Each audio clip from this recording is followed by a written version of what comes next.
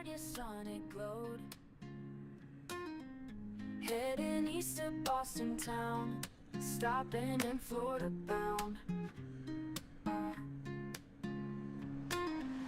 Driving truck through desert heat, brakes went out, just couldn't beat.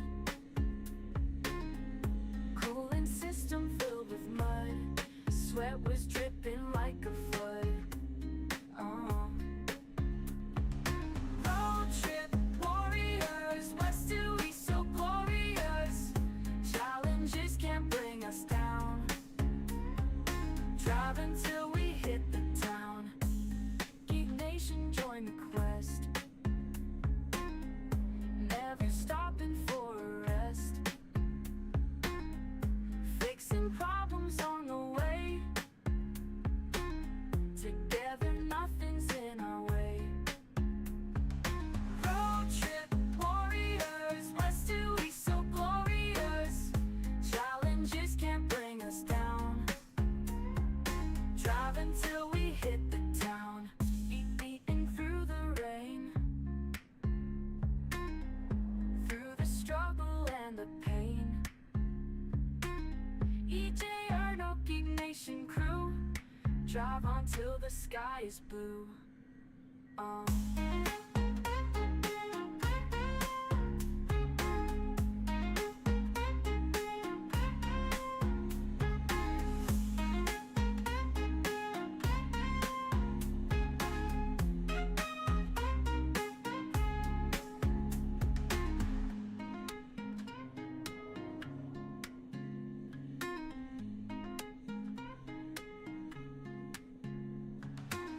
Geek Nation, join the quest.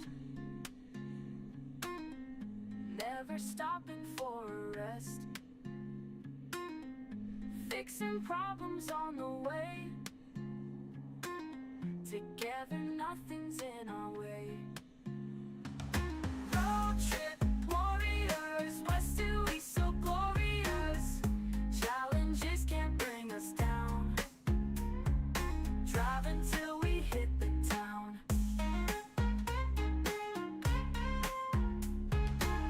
Through the heat and through the rain, through the struggle and the pain. EJ Arno, Geek Nation crew, drive on till the sky is blue.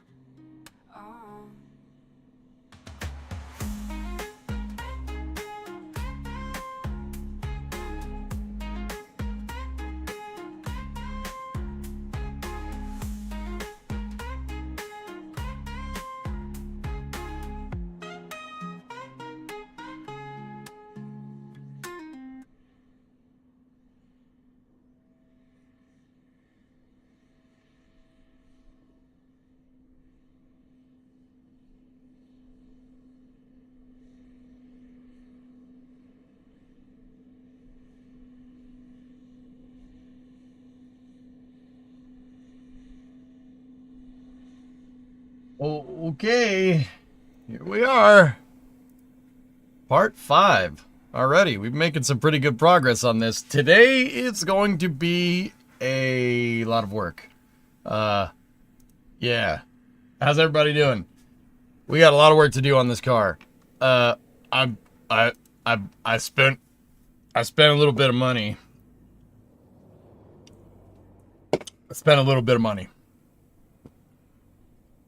Yeah. On a lot of oil, transmission fluid, transmission filter, oil filter. Yeah. All that was a good amount of money. What did you do? No, nothing weird. Just ding. I spent it all on blinker fluid. Oh, I already have this camera teed up. Yeah, I was testing camera angles, but yeah, see it all on the fender over there? Yeah, a lot of oil. Third OLM leg, nice. Usually I'm being ignored in stream, so I'll have to obtain charisma to talk in chat. Was that a cow? Oh, Starbase Live flipped over to McGregor. I was like, cow? Cow? Clean and check the spark plugs first. I did not get plugs. That's the only thing I didn't get today. They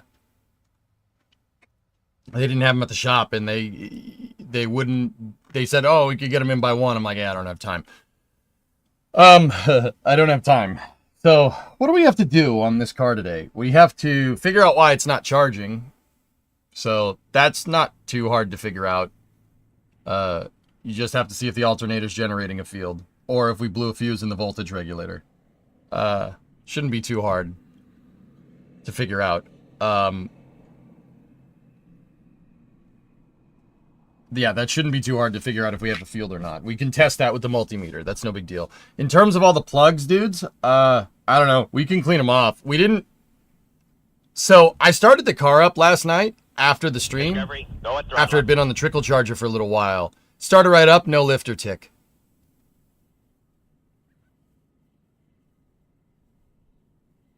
Which is very strange. That's weird. But, you can clean them off with a wire brush. Yep. I vote for Pence! Alright.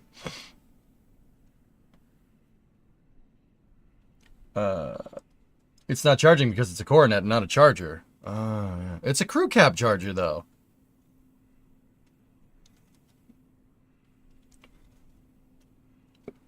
It's a crew cab. Yeah.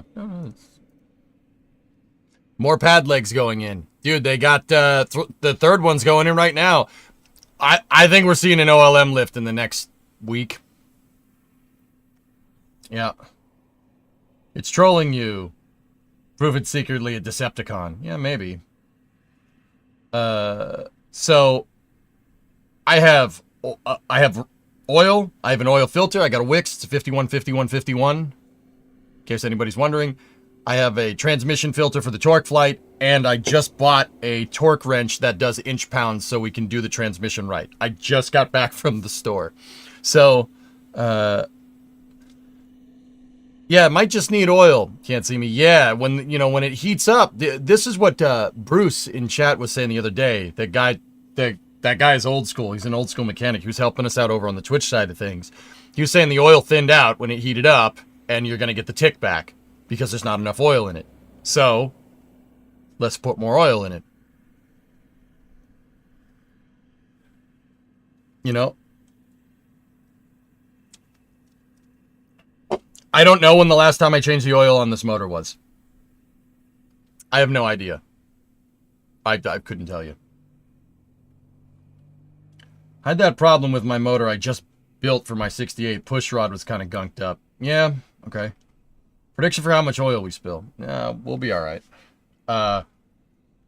So, if we absolutely have to, guys, I have an oil pressure gauge that I have. I found it. It was in the shop when I cleaned it. I have no idea how it got there. I probably bought it for the 59, but I never put it in. I probably did that because we were in a rush to finish it.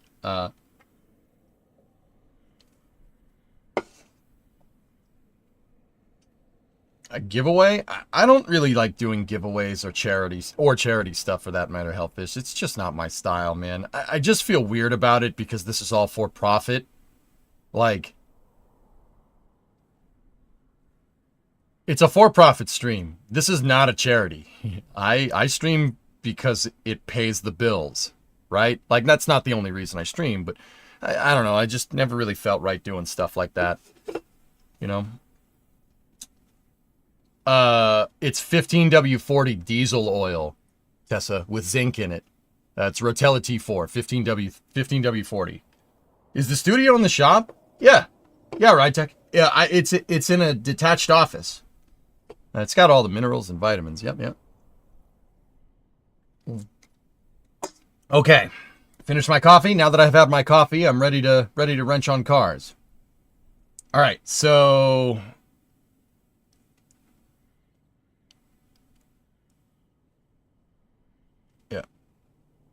Wix quality has gone down. Yeah, they make they don't make all of their stuff here anymore, Outdoorsman. Some of it they make overseas, which... Quick question, case or deer? I'm honestly indifferent. I don't know enough about heavy equipment to say one or the other. Nah, I'm glad you guys like it, dude. I'm willing to put in the work. I don't care. We'll flame off resto this thing if you guys wanted to see that. That's kind of what I already planned on doing. I'll frame off resto it. I don't care. It doesn't bother me. What do we got? If you guys like seeing it, I'm gonna keep doing it, right? It's just like playing any other good game. Eventually, we'll finish it and it'll get boring, just like everything else, right? Like, I'm still waiting for my EGA and Ernox Excellent Adventure t-shirt for coming up with the name. Okay, that's fair. That's fair. The car streams are a blast to watch and interact with. Yeah, I think you guys like it. I'm speaking from experience since I work in an auto parts store. Yeah, outdoorsman, yeah, I know. Everything is cheap. Everything's cheap nowadays. That's why whenever I can, I try to buy old tools. Like, Bree's dad, my father-in-law had a bunch of old tools and toolboxes. So my toolbox is a Craftsman toolbox from the it's from the 80s. And dude, it's built different. It's built different. I have a Husky toolbox too. That's the one that my computer's on in the main shop. I have a Husky toolbox. And it's okay, like it's good, but it's not that Craftsman. That Craftsman's super smooth. Toolbox is older than me, and the drawers open better than the Husky toolbox, which is maybe 15 years old. The Craftsman toolbox is 40 and it opens better. Like,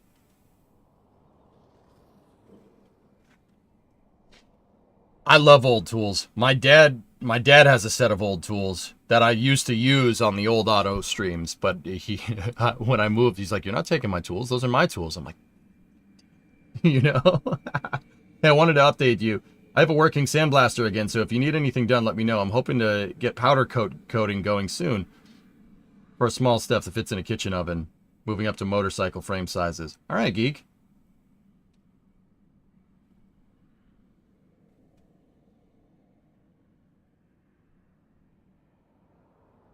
Yeah, shy. Yeah, everything. Yeah, everything's cheap. Craftsman was the best back in the day. Yeah, and then Sears decided they didn't have to compete with Amazon. Sears, originally a mail order business, decided they didn't want to compete with a mail order business on the internet, which is just...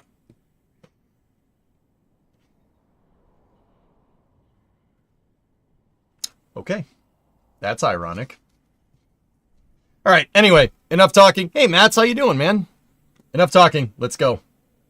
I mean, geek, dude, I'll send you parts if you want do powder coating. It was pretty cool. All right, let's go out into the garage. Stand by for loss of signal from the office as expected. So, Ride Tech, my office is on the back of the garage, so I am facing towards the front of the car right now. I'm in this camera shot, I'm over there. Like, in the camera shot in the lower left, I'm off the left corner of the screen. I'll show you. Okay, be right back.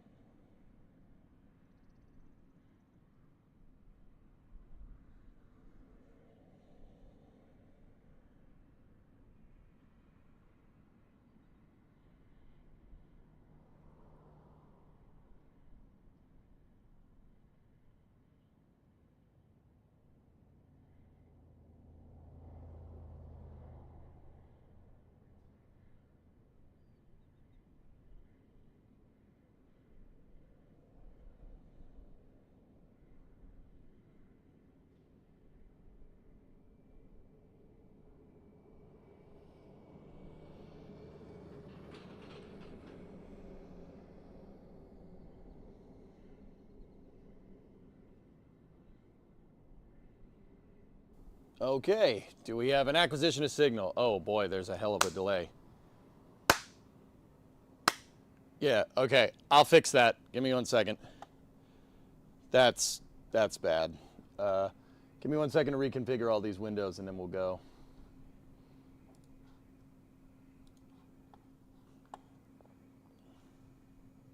I can see the delay this time, Tessa. I can see it on the freaking on the OBS feedback. It's that bad.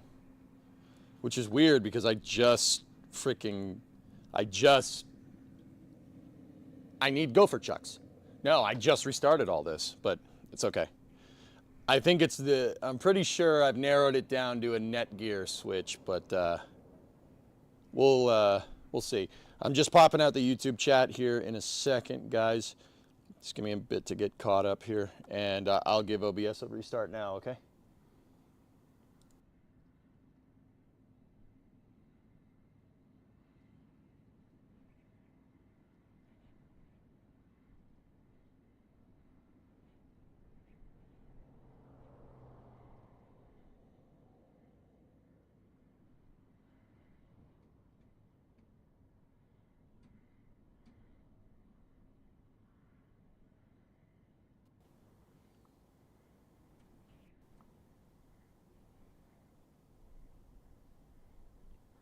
Okay.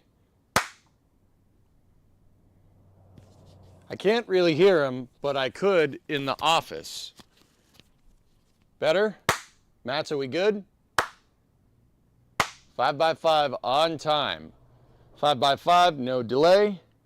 Yeah, I think there's a Netgear switch that's a bottleneck. I'm pretty sure it is a gigabit switch, but I don't know. All right, how was the shopping? It was good. We got a lot of stuff. I have ATF4. We have a transmission filter, oil. This is 15W40 Rotella. It's got zinc in it. The older engines like having zinc additive in the oil. It keeps the valve train. It gives the valve train the best shot at living for a long time. Newer oils don't have zinc in them. This stuff was designed to have zinc additives in it. And it was also designed to run on leaded fuel, but that's another story.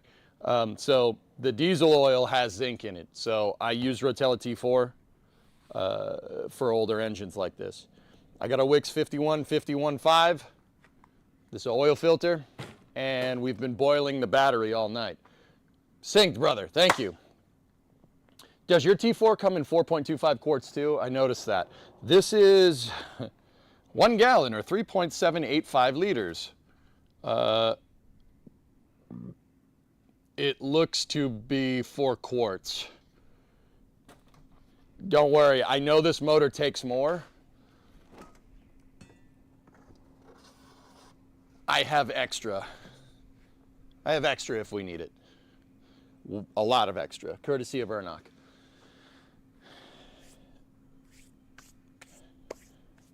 British gallons are better. Yeah, says the Scotsman. I also got a torque wrench, an inch-pound torque wrench. I just went and got this because I found, here, let me switch to the, I found that, I found the part where, in the service manual, where it talks about what you need to do the transmission filter. And it gives you the torque spec for all the bolts, the filter, everything. So yeah, me and transmissions don't get along historically. We'll see if this torque flight wants to cooperate. Yeah, we're gonna get dirty today. We're gonna get dirty. Did you run seafoam in the oil, old oil, or new oil and filter? We seafoamed with the old oil last night, Shy. Yeah, we're gonna get dirty. Yeah, actually another garage stream. I'll show Rotella T2 the T6 are mainly 1 gallon or quarts. They're 2.5 gallons, 5 gallons, or 55 gallons, depending. Your rebuild of your automatic transmission lasted 20K. Oh, there you go. I need to open this torque wrench. So yeah, the in the factory manual, it gives you all the torque specs, which is good. I'm telling you, if you're working with an old car like this, get the shop manual. Get the shop manual. Just get it. They're expensive. This thing was, I don't know when I bought it. It was probably like $200, somewhere in there. It's probably more expensive now. Get it. It'll tell you how to do everything. It just tells you how to do everything. It's really useful.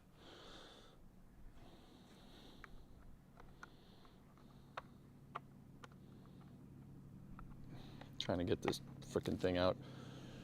Boy.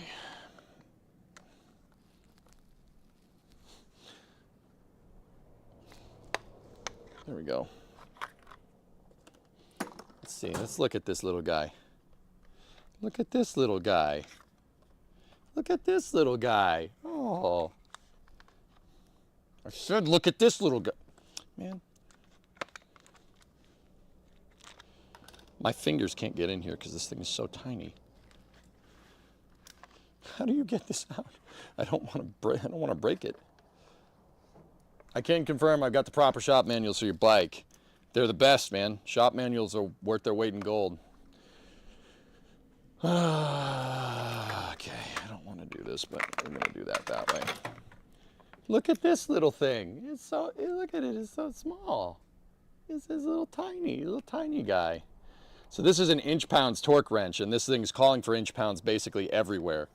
So yeah, this is the metric equivalent would be, I think, Newton centimeters or something. This is a little tiny guy. It's a little tiny. It's so small. Now compare that inch-pounds torque wrench to my Cobalt 100 foot-pound torque wrench. Here. See, this one's big enough I can actually get my meat hooks on it. I said I can actually get my meat hooks on it as you're having trouble pulling it out of the damn... There we go. Look, this is small. This is a small boy. We're going to be using this today to make sure we torque all the transmission bolts to the right spec. I do have a transmission filter and gasket, so... Yeah.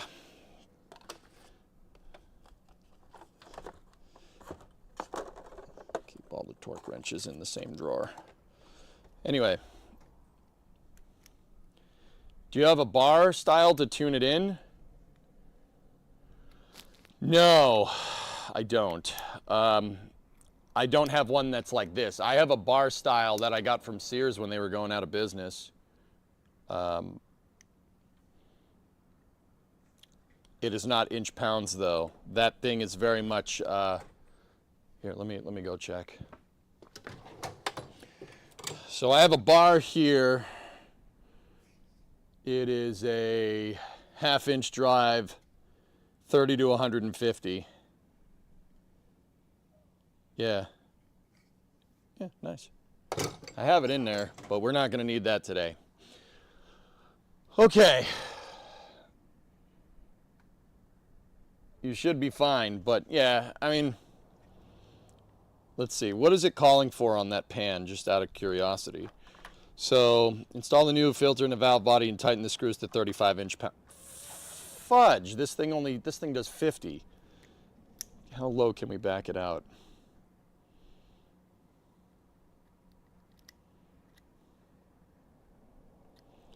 Balls. This is the only one they had in inch pounds, so. All right, well, 35 is just tight enough. The oil pan bolts need to be 150 inch, so we're good.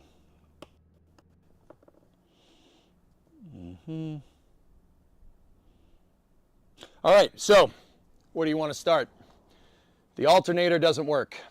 It's not charging, and I have a feeling it's because we monkeyed around with the wire harness when we took the valve covers off. I'm pretty sure. We could start by testing that, but in order to do that, we got to run the engine. If we're going to run the engine, I don't want it hot. It's a pain in the butt to change oil in a car when everything is toasty. You'll burn your hands. Raptor 3 vacuum is rolling on McGregor Live. Nice, nice. Take the roof off. I don't want to do that, Peter. I don't think we should do that. Is the oil warm? No, not right now. Yeah, we're going to use the German torque spec, the Dunning-Kruger torque spec, Tessa. Gutentite. Yeah. Yep. Yeah, that's what we're using. Okay, so we got our little mini torque wrench. I'm going to get that thing dirty a little bit later. For now, I'm going to put it back in its case, which I have trouble opening. And I'm going to put that in my torque wrench drawer. All right, so let's do the oil. And let's try to flush the transmission. So we're going to do oil first, right? Then we'll do the transmission. And hopefully we have enough charge left on the battery after doing all that to see what's wrong with the alternator. Now, I have a hard stop at 5 o'clock, guys. So that gives me about 4.5 hours to do it. So we got a lot of work to do. There's also a fly in here. We got flies. Frick, we got flies. Hey, Methane Subcooler, what's up, man? I started working in your 77 F100 thanks to your streams. Hopefully get it on the road by June. Oh, those things are easy to work on, man. June? You should get it running tomorrow, man. No, that's good, man. That's awesome. Can we attempt to find where the transmission fluid goes? I have diagrams. I found the diagrams for the fluid mechanics. Yeah. For the people that don't know too much about old transmissions, I mean, this is all, it's pretty much, I mean, transmissions nowadays do the same dang thing. The transmission is a mechanical fluid computer. Yep. Think like Redstone in Minecraft, but with ball valves that open and close depending on pressures, and that's what gets it to shift the gears. Yeah, it's a hydraulic computer. Yeah. Very basic logic. There's park, reverse, neutral, drive, 2, 1. That's it. But it's still a fluid computer. I'll show you. It's really cool, actually. I was reading about them in this.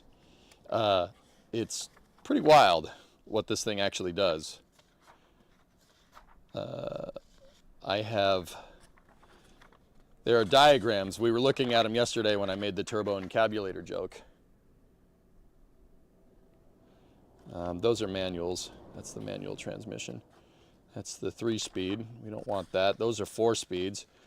4 speeds, you're the computer to shift the gears.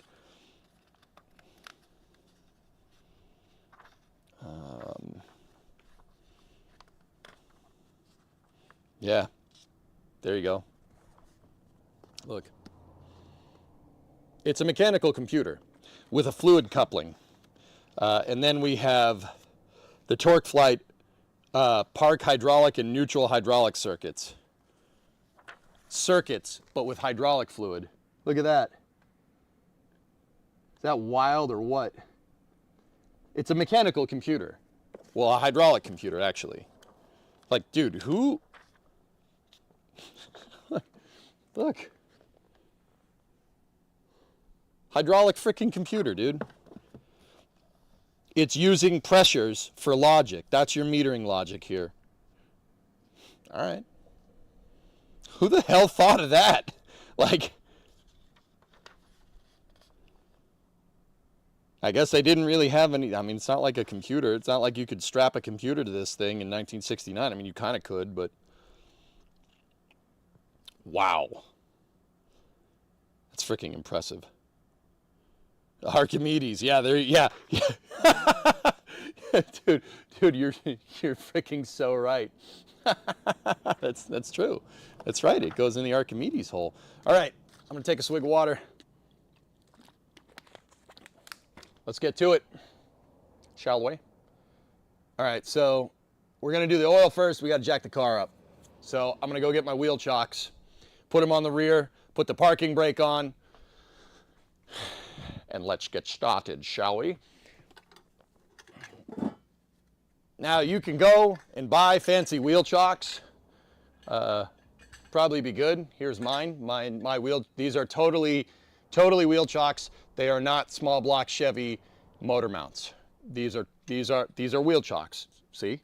It's because I said they were. What? They're great wheel chocks. I'm just saying they work really, really, really well. Car definitely doesn't move. Okay, so this is going to go terribly. No, it's not. Dude, I've chocked the car with those before. They work. They work actually really well. I use bricks. I actually have the flat side facing the tire, and the mount side is actually facing the ground. There's we got flies. We got flies in here. A 2x4? Whatever. Of course, there's a gigantic fly in here because I had the door open a little bit earlier. Yeah, okay. So, because we got to jack the car up, I'm going to take all this stuff that I meticulously put here. We're just going to put it on the ground for now. I have a bunch of transmission fluid. Again, we got a transmission filter. We got diesel oil, oil filter, battery boiler. Okay, so just in case people wanted to know, in case anybody was wondering, does the car start today? I'll open up the garage door and I'll show you. Let me take the battery boiler off.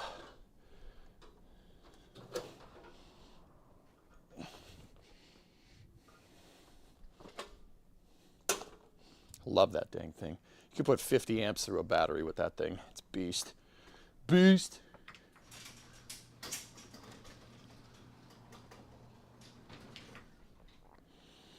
Okay. If you're wondering, is it going to start? Is this a surviving 69? It's a 69 Coronet. Yeah, man. Yep. Do you have a spare beer crate for the oil? Yeah. Bossy, what's up, buddy? We got the good stuff. Yeah, I splurged a little bit, Sawyer. I want to give this motor the best odds of success, even though we're probably going to end up putting a different motor in it. But it's still cool. It's fun. I enjoy it. I want this 318 to live. I think it wants to. So let's let it live. All right. We don't want to jack the car up first. You guys want to see if it's running. That's right. That's what I was doing. So let's go in here, pump the gas, and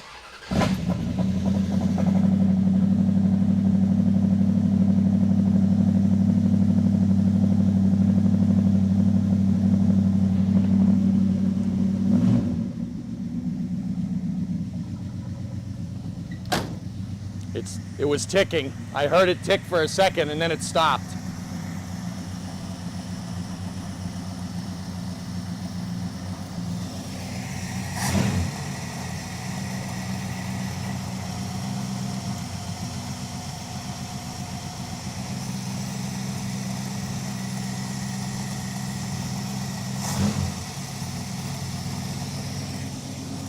Runs good today.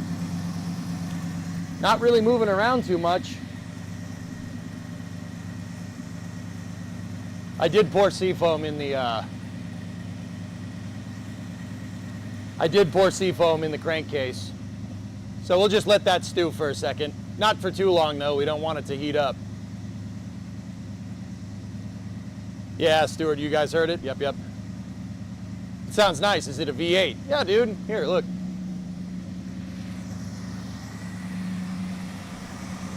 5.2 liter, Matt. Believe it or not, that's a small engine from the 60s. This is a small motor.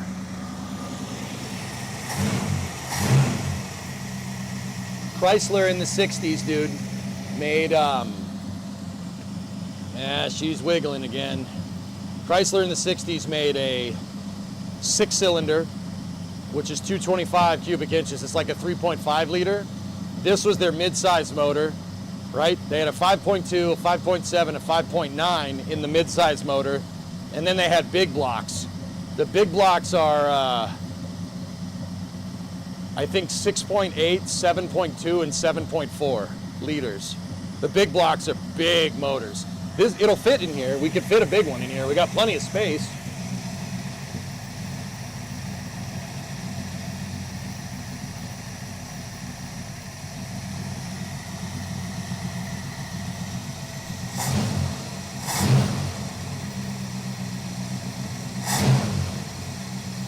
This doesn't sound bad, guys. You know it's good when you can hear the sound of the cooling fan making that buzzing noise, that zzz, zzz noise. Hear that? That's the sound of the propeller that's attached to the front of the motor for cooling. When it starts to sound like an old World War II bomber, then you know you got the right noise. Wow. That noise. All right, let's shut her off.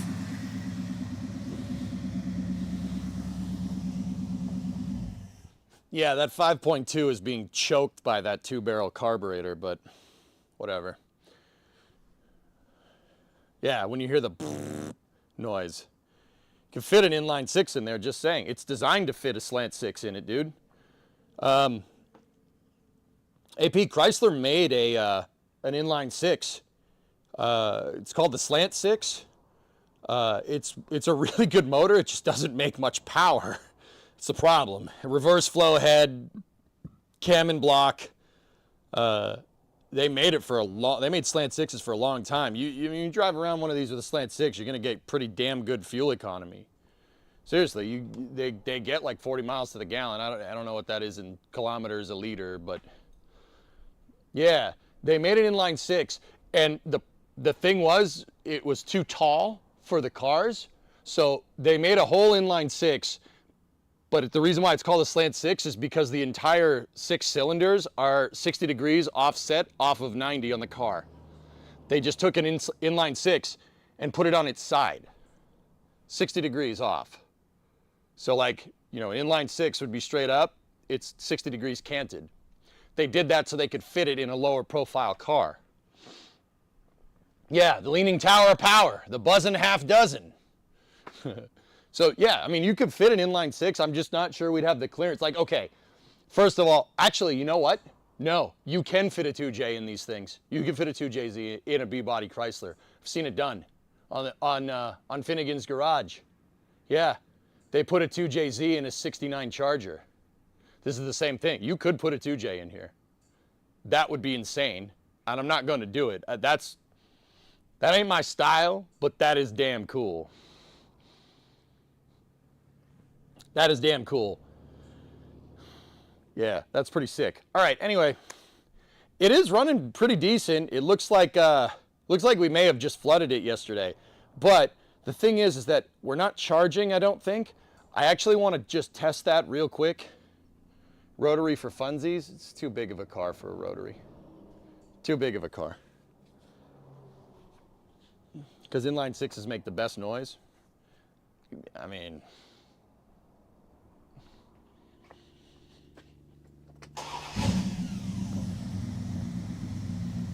You sure about that?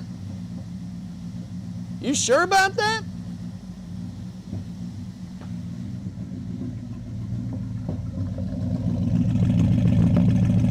You sure about that?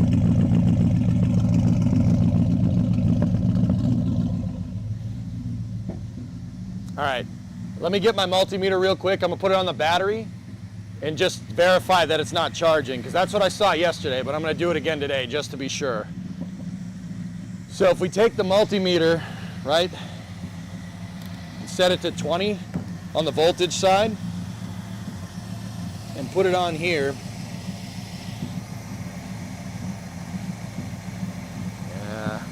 Huh.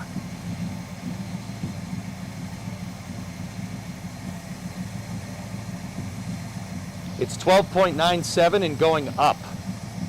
The voltage is going up.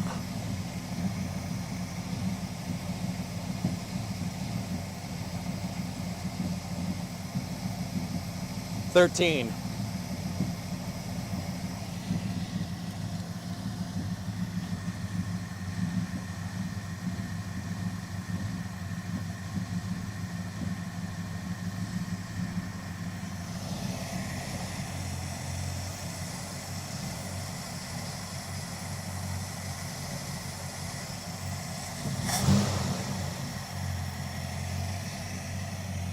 Can I just verify that I saw that again? Did I see that right? Hold on. 1301, 1302, 1303.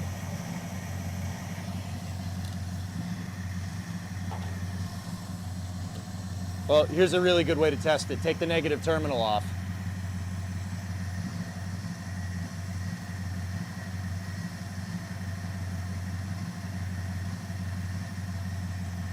Well,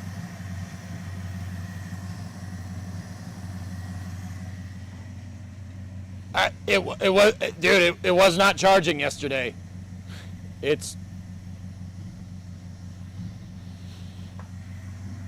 Well, guys, I'll admit, before stream, I did look over the wires, and so with these alternators, these old alternators, there's only so many things it could be, right? Basically, you got to check two things on an older car. There's the voltage regulator, actually three. Voltage regulator, ballast resistor, and the alternator itself. You got to verify that the alternator is making a field, right? And then you have to verify that that field's going to the voltage regulator, right? And then you have to verify that the ballast resistor has the right amount of resistance in it. Okay? That's it. That's all that is. It's not that hard. Now, why? Okay, so for the people that are wondering, why is there a voltage regulator in there? Well, what is that for?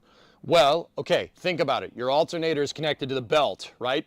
When you rev the engine, right, you're going to spin the alternator faster, and you're going to make more power, right? It's going to generate more electricity because it's spinning faster. The voltage regulator is there to make sure that no matter what your alternator is outputting, it's always going to send 12 volts back to the battery so you don't fry a battery every time you rev the engine. That's all it does. That's it. It's just, it is an electrical regulator. It makes sure that no matter what the input is, it's always going to output 12 volts back to the battery. That's all. This is an alternator car. It does have an alternator in it. So what's the difference between an alternator and a generator? A generator is DC, alternators use AC. Yep, that's the difference. That's the other reason why you need a voltage regulator. Is that the factory alternator? Jim, I don't know if that's the one that it came with off the assembly line, but that is a stock Mopar alternator. That is an old school one.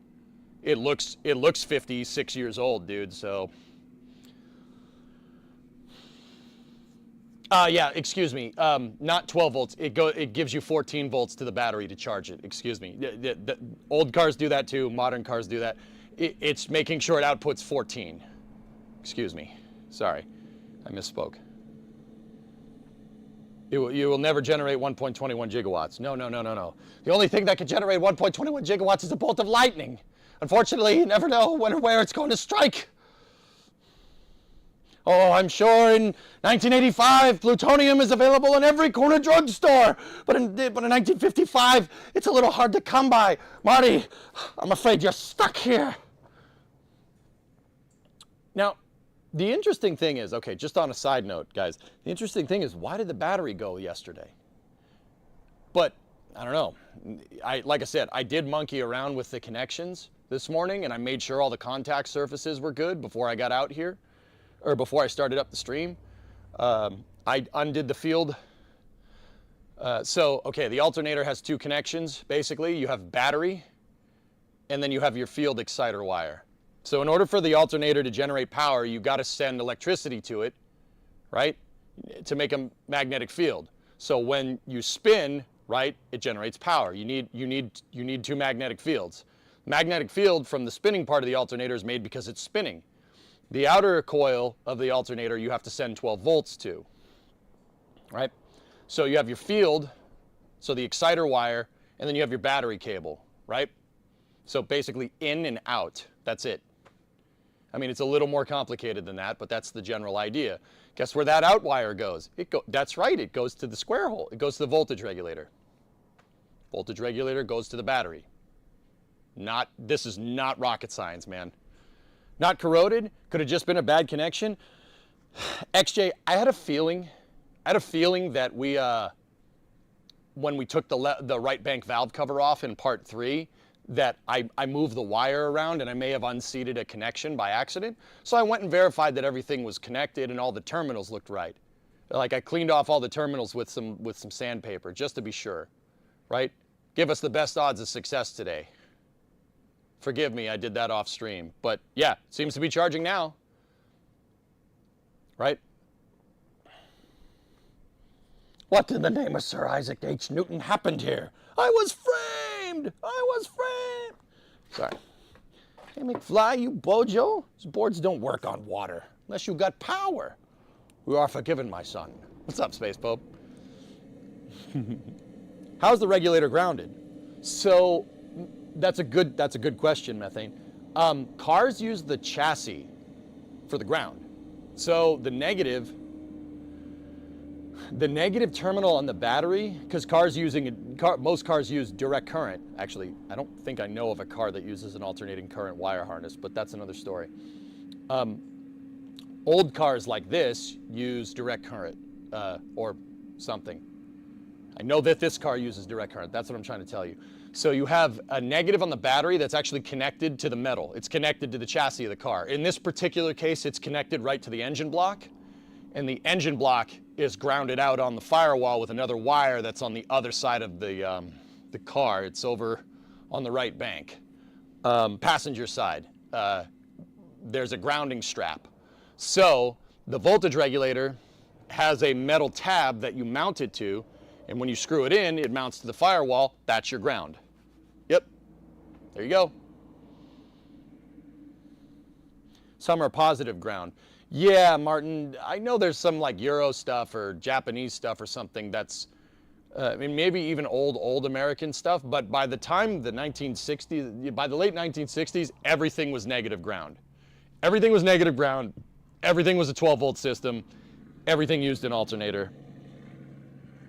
There's just slight different designs between alternators. Now, believe it or not, I think Chevy has the best design for an alternator from the 60s into the 70s and the 80s. They have a one-wire alternator. Yeah, one-wire alternator. All an alternator needs is the exciter wire, right? Chevy came up with the idea of just sending the field to the alternator, having the voltage regulator built into the back of the alternator, right? So you don't have to run wires everywhere. They just put the voltage regulator actually on the back of the thing. And how it charges the batteries through negative, through ground. So your voltage regulator is on the back of the alternator. You have your field wire going to it, your exciter that sends 12 volts to it to make the field, right? And it just grounds out back to the battery, and that's what charges it. That's the best design by a long shot. Like, it's not even close. Like, this alternator design with the external voltage regulator and the ballast resistor and the grounding, all the different grounding straps, that's Raptor 2, okay? Chevy's one wire is Raptor 3. Does that make sense?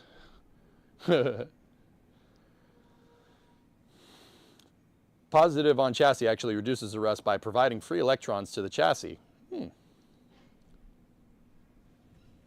Garbage truck is here. Okay, cool. All right, so, well, we ticked one off. Whatever I monkeyed around with those terminals clearly fixed it. It's charging, so screw it. Next thing. So we got the chocks on the car. Let's get the floor jack out. Put this thing up on stands so we can get at the underside of it. Discovery, go at throttle up. And let's start messing with the oil. Oil? Who said anything about oil? EJ, you cooking? Yes. Yes, I am. Oil. Oil. Run, run, run, get out of here.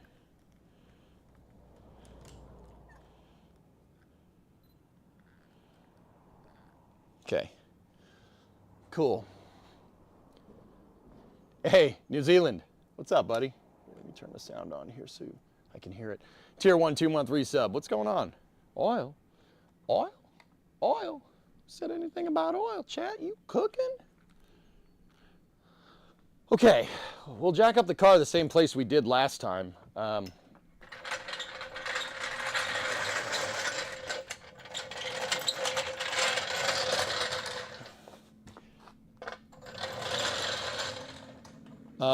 Yeah, I'll put this out on the torsion bars. We'll put the jack stands out on the torsion bars.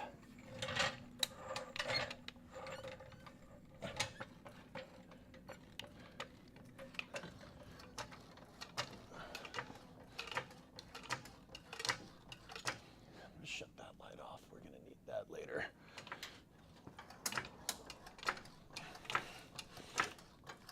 Now me, I like putting the car high up in the air. I also got to put the e-brake on. Give me one sec.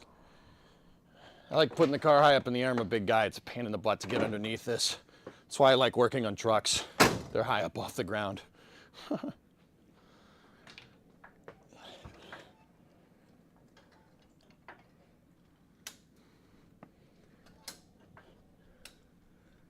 Oh. I've been looking for that. I was wondering where the fourth light went. It was still attached when we were working on the drums. Cool. Nice.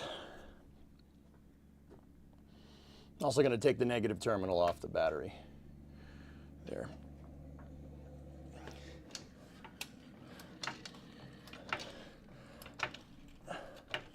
Like I said, I like putting this thing up in the air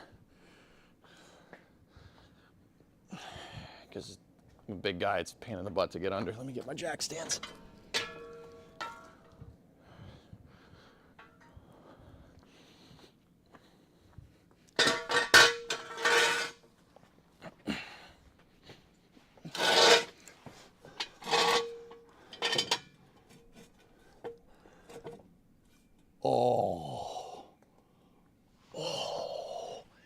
It's messy under there.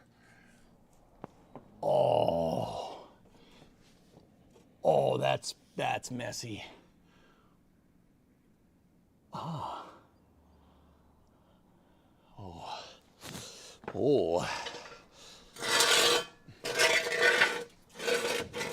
Might have some plumber's butt going on, my bad.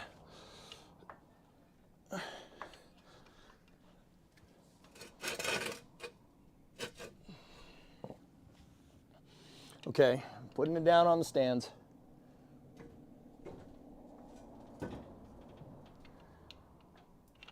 Okay, she's on stands. Now we can go under there.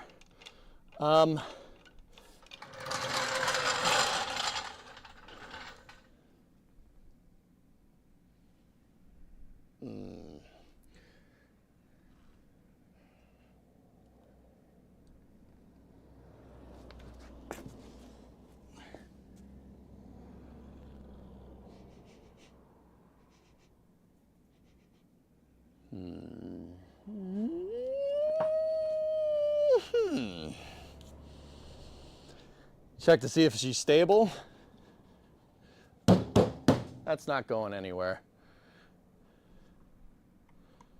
I have the rear tires chalked.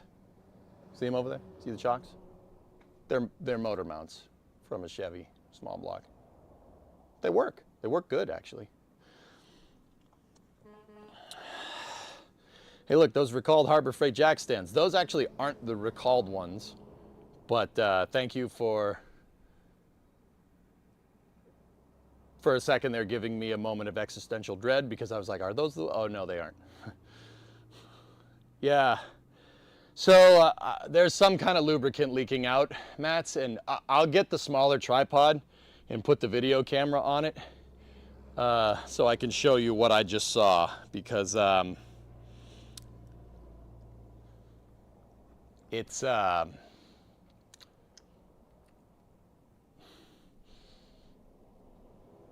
you'll see. Just give me a second to get the video camera situated on the other tripod. It's yeah, you'll see. It looks like a car that's been sitting for a long time under there. Let me put it that way. Yeah, that's what it looks like. We're gonna, yeah, I probably should get some brake clean and a lot of rags here. Should probably gonna need, the rust piles grow. That was actually, yeah, that was there. The inner rocker is bad. You can tell because most of it's on the ground right there. Whatever, no problem. I'm not deterred. This car basically needs everything. We're basically ship of Theseusing the floor. Yes, that was your verb for the day. Wow,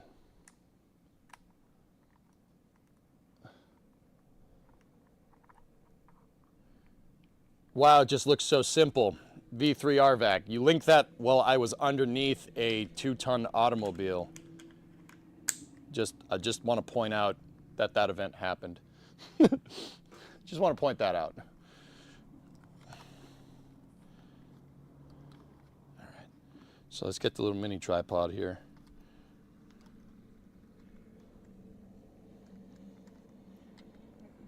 Rust on the floor is weight reduction.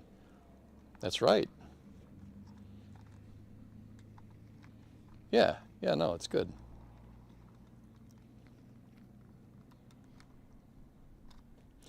Okay. Let me show you what I saw.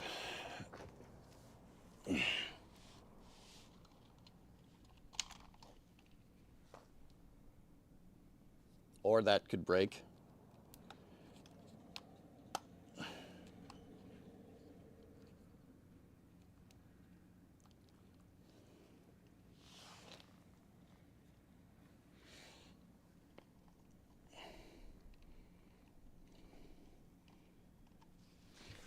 Let me get the light so we're not backlighting the shot. And here. All right, let me check that link real quick. Raptor 3 vacuum.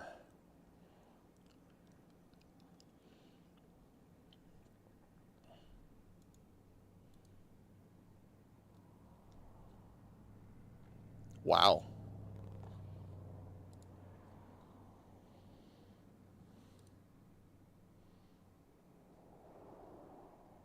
That was, okay.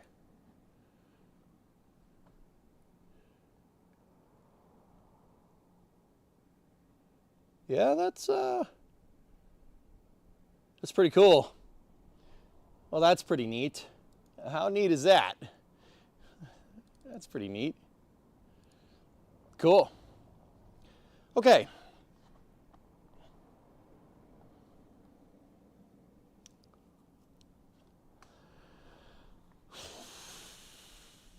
More crew cab work. That's right, Nick Paw. They're already using Raptor 3 on upcoming vehicles. Well, that was at McGregor, so they're probably testing it, dudes. All right. And there you go. You know what? On camera, that doesn't look nearly as bad as it actually kind of is. How are you going to mount that Raptor 3 to the Coronet? Yeah, I don't think it'll fit. It might fit on my Honda, though. Just a word of warning, the electronic points replacement cannot handle any reverse polarity. Sure you know, but FYI. Oh, okay, Andrew, I actually didn't know that. Now it's good to know. Yeah, that's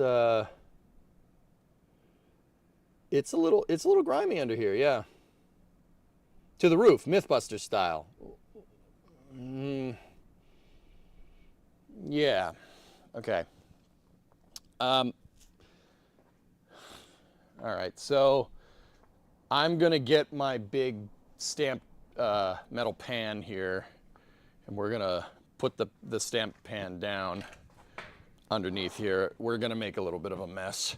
I gotta clean all this stuff off so I can get at it. So here, let me show you what I'm talking about. This thing is gonna go under there. So when we go to spray this thing down, oh my gosh, that's dirty. That's very dirty. Okay, yeah, we're gonna need more cans of brake clean. Yeah, the big cookie sheet. Yeah, that's now underneath what you see there. So let's just get the transmission or the brake clean out and some rags, and we'll set the brake clean to cruise control, And we'll clean everything under here. Who's a dirty corner? Do not seafoam. Don't seafoam what? What are you talking about? We're not seafoaming the outside. Okay, let's get down there.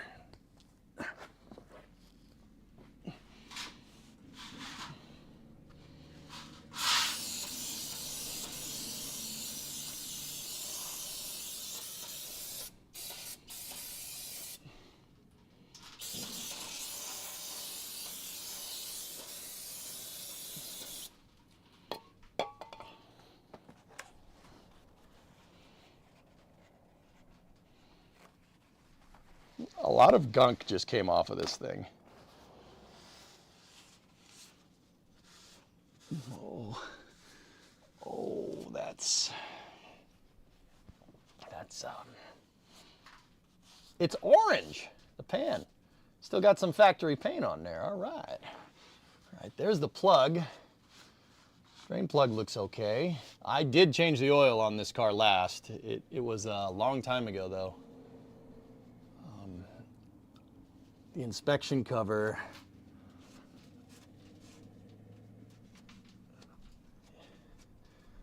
is a little bit dirty, and the trans pan is also a little bit dirty.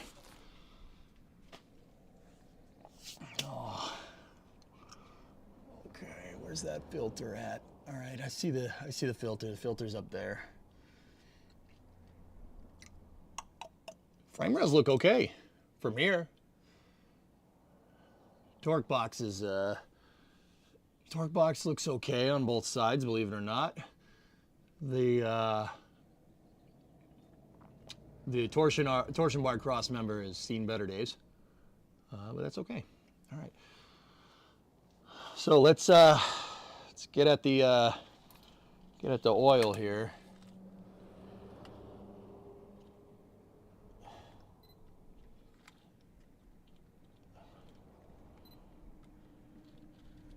Actually, you guys can probably go over there. There you go.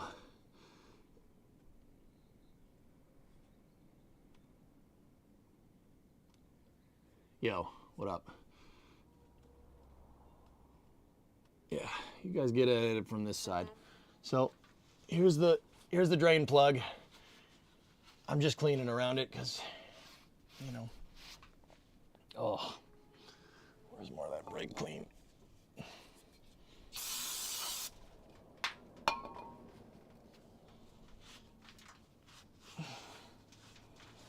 So I'm gonna clean this off. So when we go to flush everything, the reason why I'm getting under here and cleaning it is because when we flush everything, when we do the oil, and we do the transmission filter and everything, we need to see what we're leaking. Oh my goodness. Because we're clearly leaking something. There's a gasket under here somewhere that's tired. And I'm really kind of hoping it's the transmission pan gasket, because that's something we can fix.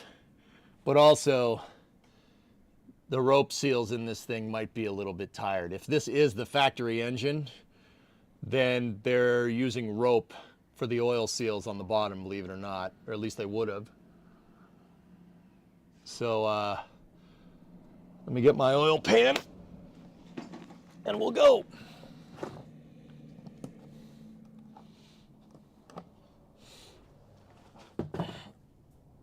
I'm putting the oil pan down here.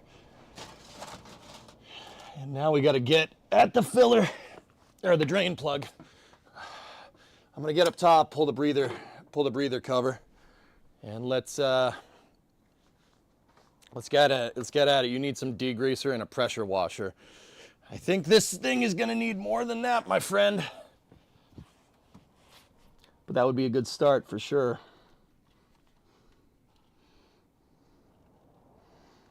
I'm gonna try to zoom in on this so we can really get a good handle on what kind of oil is coming out of this thing.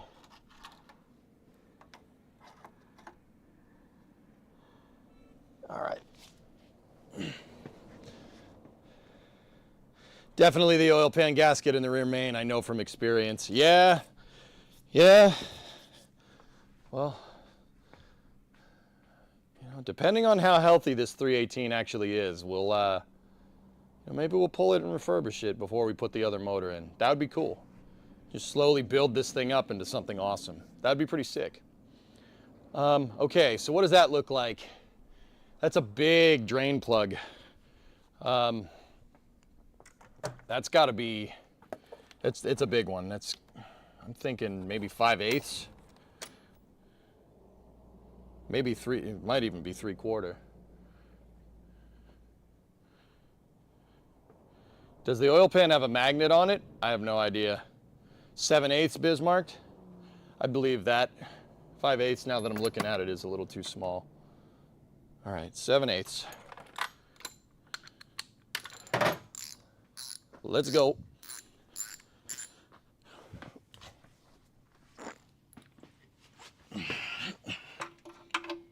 Good call, man. Good call. All right, so you do not want to break this thing off, so just, I always stay close to the twisting point, or to the rotation point on the wrench, because yeah, you definitely don't want to break that. Breaking that means pulling the engine, because you're not getting the pan out. I don't think you're going to get the pan out in here. There's too much crap in the way, like the drag link, which is what this thing is. Okay, so little pro tip on doing this: when you do it, you'll know when this thing's out. So just hold it there, and then when you're ready, just pull it, and you don't really get a lot of oil on you. How does this look? Yeah, it's definitely thin. It's thinned out for sure. I'm just very curious as to how much comes out of this thing. Yeah, it's definitely, there's definitely some other stuff in there that's not oil. It could be some of the seafoam that I put in the other day, but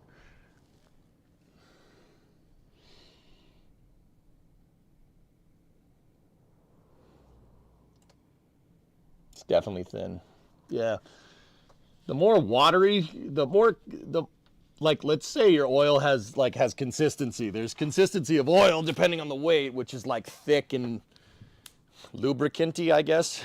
The closer it is to water, the thinner it is. So that might explain the lifter tick, but that, it doesn't look too bad.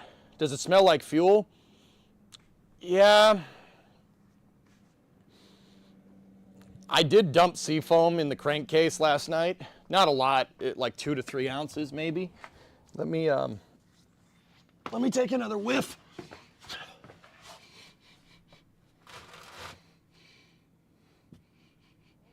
No, maybe a little hint of gas, a little bit, but not a lot, dudes. Yeah, there is some, but it's more, it smells like burnt oil. That's what it smells like. If you really want to know, that smells like burnt oil.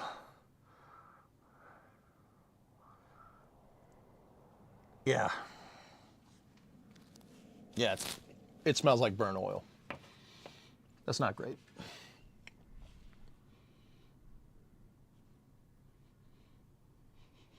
Yeah, a little bit of gas, and there's definitely seafoam in there for sure, but from what I poured in, but it smells burnt. Which, yeah, not great, not terrible. What about the taste? Yeah, it's old. It's definitely old. When will we put a lift in, Peter? Soon. At least it didn't sludge up. Yeah, looks pretty clean. It's not bad. It's not, there's no red flag here. I mean, it's smelling like gas is indicative of us flooding the fricking engine, which we did do a couple of times over the last couple of days. That's a thing. You're an engine. I mean, my body is a machine. It is a temple 9.5, if you really want to know. Look at this, look at this. You might not like this, but this is what peak performance looks like. Does the oil smell like seafoam? A little bit, Yannick, yeah. It might traverse the piston rings because it has lower viscosity. For sure, for sure. Any sparklies on the plug or in the pan? No, not really. Here, let me bring the lower cam up. Hey Kelly, what's going on? Yeah, let me take a look. See if there's any metal shavings or anything.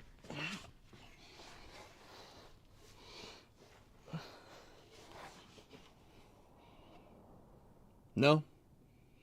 I just scraped that out of the pan. Sorry, I'm trying to locate it. There we go. I just scraped that off the oil catch. I don't see much, dudes.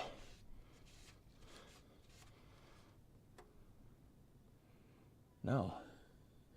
It's definitely, that oil's definitely been diluted with seafoam for sure. On the end of the plug, not much. Seriously, yeah, this doesn't look bad at all.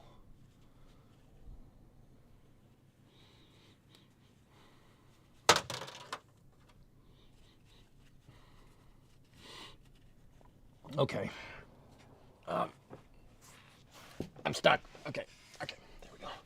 Let's just fish in there. Yeah, no, nothing. It's definitely got seafoam in it, like maybe a little bit of gas, but I don't see anything particularly wrong here.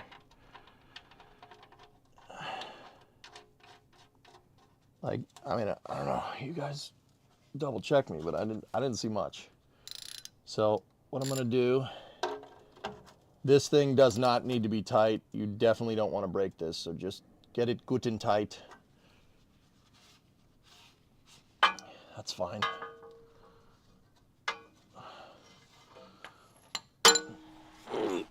Brake clean. Brake clean. There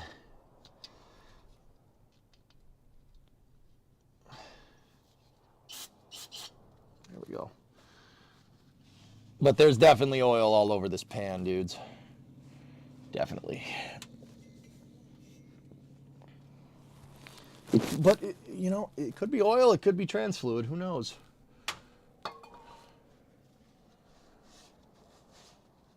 All right. Now, I'm going to get at the oil filter, which is, you know, right over the exhaust, which is good.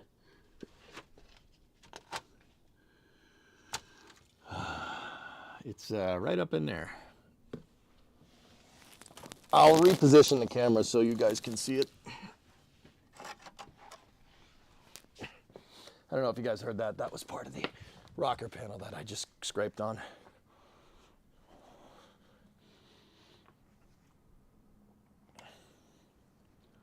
Ricochet on camera, lens cleanup, camera 2.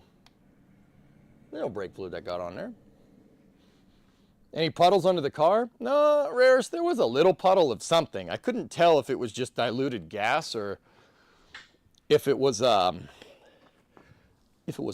or what. If I had to put my money on it, dude, I would say transmission fluid. Especially since, you know, we checked the oil and there was oil in it.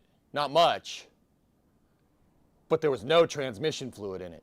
We pulled the dipstick on the transmission yesterday when the motor was warm while the car was in park, and there was none. The dipstick was bone dry, which is very bad. That's not great, Bob.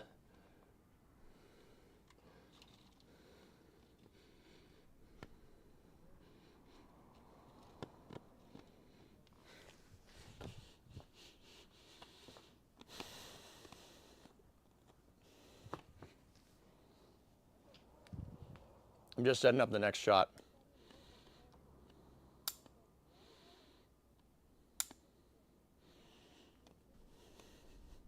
Yeah, Yannick, that's true. It could have.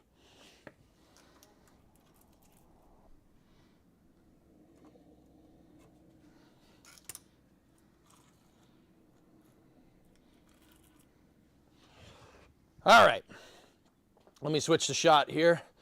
Can you guys see the filter okay? I'd say that's good. No wonder it stalled when on braking gear. She was dry. Yeah, exactly. And that prompted us for today's stream. Next thing to fix. Aside from some spider webs up there. You know, but the spider webs are, you know, factory or something. Did EJ stash snacks under the car? I mean, if you like eating oil and transmission fluid, Zorax, yeah, I got plenty. All right, let's get the filter off and hope it's not stuck. We can open up the filter in a second, guys. We'll do it with a hacksaw.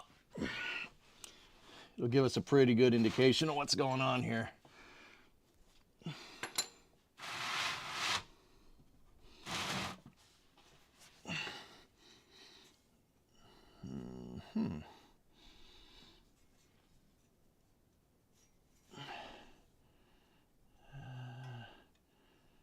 There's something right here in the way. It looks like some kind of strut that goes from the transmission housing to the motor? Question? How the frick are you supposed to do this?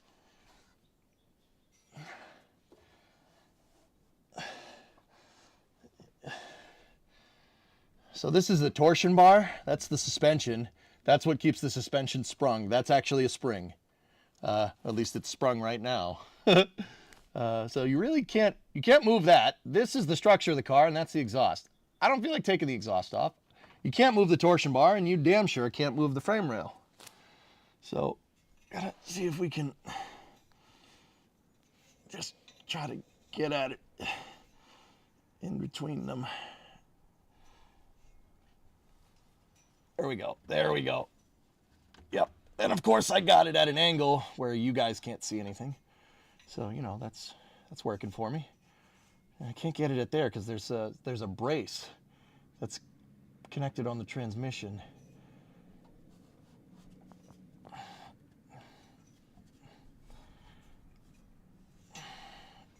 Let me see if I can get my right hand in there.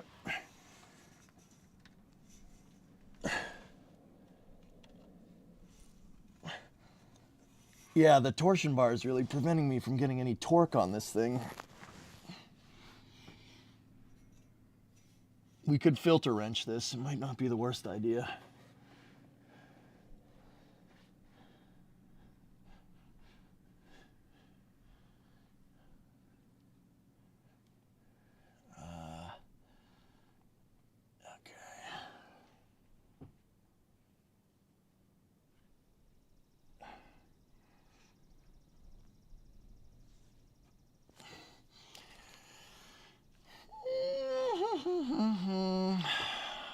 Yeah, I might have to go get the filter wrench, dudes. I can't really get a good angle at this thing.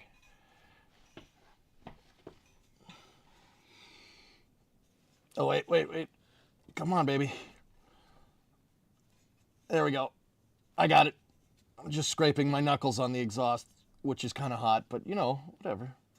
It'll just cauterize it if, you know, we cut ourselves. It's fine. Or you could just be smart and use gloves. There we go. I got it. All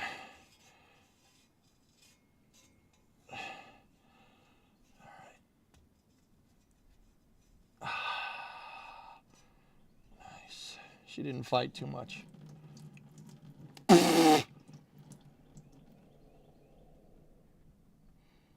Yeah, that oil's a little hot.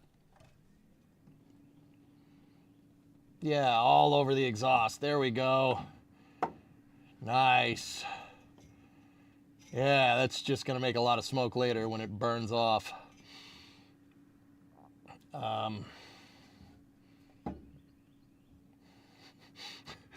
There's no way to get this out.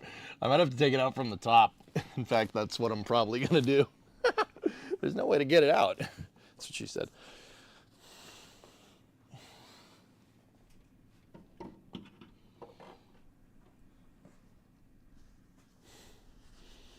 Okay.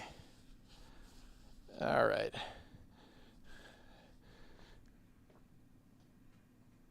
Fram, boo this man. Whatever.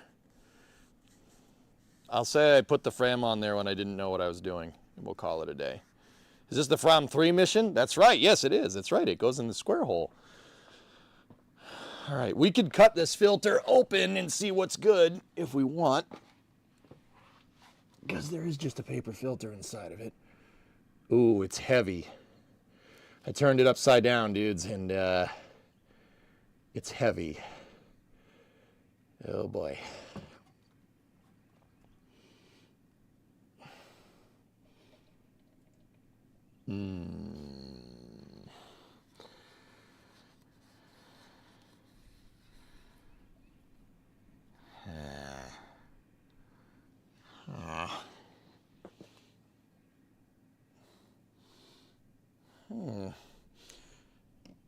Okay, I don't need the exhaust catching fire, so here's what we're doing.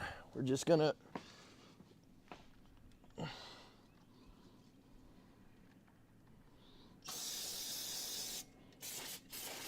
brake clean should deal with that. I love brake clean, it's my favorite. It's the Frank's Red Hot of car fluids. Put it on everything. It's true.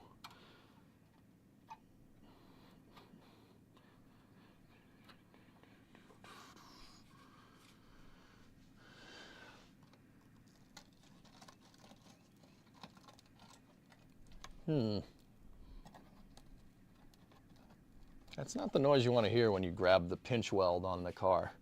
I don't know if you guys heard that crunching noise.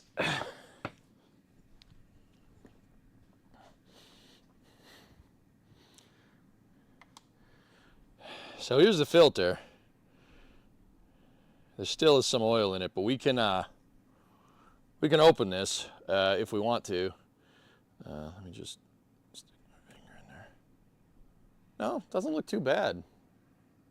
Like there's, I mean, you're not going to see what's in the filter element unless you open it, but I don't have a can opener because that's how you do this. You actually use a can opener on the top or a hacksaw. We could just hack the top off. It's just pressed on right there. Hey, Gujar, 44-month resub. What? Yeah, you can use a can opener. Freaking can opener. That it'll do it. Yeah, you got to put it sideways, but you can use a can opener on this thing. Probably worth hacking off to take a look. Once again, it's just thin. The oil's super thin. See that? It's very thin oil. Even after we cut it with some Rotella when we had that lifter tick.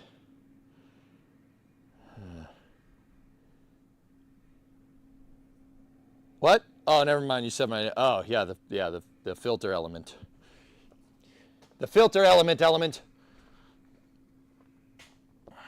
So cutting the filter isn't one of those things I've ever done personally. I've seen people do it. So, you know, because I've seen somebody do it once, I'm an expert. No, I know you can get at this thing with a can opener, but I don't have a can opener up here, nor do I want to use the one in my kitchen because, yeah, it's the one I use for food. And, well, plants do crave carbon, and oil does have carbon in it. Yeah, I'm not doing that. Do you have a largest pipe cutter? I got a hacksaw. Hacksaw will do it. Did we get all the parts? Yeah, Brendan, we got all the parts. We drained it of oil. Now we're going to open up that oil filter and we're going to see what's up. You should be fine if you're not seeing anything drop in the pan or coming out of the filter. Yeah, we didn't see the pixels, the pixie sparkles. I didn't see none of that. Yeah, help hotline, thank you. Yeah, good call. I know. I don't see anything. I mean, cutting the filter open would literally just be for content on the stream, to be honest with you, because if I was just doing this job, I would just go. I didn't see any big red flags, but if you guys want me to cut it open, I will. We're kind of short on time. So I might just want to put the other filter in and call it a day.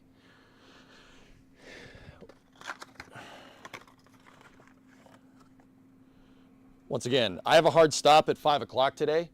I have something planned for Bree today. Sorry.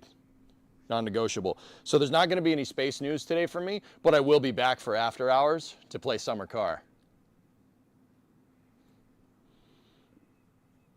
Date it. Good call. Always. I only have a black Sharpie though. That's a problem. You know what? This is my first time using a Wix for this car. Relax. Let me just make sure this thing fits.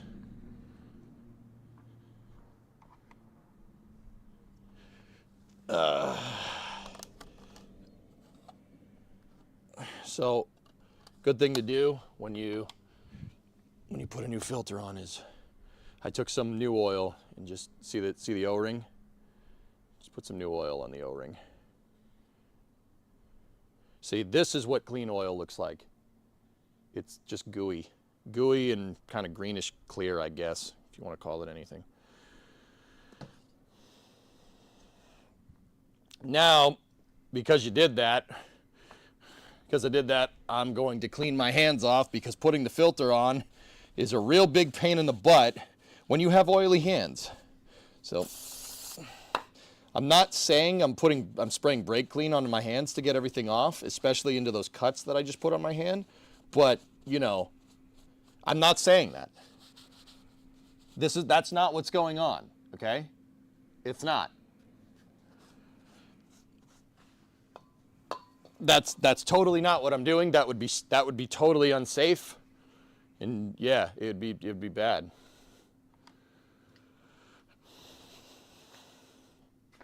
You shouldn't, yeah, you wouldn't do that. That would be awful. Filter's got to go from the top.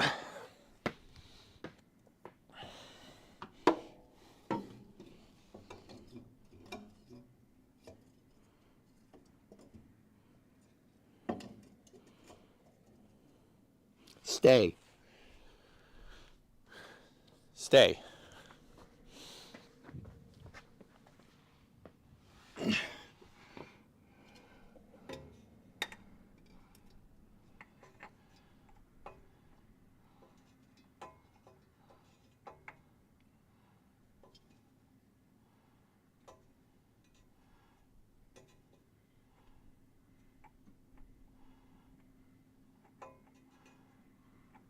You don't want to cross thread this.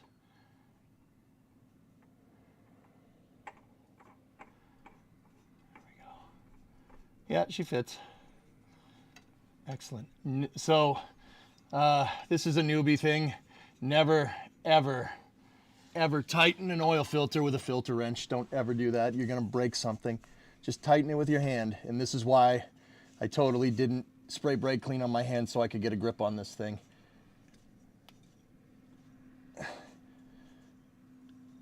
Don't ever do that. If you tighten it down with the wrench, you're gonna mess up the O-ring. And if you gack the O-ring, well, you're gonna have a chocolate fountain coming out the bottom of your car where it didn't seal correctly. All right, that's good.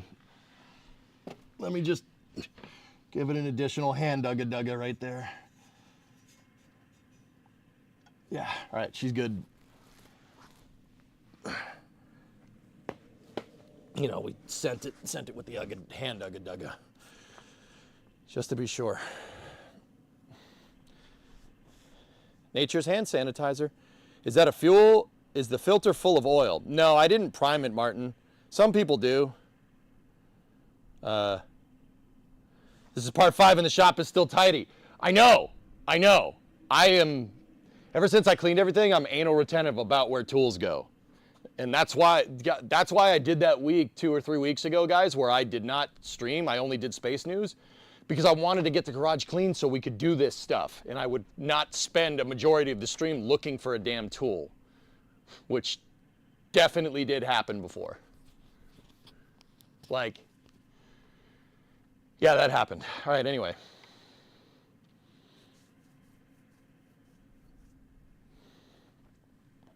I don't have a gray Sharpie, guys. That's kind of the problem with that. What I normally do What I normally do is write the date and write the mileage. But yeah, it's a black filter, so the black Sharpie ain't really going to show up too well. Well, we can use this VOD for reference in the future. Mods, after what I say, can somebody bookmark it? Piece of tape on the dash. Do a piece of tape under the hood. That works. I only have black tape. Oh wait, no, I have painter's tape. Anyway, so the car has 97,422 miles on it, and it's April 23rd, 2025. So the next oil change will be at 100K. Yeah. There's your bookmark. Sharpie on the hood. Yeah, we could. Yeah. Yeah, we'll do that. That's fine. We could just write on the hood with the dry erase. It ain't going nowhere. All right, I'll do that too.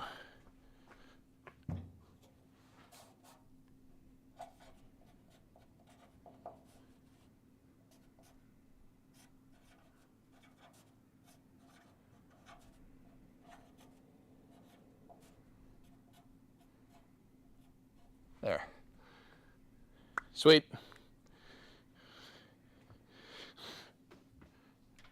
Wrote it on the hood, on the back of the hood. Who cares? No one's going to see that. Except for maybe you guys, but whatever. Yeah, on a newer car, the right way to do it, the owner's manual on a newer car will have places to document that stuff. And if you buy a newer car, guys, that's good to keep the paperwork, keep the receipts. Just on a side note, and just in case anybody was wondering, like every time you go to change the oil, open the owner's manual, write it down. Write it down when the oil was changed. Take the receipt, put the receipt in the glove compartment. Or just in the pouch for the owner's manual. Or take a picture of it with your phone, something. Yeah, do any one of those. Will do you right.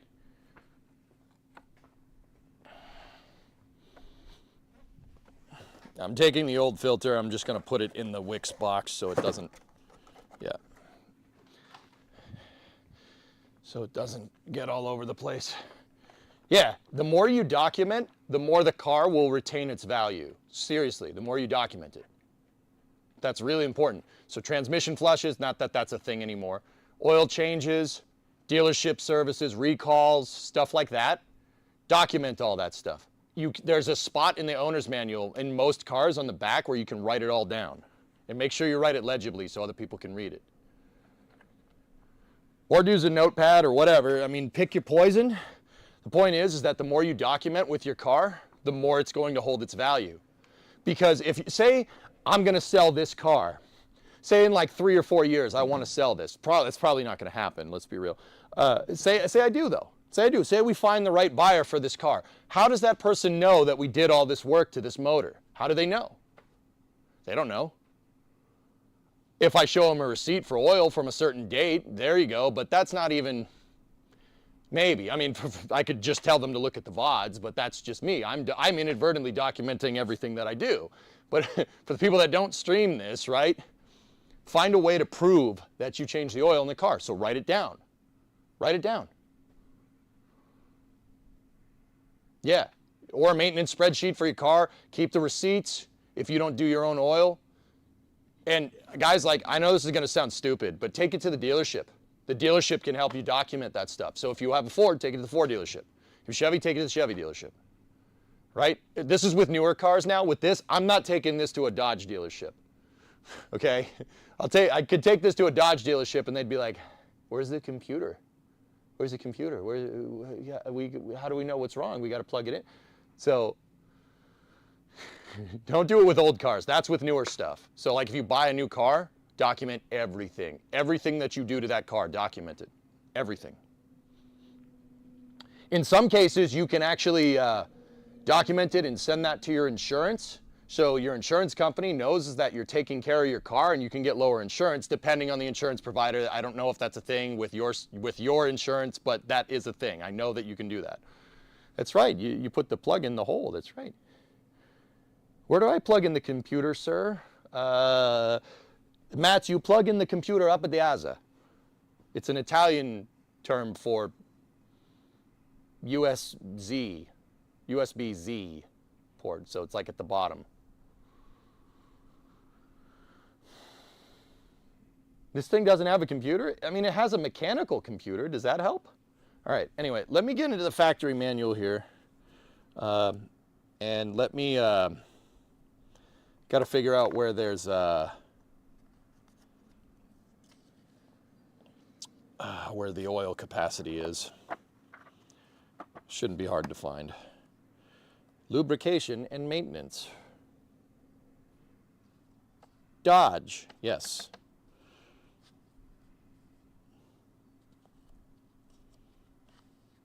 Page 0.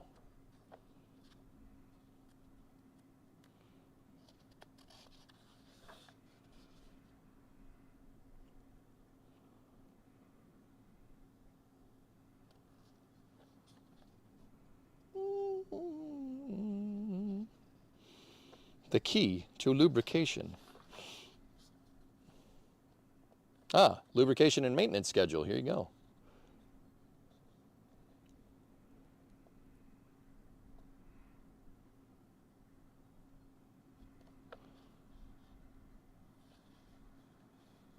Crankcase, except 426 Hemi engine, 4 quarts. Imperial measure, 3.14 quarts. Nope, it definitely takes more than that.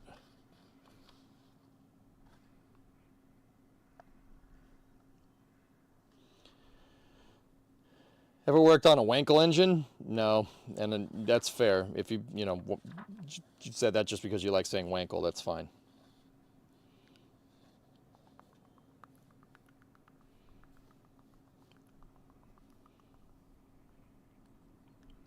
Isn't it just when it starts to fill it? Yeah, yeah. What engine is it? It's a 318.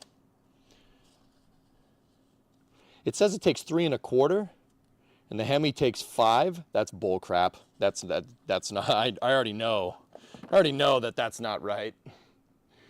I'll just Google it today.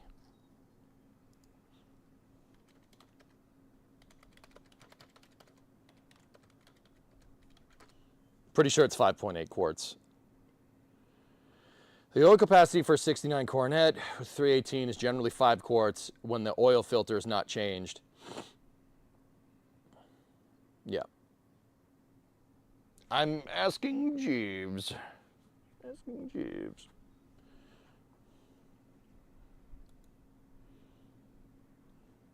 Yeah, it's looking for 5. Cool. How much do I have here? Man, they really skimped. There's only 4 in here. Whatever. The plug's on. Yeah, let me get the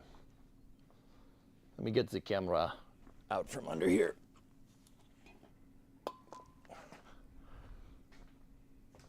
I'm going to put the camera right here so you guys can see me spill the oil everywhere. No. Just kidding. We don't spill. We don't do that here. No, we don't do that here. Just, hey, I'm trying to set up the camera, okay? Relax.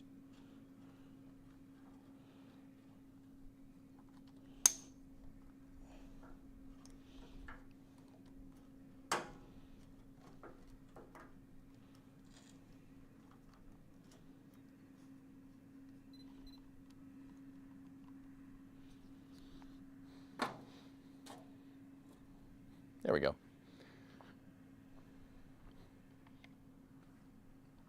Yeah, that shot's a little washed out. Hold on. Did we get, oh, maybe I did get crap on the lens. Hold on, I'm just gonna use my finger. That's what you should do, right?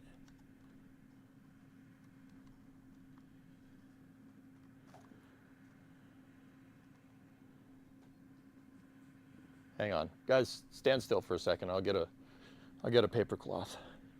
A good one.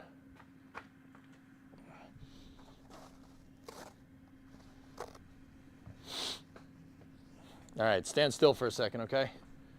Stand still. All right, this isn't gonna hurt. This is a very, very advanced microfiber that you should use for cleaning lenses. It's good for it.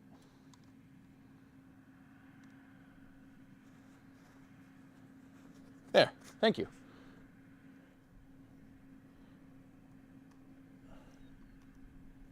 There we go. Just got to frame the shot, you know.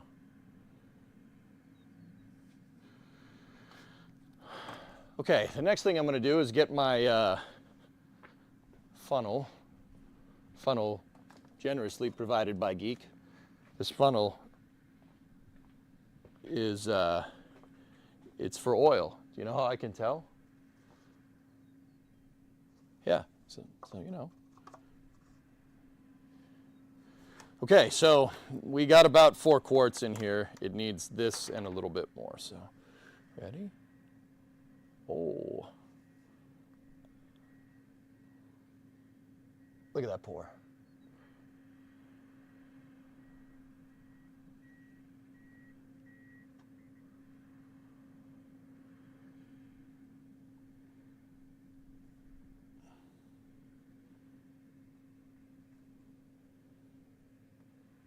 Look at this Honda. Look at this pour.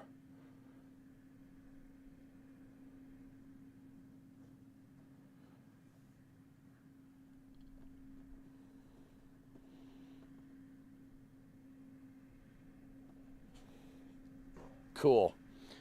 All right, now I just got to fill this. I got to fill this jug back up with a little bit more, so it reads 1 quart.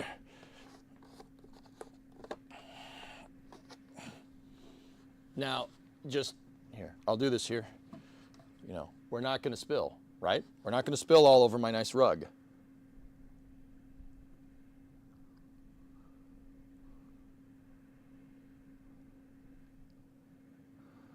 Should probably turn it so I can see the measurement, you know? Okay, that was about a 1/2 quart.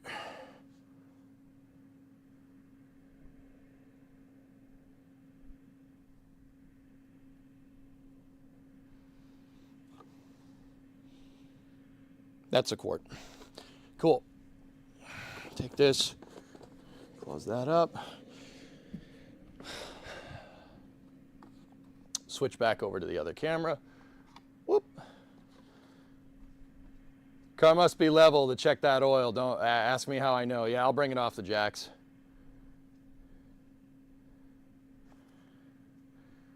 So you guys see, once again, we're documenting everything.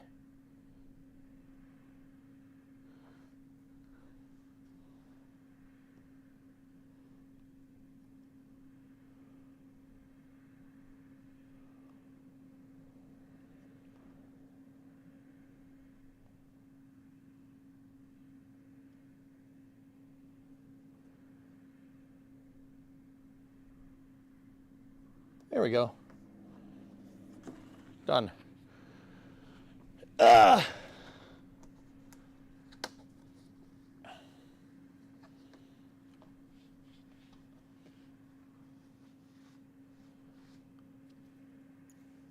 Okay.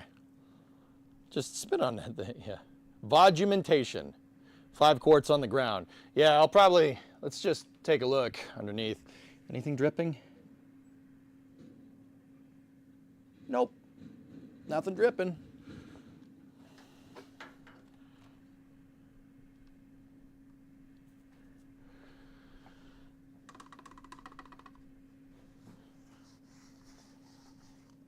Put the breather back on. There we go.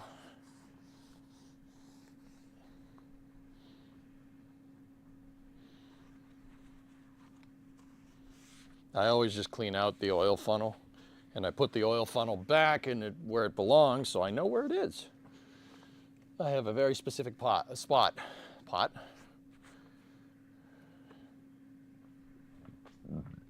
have a specific spot to check where that goes. All right, so now here's the real question. No, Flykin, it started last night. I tried to ping you after I logged off. She started up last night. She started just fine. I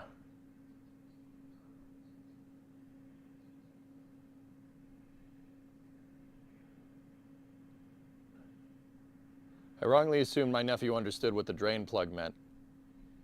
Ooh, 5 quarts on the ground. Nice, nice. Hey, you gotta learn somehow. Okay. So, the real question is, do we put it down on the ground, make sure it works, and then jack the thing back up? Or do we just go to try to do the transmission right now? I'd say incremental steps would probably be a good idea. So, aren't you a quart low? I put 5. It's calling for 5. What condition is the inside right now? Mouse nest.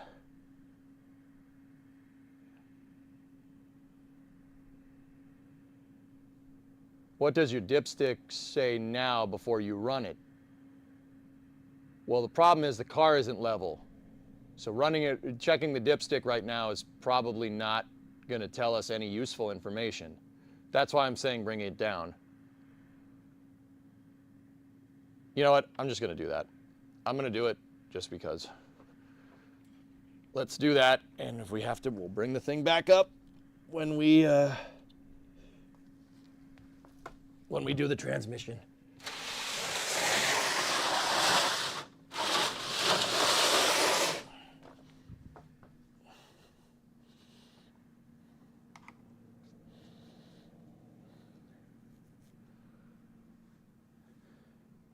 Did the trickle ticker do the battery some good? Yeah, Flykin, I actually checked all the terminals on the alternator last night too. And when I started it up this morning, the battery started charging again. So yeah, it's just some weird wiring when we monkeyed around with it.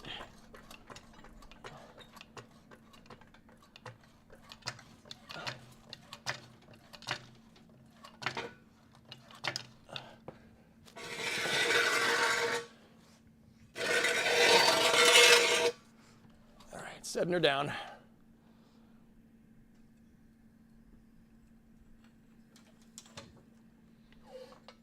There we go. Just gonna leave the jack and jack stands out. We're gonna need that again in a second. You take the oil to car shops. Yeah. Mm-hmm. Jacking makes good content. Yeah, that's right. Actually, you know what? I'm going to leave that down there. You guys are going to be the ones that check and see if any crap comes out of the bottom when I go to start it.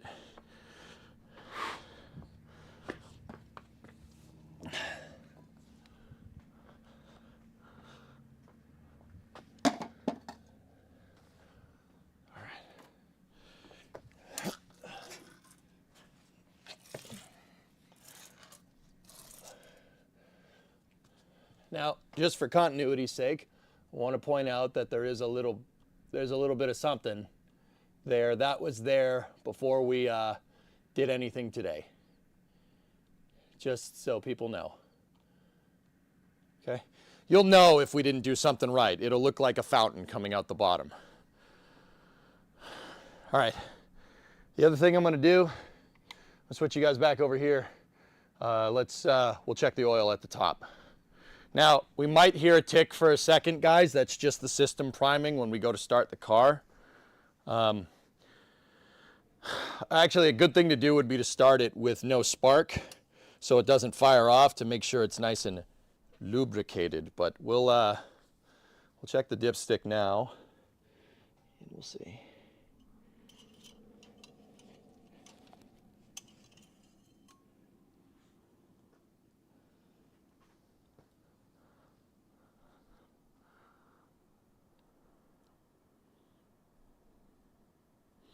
So you guys can't see it. The fill indicator is right here. So it's reading a little teeny bit over full. But once again, that's probably because the oil filter hasn't primed. Some of that, it's going to read over full right now because the oil pump's going to pump some of it into the filter and some of it stays in the filter. The filter has kind of like a reservoir. It forces It forces oil in through the center and then it drains back out through the outside.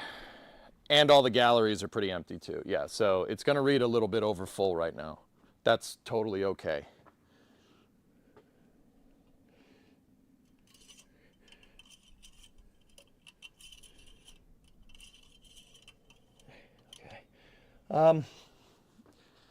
You know what? I'm going to give this motor the best possible chance for success. I'm taking the coil wire off and we'll crank it a couple of times with no spark. Just get that thing to lubricate itself. So let's put the negative terminal on. Start this bad boy up and we'll see what happens.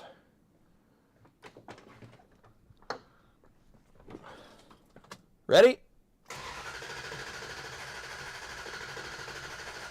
Now it's not going to fire just because I'm using the starter motor to turn the oil pump to prime it. Shouldn't run the starter motor for too long. It'll break it doing that. So I'm going to stop, wait a second, wait for it to, you know, catch its breath.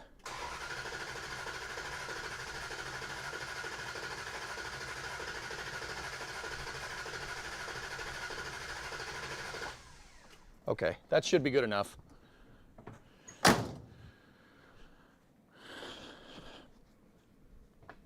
right, I'm gonna put the coil cable is back on. Negative terminal. All right, you guys look underneath the car. Tag me or put the hold emote in chat if something weird happens here. Is the garage downhill? No, the garage is level. When the car is on jacks, it's not level though. All right, ready? And here we go.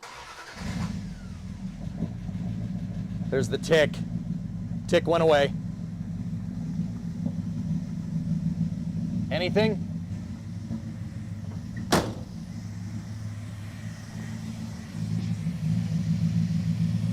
Nope. That's fine.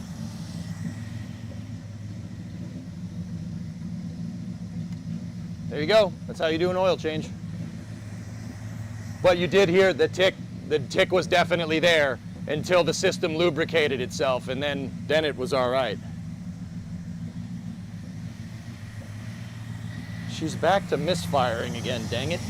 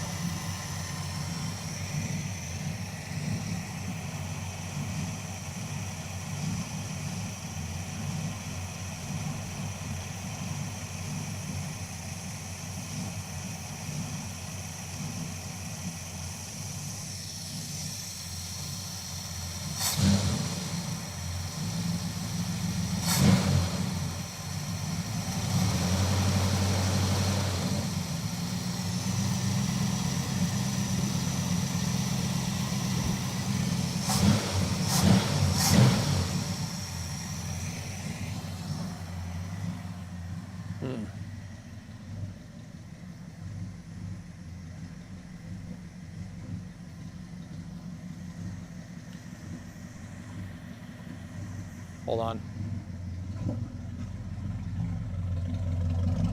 Oh, there's water in the exhaust. Oh. It's just condensation coming out the back. Yeah, I'm gonna say plugs are some of the only things left on this that are really making it unhappy. But I didn't get plugs today because they didn't have them, so. Cool, all right.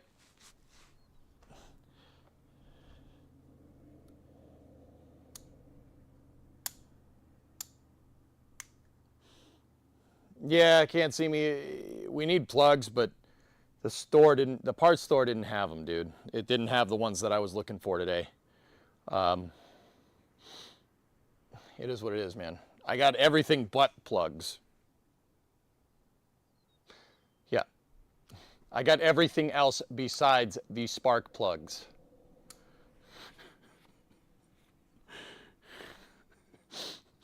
You ever say something on the internet and then immediately regret that decision? Yeah. Cool. All right, cool. Just happy we're on the same page there. Okay, that, well, the tick went away, and it's probably going to go away it's probably going to be away for a little while, so.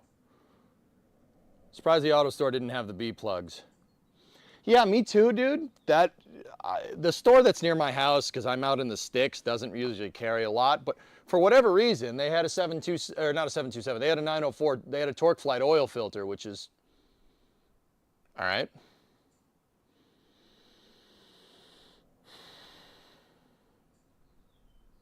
Did you have them order them for you? They wouldn't have gotten here in time, Brandon?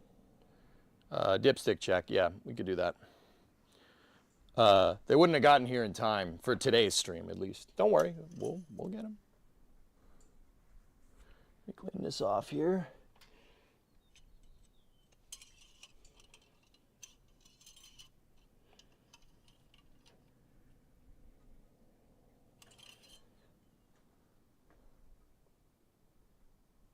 Yeah, right at the full mark, dudes. We're good. Look, I'll show you.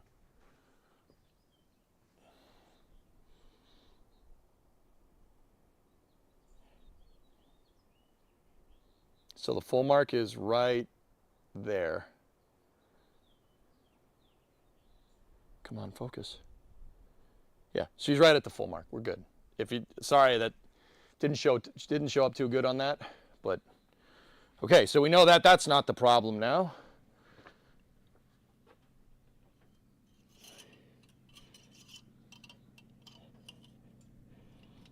Okay, sweet. There's a little bit of oil residue. I don't think I tightened those bolts down right. On the valve covers, we can torque them now because we have the right torque wrench for it. In my opinion, you should try a different store. Oh yeah, okay, when am I gonna do that? You want me to do that right now? I'll go if you want me to go do that right now. I don't think you guys are, I don't think I'm explaining this good enough. I really only had enough time this morning to go to one store. The store that I chose didn't have the plugs. They had everything else though. So it was either get the plugs, don't get the transmission filter, or get the transmission filter, don't get the plugs. I picked the one with the transmission filter. I don't think, in case that wasn't clear, let's go on a road trip. Take us with you. No.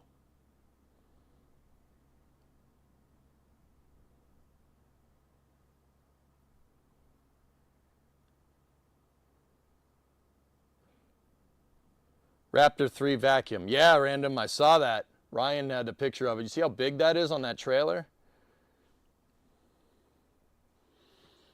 Explain in the native tongue. Maybe they'll understand. Get off my frickin' back, dude. I only had enough time to go to one frickin' shop, all right? Only had enough time to go to one shop, all right? If I wanted the spark plugs, I would have gotten the damn spark plugs, all right? But then I would have pissed all of you off by being an hour late. Which one do you want?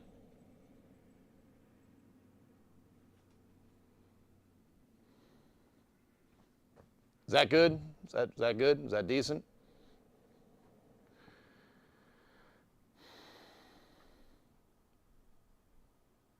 I want you to do the damn job right. Well, it's going to take more time if you want me to do that then. X-lax. Well, why didn't you say so? I did say so. I was trying to be nice. What's what I get for frickin' saying nice things about you? You know what? You guys are a bunch of putts. Get the frick out of here. Frick out of here. That's more New York, but whatever.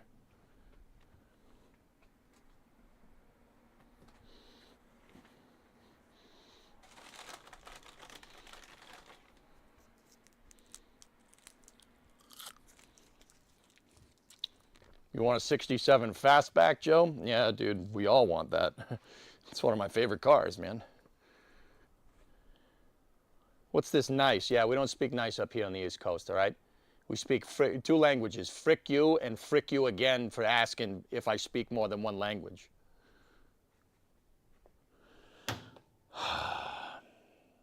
All right. Is it bad if I'm like dreading doing this transmission pan? Like, historically, I've had bad experiences with this. What's for snacking? It's a cough drop, dude. But you know stroopwafel, yeah. I had stroop this morning, actually, Mats. I put it on top of my coffee. It's great. Yeah, I'm not looking forward to doing this. EJ plus transmission equals adventure. I had a bad experience once. Just take your time and you'll be good. Yeah. Is that tough enough just outside? Yeah.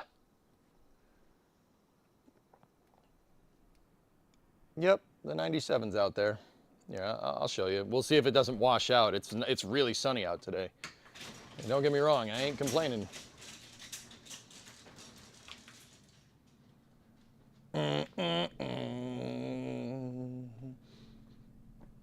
Yeah, you can kind of see it.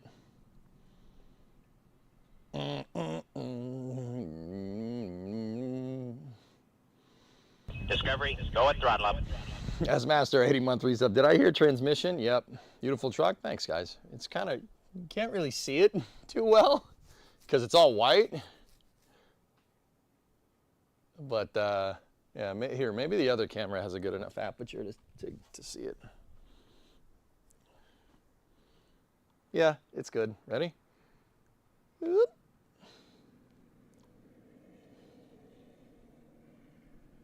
How's that?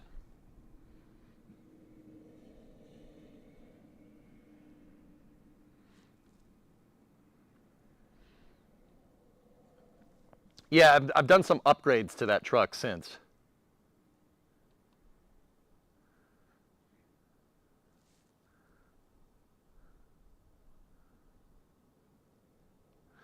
You guys can see I still have the back left rim is still it's still the gray rim because that rim was replaced. Yeah, that rim was replaced, we'll say. Daily driver? Yeah, I used it to go make a parts run today.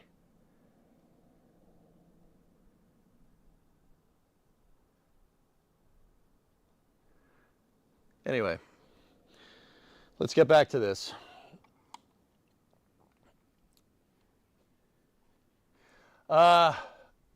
Good looking truck. Thanks, guys. Yeah, that's tough. You guys haven't seen that truck in a long time. You guys, I don't think you guys have seen it much since like Route 154.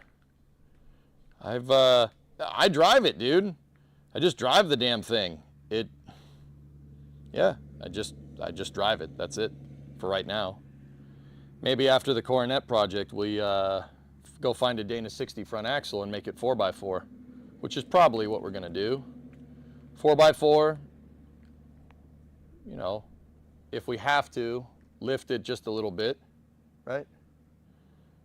And then like maybe a 1-inch lift or something. Put some all-terrains on it and yeah, call it a day. Any performance upgrades? No, not on the 97, no. I want to put cab lights on that truck too. Basically get all the XLT parts for it and then make it 4x4. So there's 2 routes we could go. If just a quick tangent here, I'm definitely stalling because I do not want to work on the transmission. Just in case anybody was wondering. What I want to do with that truck is I want to get yeah, Sawyer, that's the difference. So we could, if we find a Dana 50 front axle or front axle, Dana 50 TTB in 410s, that'll bolt. It'll bolt right in. It'll bolt in, little to no modification is needed. It'll bolt in, then you need a transfer case for the transmission. That's a project, but you know, whatever. It's fine. The other way would be a Dana 60 from an 05 to 09 Super Duty. That will also bolt in, but you need to modify the coil purchase and stuff. The last way is the most modification, but it does work. If we get a Dana 60 solid right? A solid Dana 60 from what is it, 88 to 97 F250. That will bolt in as well, but we have to basically grind out all the suspension, the twin traction or the twin I-beam that's in there. You got to grind that all out and then put the mounts for the leaf springs in. The holes are already there. You just got to bolt it up all together. There's a bunch of kits for it, and then I have to get rid of the coil perches and swap them out for shock mount perches. So I don't know. I think Dana 50 would be cool. TTB would probably be the easiest way to go. That's pretty neat. Just make it period correct. Parts are everywhere for those trucks. They made millions of them. Actually millions. So your buddy is selling his 99 F250 Power Stroke. Needs some work, but he already has a lot of the parts. That's cool. Yeah, Vanguard, we need it. That's right. Jack retrieved ad time. What? Okay. Roll for ad time, Jack. I rolled a 19.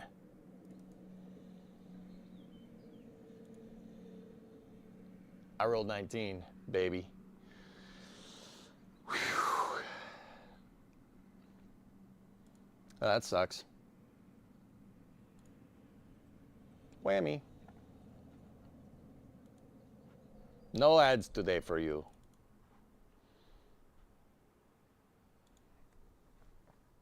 Now get to the transmission. Was trying to help you stall. Oh, you're right. Sorry, man. I played myself.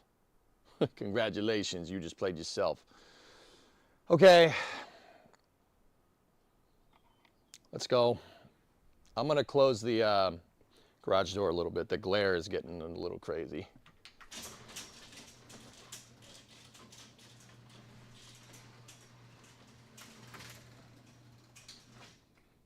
Now I'll just close it all the way. We're not starting the car for a second anyway. Now, okay, actually, what we could do, this thing calls for 6.5 quarts of transmission fluid. I have 7 quarts here, and I have ATF. I have an extra quart of it. Now, when we tested this transmission, it was bone dry yesterday on the stick. There's no transmission fluid in it. I'm amazed this thing even went into drive at all. Soak the bolts for a few. I got to get under there and get at the car to do it. Dang,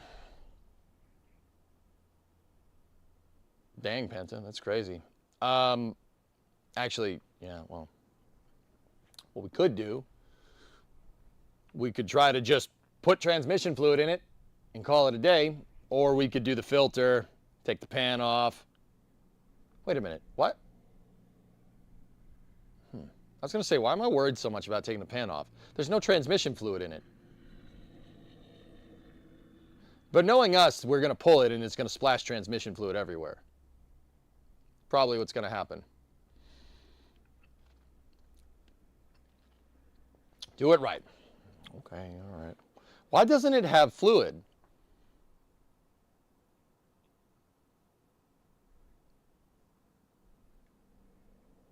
I don't know.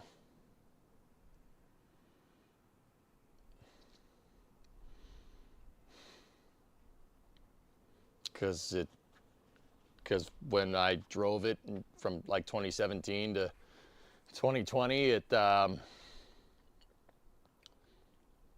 never checked it. It was shifting, so yeah, I never checked that.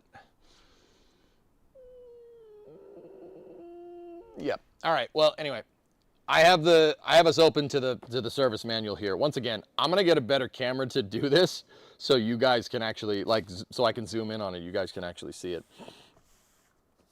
When did you drive this last?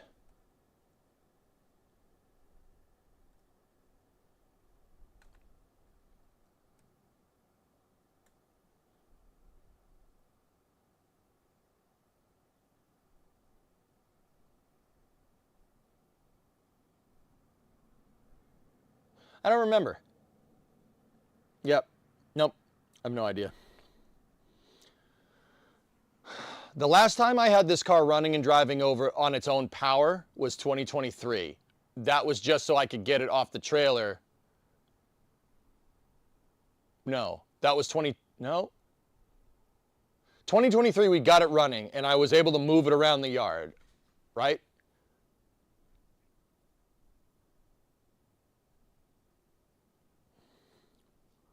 I got it off the trailer in 2022, but I don't think I think we just gravity. No, we would have had to get it on the trailer. It would have had to have been running at that point. So it was running in 2022. It was running a little bit in 2023 because I rebuilt the carb with my uncle. He taught me how to do it. So we did get that running.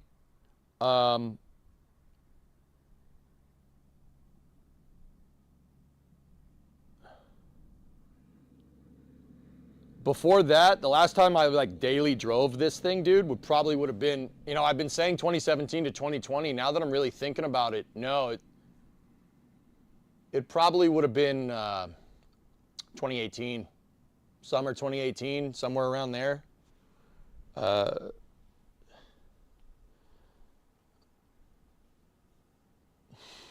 Nice, Karen. Yeah.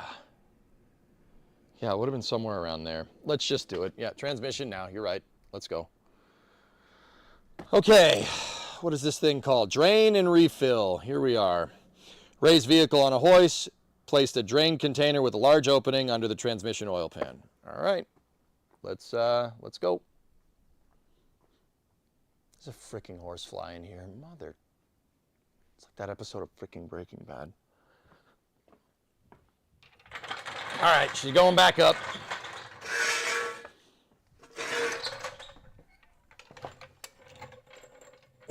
Hey, Beavis, look. I'm jacking it.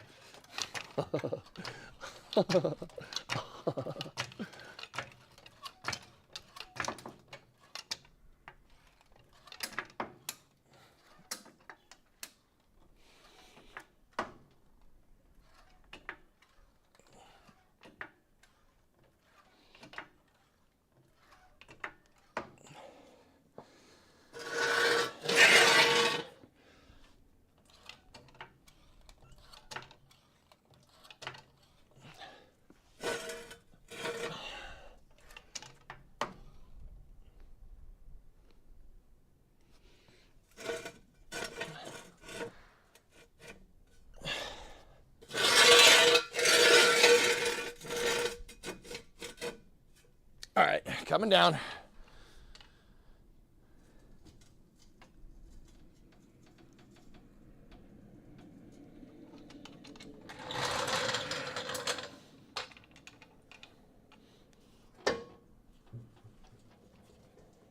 Okay, she's good.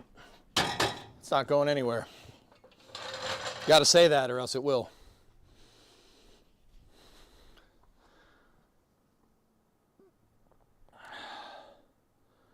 So yeah, I would say 2017, 2018, somewhere in there.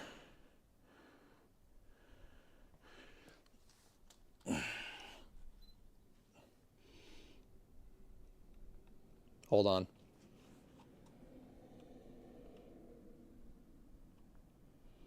What is that? Oh, crap.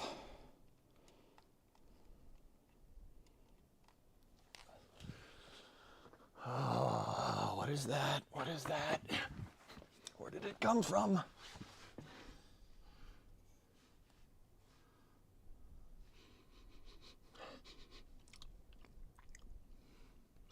It's old oil. It's old oil that just drained down the exhaust. Cool. It's from when we took the filter off. Cool. All right. Sweet.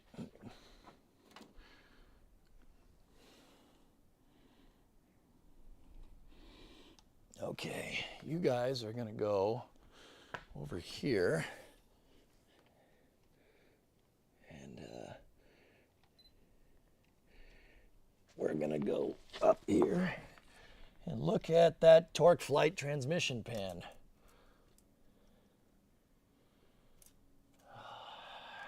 Seen better days. Does it taste sweet? Yeah, no, it's old oil.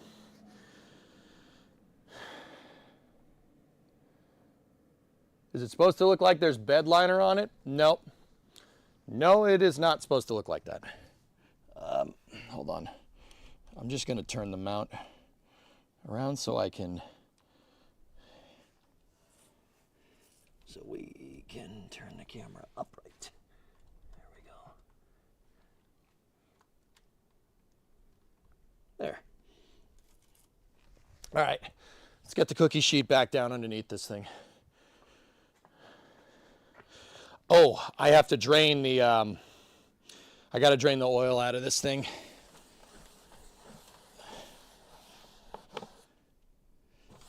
I got to drain the oil out of the old, out of this thing, so you don't want to mix it. If you return it to the auto parts store, it gets all pissed off. They get all, or it's an entity. They get all mad when you do that. Don't do that. So what I'm going to do, let me bring the cookie sheet and everything over here.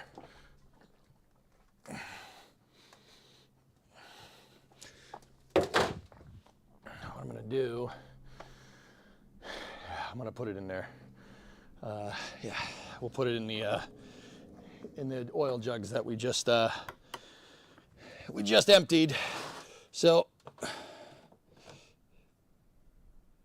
yeah, that's good. Just go everywhere. Yeah, that's fine.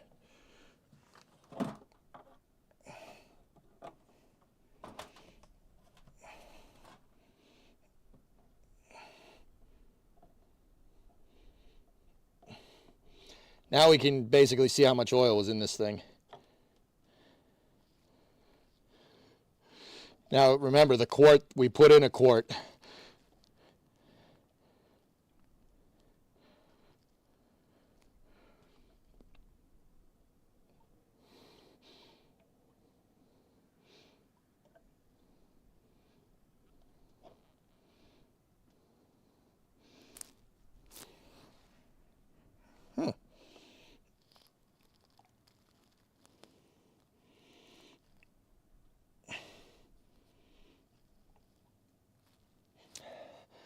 Now that I'm looking at it, there's definitely gasoline in this oil. Not much. There's definitely gas in it, which, yeah, that's not great, but whatever. Note that I did this on the cookie sheet, so we don't spill it on the floor. And now I'm going to put it over here on the rubber mat with my other recycled oil that I still need to take. And now we're going underneath. That's underneath the transmission pan. Now, I know what's wrong with it. It does have gas in it. That's right. Let me see, how much was in here? So, once again, we topped it off with a quart. This thing's basically full. It's got about 4.5 in it, but yeah.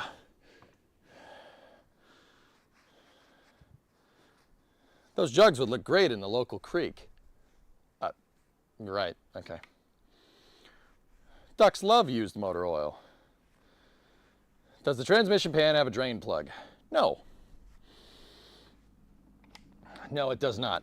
All right, so loosen the pan bolt. Okay, so the first step is raise the hoist, raise vehicle on a hoist, place drain container with a large opening under transmission oil pan. Okay, we're there.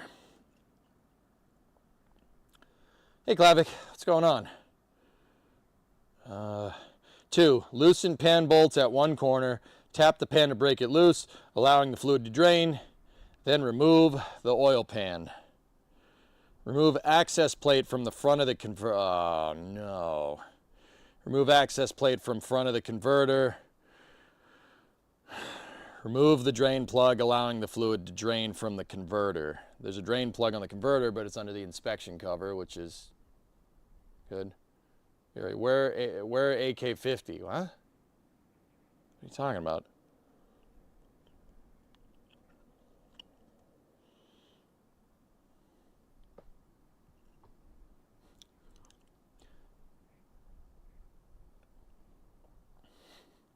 Do I look like Brendan Herrera to you?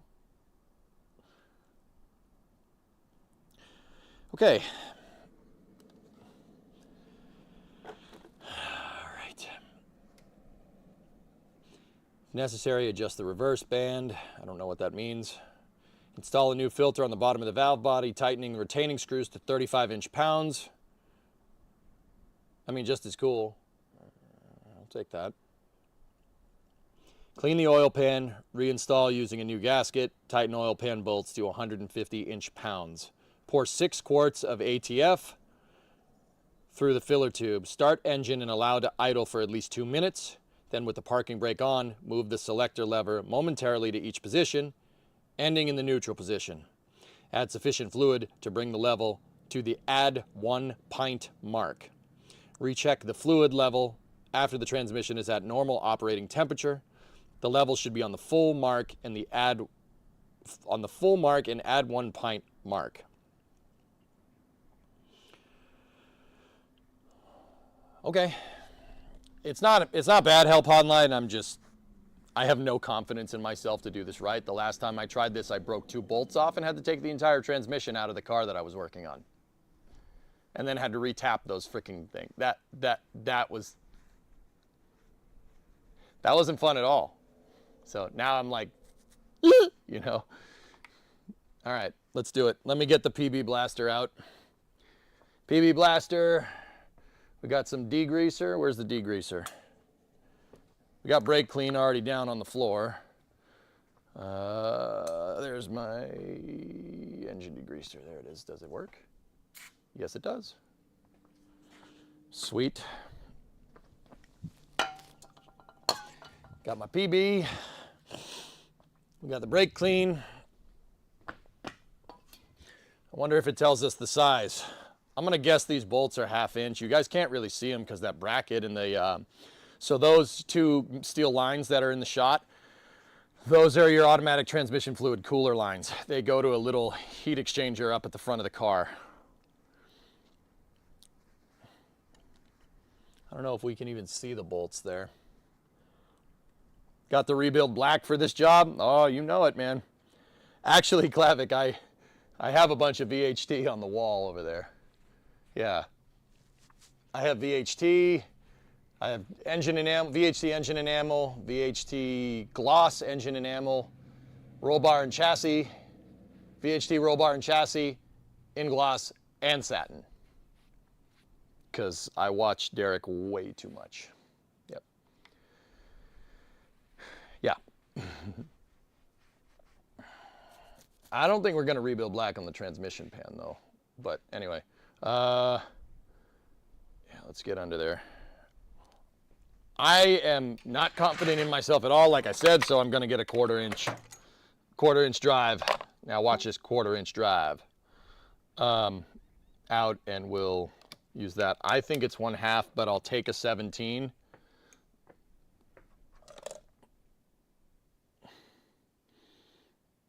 I'll take a 7/16 with me. Sorry, I just wanted to make sure that I had the right thing. Okay.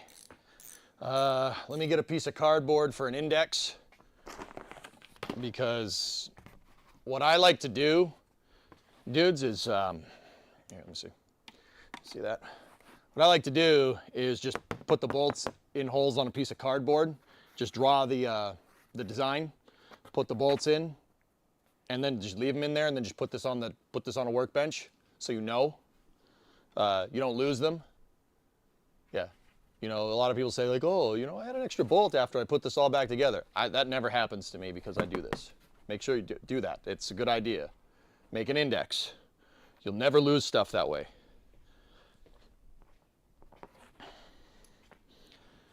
Okay, so I got my index, and let's get down under here. I'm gonna hose these bolts down with PB all around. Sorry, I kind of got you guys a little bit.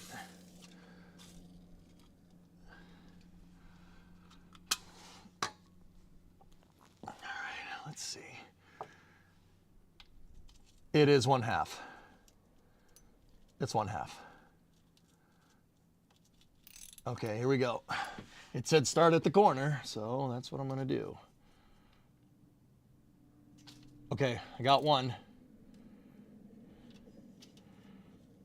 Now, it said to drain it, but I don't think we got to worry about that. There's nothing in it, but there's probably still some in the torque converter. We're probably going to get gacked with transmission fluid, but that's okay. Okay, I got 3. Got 4. 5. 6.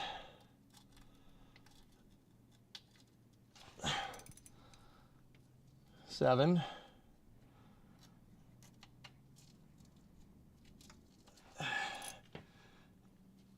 8.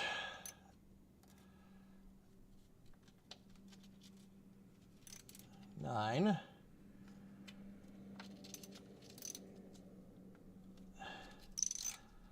10. Just make sure I didn't miss one. Nope.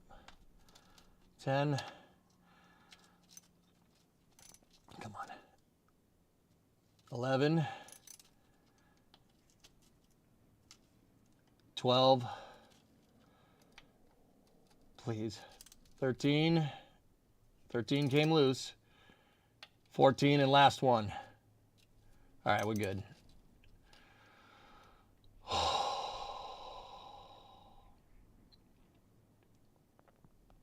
That is a load off. All right, cool. I'm gonna go get the ratchet so we can take these off quickly. Whew. I had a bad experience once, man. I had a bad experience. Dang it, I'm deaf.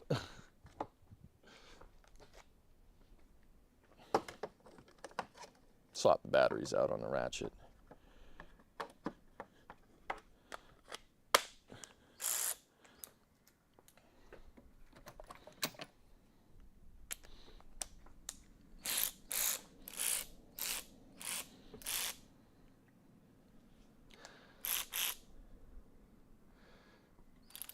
All right. What was your bad experience? I broke a bolt off, had to take the entire transmission out because I couldn't tap it because there was an exhaust in the way on the 59. Okay.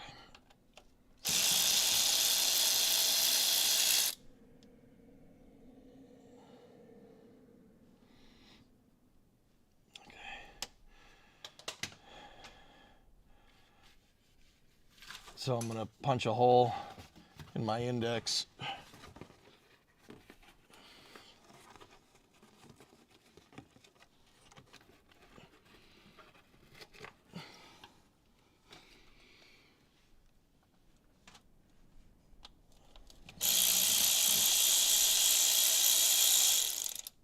There would be transmission fluid leaking out of this if there was any in there.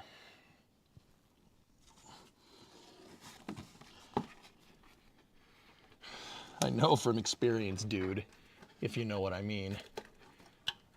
Well, not me personally, but a guy I know.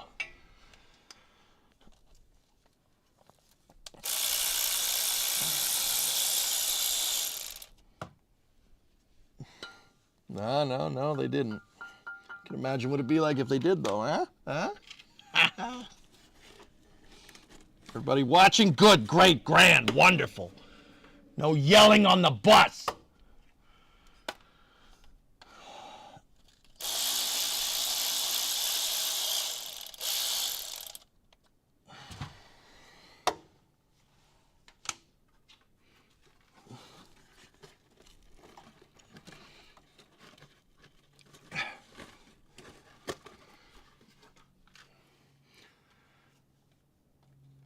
So just like the factory manual called, I'm taking the bolts off the back first.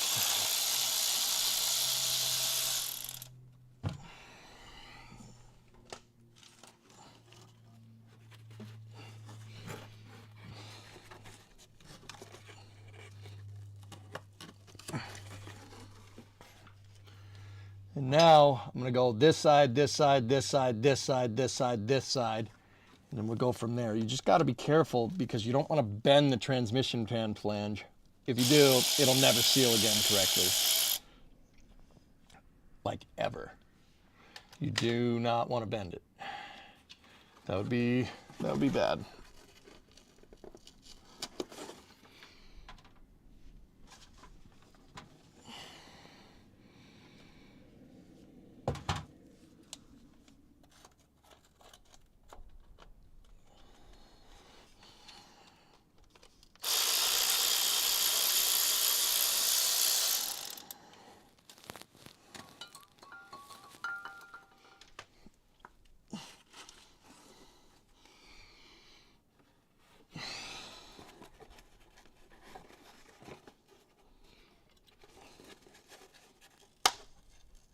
Okay.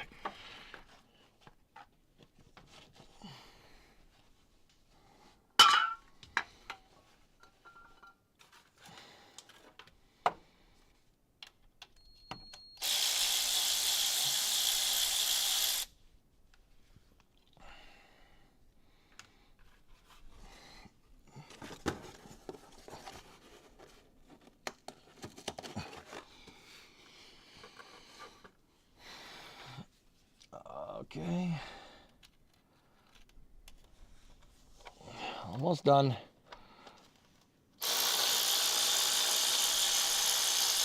So this type of transmission, this is a torque flight. This is a 904 torque flight transmission. It's a 3-speed light duty automatic.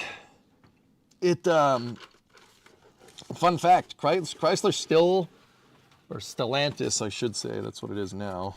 Stellantis still makes torque flights, dude. To this day, a variant of this transmission. Now, well, it might be just in name only, but they still use the torque flight name. These torque flight transmissions are very, very strong.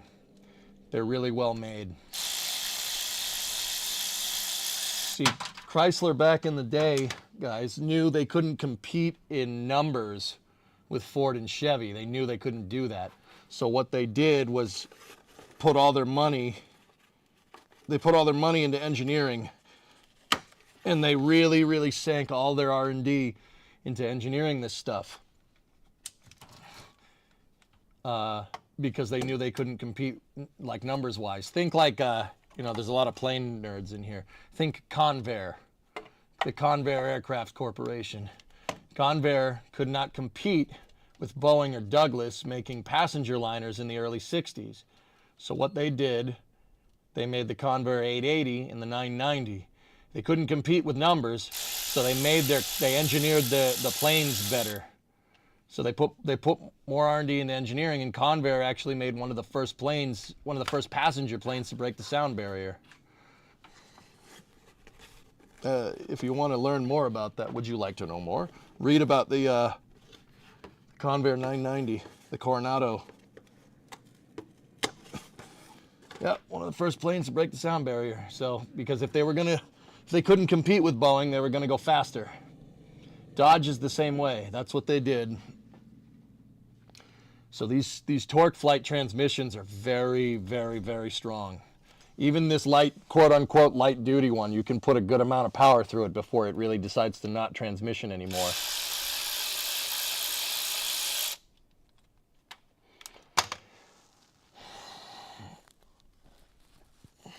But it was a pretty smart thing for Chrysler to do, knowing that they couldn't obviously match Ford and Chevy's production output. You're not going to build a gigafactory, right? So work with what you got. Spend all your money on engineering, and that's exactly what they did. Fun fact, Chrysler in the 60s ended up engineering rockets, too. Rockets, tanks. If you guys like the M60, or I think it's the M48, or the M60, tanks of the Patton variety, Chrysler made those, and Cadillac too, but that's another story.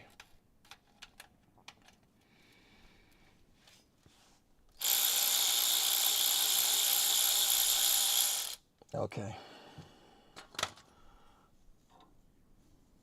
just feel around the horn here. Okay, there's no more bolts. And once again, we should be bleeding transmission fluid everywhere, and we're somehow not. Which is, always a good sign. I'm going to get some degreaser.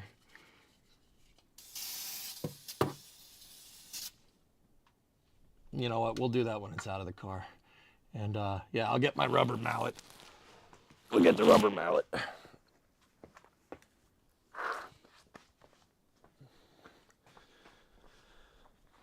Did they dabble in marine engines too? Yep. Yeah.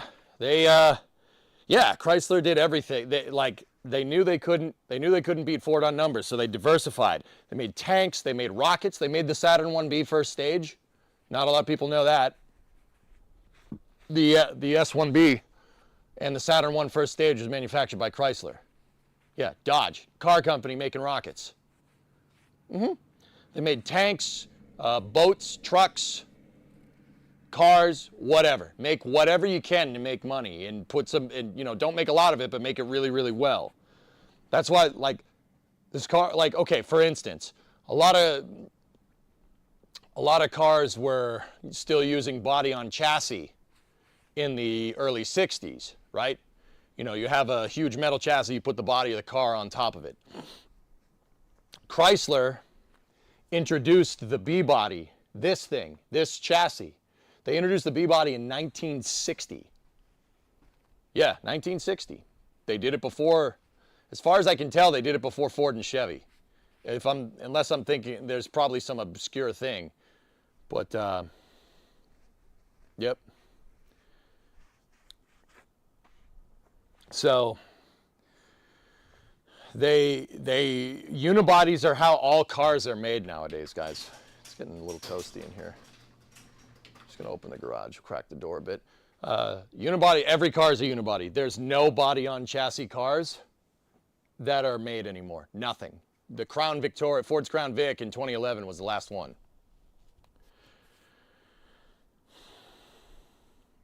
Chrysler, like I said, Chrysler was an engineer's company. Think about it like, okay, this might sound a little stupid given the earnings call yesterday, but Tesla. Tesla is not just a car manufacturer. They make batteries, they make Powerwall, they make solar roofs, they make Optimus, they make taxis. They're trying to make taxis, they're trying to make trucks, right? Just do whatever. Do whatever you can to make some cash. You know, and the technology that you invest in is how you make money. That's what Chrysler was doing in the 60s. Like, yeah, they did the same thing. They were like Tesla. That's what they did, which is pretty cool. Yeah, Tesla's doing all kinds of software and stuff. You know, that with, you know, partner with that with XAI, right? So they didn't have that in the 60s. So, well, fun fact, but I'll tell you that in a second. They kind of did, but Dodge wasn't doing it. Chrysler did that. Make everything. You know, you're good at making cars, so make trucks. Okay, you're good at making trucks, so make tanks. Right? You're good at making tanks, so make rockets. Right? That's what they did. They did everything. They make boats, whatever. Chrysler, like, can you imagine Ford making a boat or Chevy making a boat nowadays? That's not a thing. You know, that's not a thing at all. Now, I said somebody was investing in software. You know who it was? Ford. Ford was investing in software. Yeah, Ford was one of the first auto manufacturers to invest in a semiconductor company. Yeah, in the 60s. That semiconductor company made the consoles in mission control for the Apollo program. Fun fact.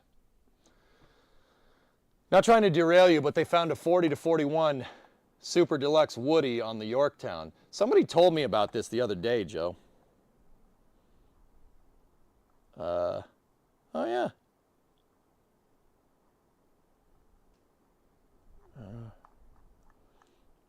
I'm just looking at it real quick. Yeah, that Woody's seen better days, but the stainless looks pretty good. The motor's definitely there. It definitely exists. The hood's a little rusty, though.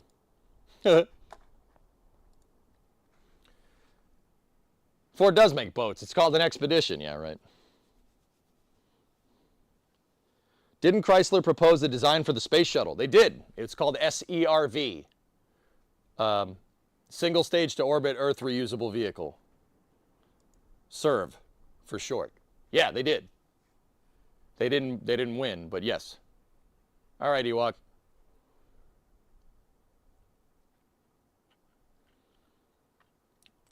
So, yeah, back in the day, Chrysler had a reputation as an engineer's company, like Boeing does. They're like how SpaceX or Tesla would right now, dudes. I'm telling you, man. You know, there's Tesla's doing its thing, but if somebody made an auto manufacturer now that just did that, even with internal combustion engines, made simple, reliable stuff, and invested in building quality, right? Like, I'm just gonna say people would buy that. I'm just putting it out there. All right, rubber mallet, let's go. Back down under.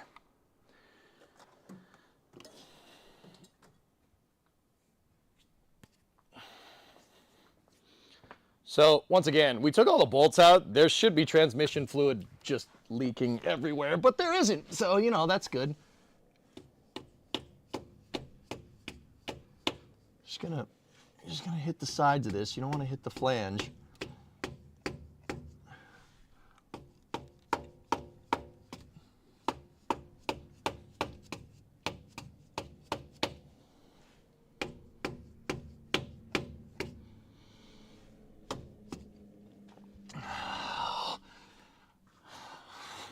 When do you bet the last time this thing was off?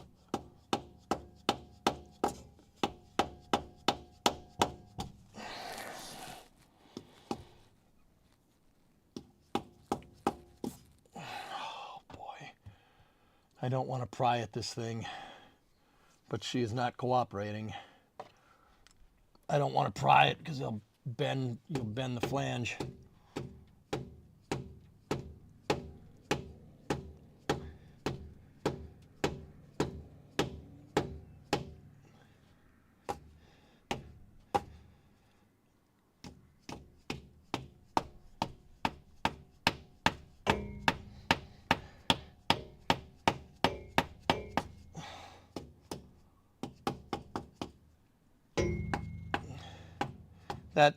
That gong noise is me hitting the exhaust, just in case anybody's wondering.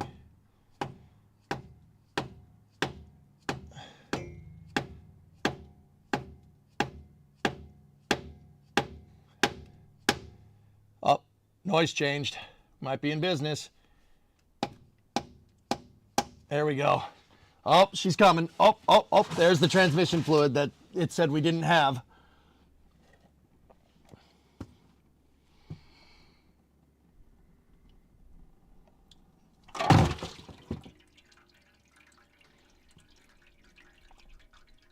I think it came off.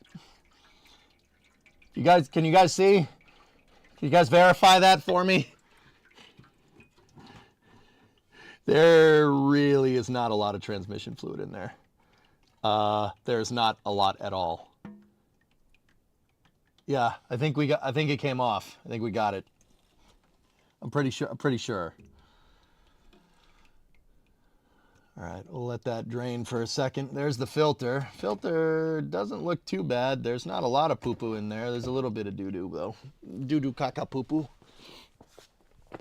See, yeah, I didn't want to get at that thing and start prying at it because you can bend the metal. That thing is just a piece of stamped steel. It's not very thick, and you can bend it, and if you bend it, it'll never seal correctly again.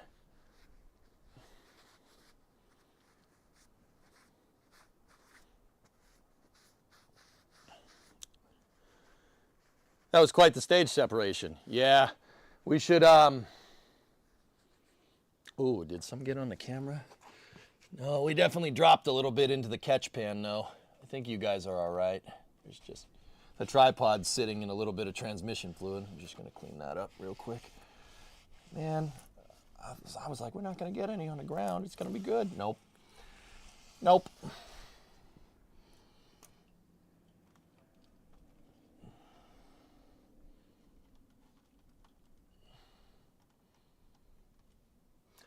Yeah, that filter's seen better days.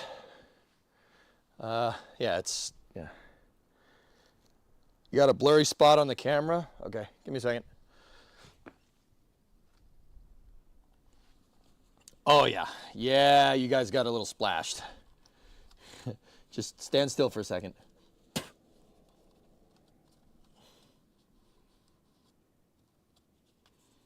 Just get the clean part of this.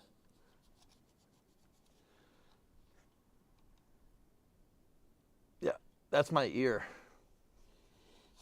Yeah, this thing got a little soaked. All right. How's that? Good? Cool.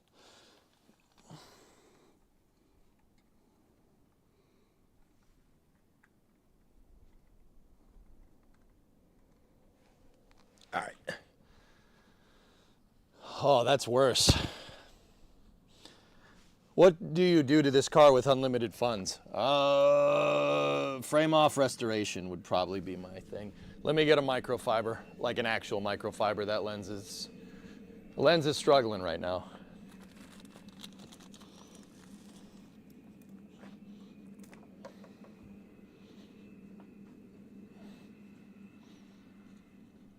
Give me 1 second, dudes. Yeah, you guys got a little caked. It's okay.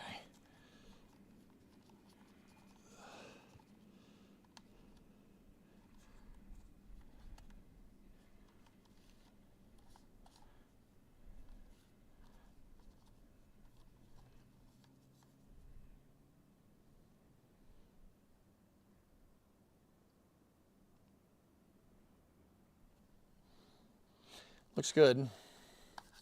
I was testing it.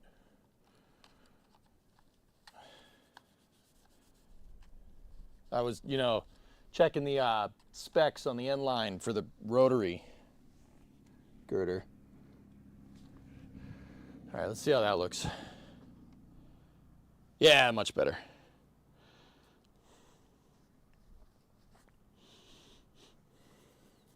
I don't know, if I had unlimited funds, I think this would be cool with a Gen 2 Hemi, a 426 and a 727 behind it. That would be pretty sick. Unlimited funds, I'd take this thing completely apart, frame off resto, and go from there. But you know what the thing is? The interesting thing, like, real quick, while that's draining, you know what the weird thing is that you could do that. Sorry. You can, like, dudes, I've been budgeting out what it's going to take to fix pretty much everything on this car. A couple grand, maybe. The most expensive part, like, the most expensive part in that Hemi scenario would be getting a Gen 2 Hemi and a 727 for this thing. That would be the most cost, that would be the part that costs the most. We could put a 440 in it. It would still cost a lot. 440s are going for about $1,000 right now. And if you can find one with a 727 behind it, which is the heavy duty version of that transmission, right? You're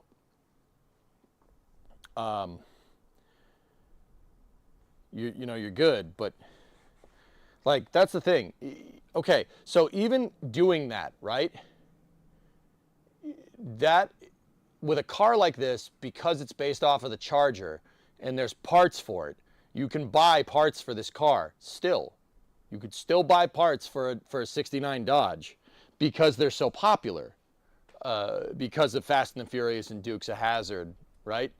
This is I'll say it, I've said it a bunch of times throughout all the parts, but I'll say it just again. This is the same chassis as a 69 Charger. It's the same car. That's why I call it the Crew Cab Charger, because this is basically a Dodge Charger with 4 doors. That's what it is. So it's crew cab, right? So there's so many parts, and because Chargers are so damn popular, there's so many parts for this car. I could build one. That is not a thing you can do with many new cars. I could build a 69 Charger or a 69 Coronet from scratch if I had a frame jig. We could build one from scratch. It wouldn't be a real car because it doesn't have the VIN. And you need to pay a lot of money to the government to be able to produce VINs, right? You need a manufacturing license, et cetera, because we rule and regulate ourselves to death. So, point is like, even if I wanted to build one of these from scratch, like a 69 Coronet, build it from scratch, dude, I don't know, 10 grand for all the parts, maybe. If I had 20 G's right now, I could just we could have a brand new 69 Coronet for 20 grand. That's not bad. We're not talking Ferrari money here. You know what I mean? These cars are simple. That's Hellfish, that would be like buying AMD. But like if I went to Auto Metal Direct, I mean, we're going to need to go to AMD and buy parts for this anyway, but that would, I mean, I don't know, 10, 20 G's? 20 G's, dude, you could have a brand new, you could have this car brand new. It's not that expensive to fix, especially in the States. Now, if you're overseas, it's probably expensive because you're not getting the parts, right?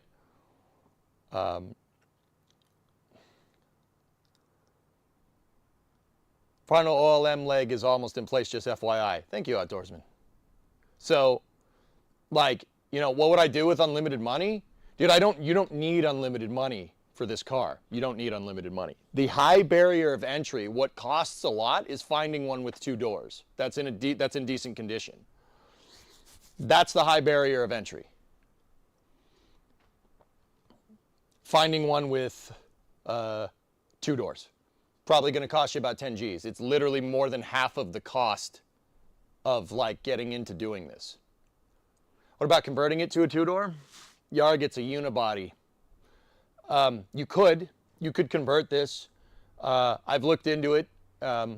You'd have to do that, I'd have to cut right here. You'd have to cut the roof right here. Yeah, you'd have to cut the roof completely off because from here back, the roof profile is different. On the coupes, the roof slants down right here. It slants down because there's not a door here and there's just a rear window. So the roof slants down, and because of that, the structure that goes through the car, the roll cage, quote unquote, the structure that goes through the C-pillar is completely different. So if you wanted to do that, you'd have to cut the roof off from here.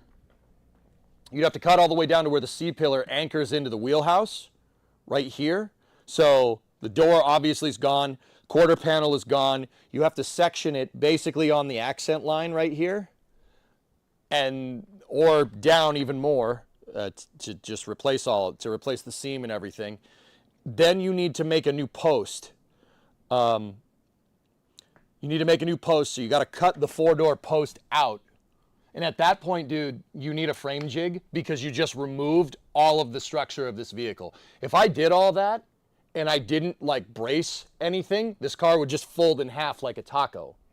Once again, unibody. The structure is built into the frame of the car. The frame is built into the structure of the car. The body and the frame are the same thing.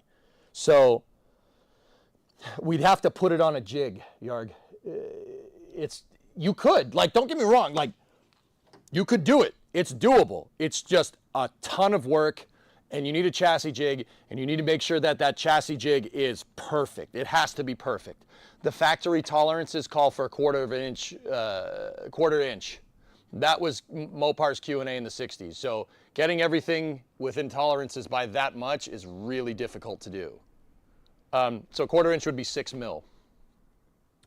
Getting everything to line up, that's a lot of work because this thing is super flimsy. Even if it's missing a little bit of a component, it gets really flimsy real fast. That's the problem with a unibody.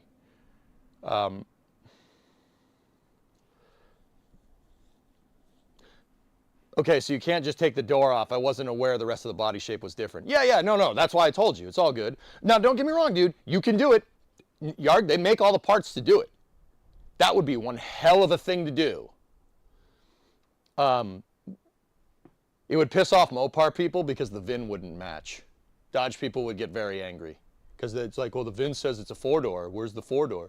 I took it off. What? Oh, this car's junk. You don't know what you do. Like, you put it in. You know, like, whatever.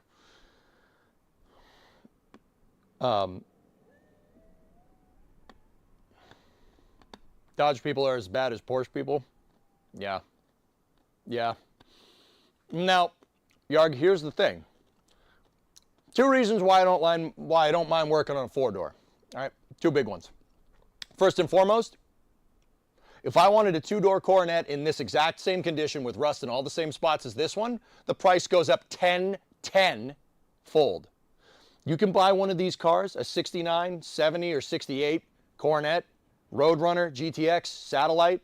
Well, I don't think the GTX was 4 doors, but you get an idea. So Plymouth Satellite, Dodge Coronet, you can buy a B-body Chrysler from the late 60s with 4 doors for about $3,000 to $4,000. You can buy one in pretty decent condition.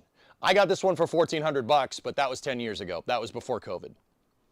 $3,000 for one of these. You want a 2-door in this version? $10,000 with all the rust in the same spots. 10 grand. So in my mind, just fix the 4-door. It's the same car. And if anything, here's the second part. If anything, the 4-door is actually more rigid. It's a more rigid chassis. Why? The post. This thing right here. See this thing? This big hunk of steel that comes down from the roof to the floor? That is a strut. Think Kerbal style. That's a strut from the top to the bottom, and it's about this thick. So we have a B-pillar. The 2-door cars don't have that. Now, the benefits of a coupe is that it's lighter, right? 2 doors is lighter than 4. This is stronger. This is a stronger chassis because it's more tied together, because you need the structure there for the door.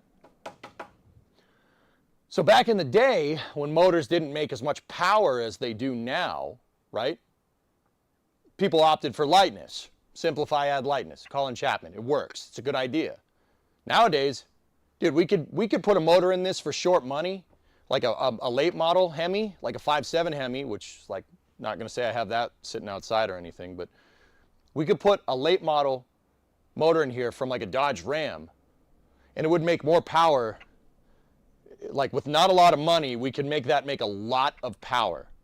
We can make it make more power than whatever was offered in this thing from the factory in 69. We could make like 3 times the amount of the highest horsepower car. So the highest trim level for a sedan in 69 came with a 383, which is a, what is that, a 6-liter? And it made, I don't know, 300-400 horse. We could put an engine in here from a modern car that's lighter, and if we did some work to it, we could make it make 500 horse. It's lighter, and it makes 500 horse in a stiffer chassis.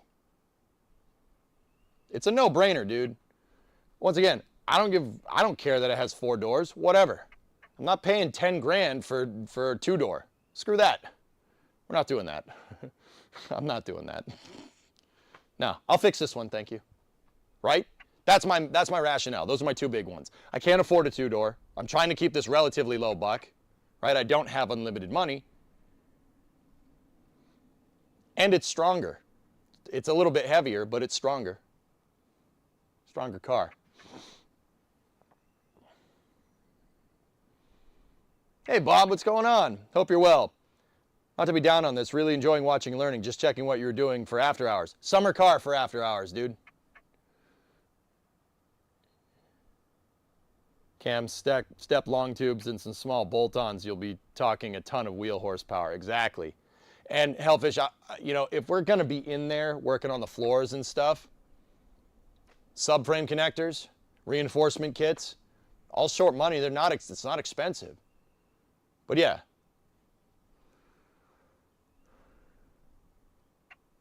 It's because of Fast and the Furious. Yeah, that and yeah. We reinforce this chassis. We reinforce the chassis on this thing, which is already really damn strong if we build the structure back into it. We put a 5.7 Hemi underneath this thing eventually, right? I'm determined to fix that 318 and get that running really good just for the heck of it, right? Because it's cool, right? We get that thing all running right. We can put a 5.7 Hemi in it, makes 500 horsepower. This thing will scream, like to the point where it'll be sketchy. It's gonna be cool, man. Heck, dude, we could even build this 318 and make some good power nowadays. They make parts for it. Parts for it are everywhere. Chrysler made the LA engine from like I think it was like 1966 to like 1997 or something. They made these motors forever. You can get parts. They're everywhere. Tie all the pillars and the subframes together. Yep.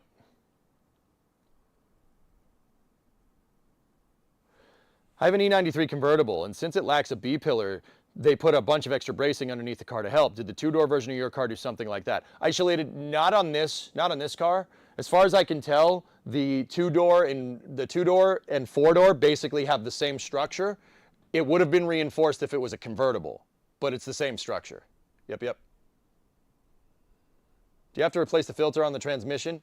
I do, and I have one. It's right here. With that being said, I'll get back to work. But yeah, isolated, yeah, we could, yeah, it was the same. So once again, the reinforcement is the door pillar, the B pillar. So you have your A pillar, B pillar, and C pillar, right? This is not there on the two-door cars. So that is a less structure on the vehicle. This one's stronger. These are way more rigid. And believe it or not, four doors don't rust as much as two doors because of the drainage, the drip rails, and how the roof is. It doesn't rust as much. Now this one is still rusty because it's a New England car. It's been in New England all its life. So still rusty, but I'm done talking. We're running out of time.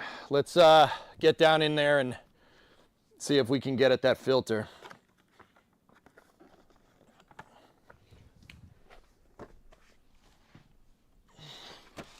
So what I'm gonna do is get the pan.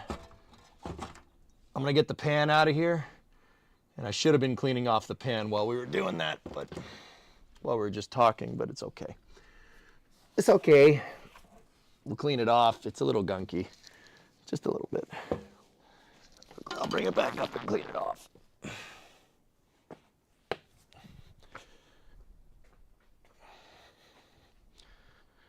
So let's take a look. What do you guys think?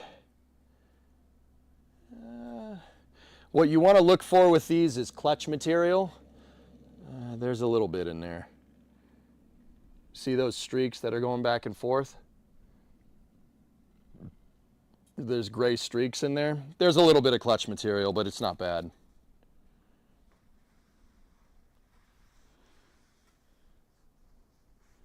It's red. Automatic transmission fluid is blood red, dude.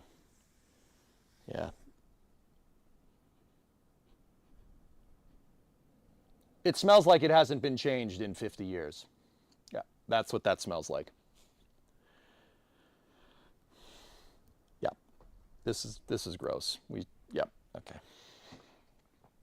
This is gross. I'm just gonna put that in there for a second. Let me get some more paper towels and some engine degreaser and we'll clean this off. We also got to get the gasket off. The old gasket is still stuck to this thing. It's like petrified to the dang thing. All right. Let me get the brake clean. Spray some brake clean in here. Get all the gunk and fought out of here. Here we go.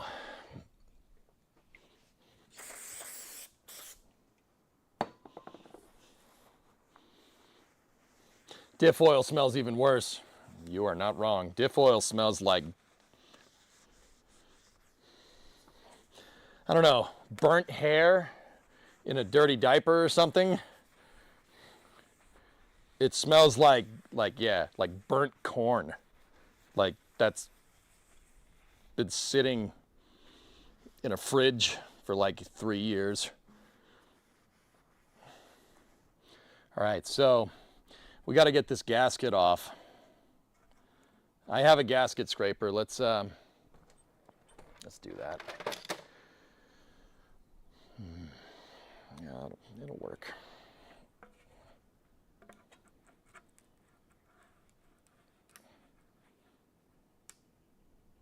Cork gasket. Yeah, this has never been touched. I really don't think anybody's been in this transmission pan in a long time. Here, let's get out the back. The back's supposed to look like this, by the way.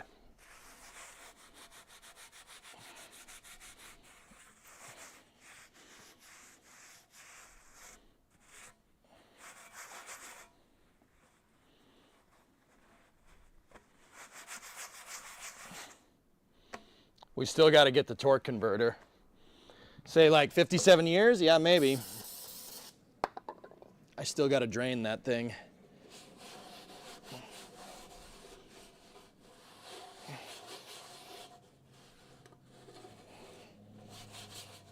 Sorry, I'm just cleaning the thing.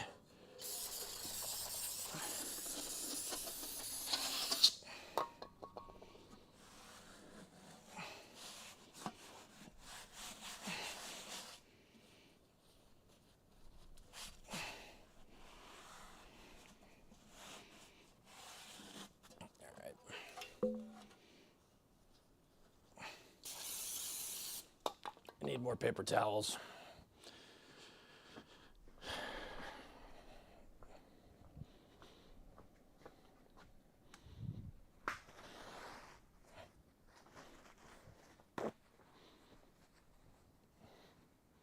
Does he have a sink out there? Nope, no water in the shop.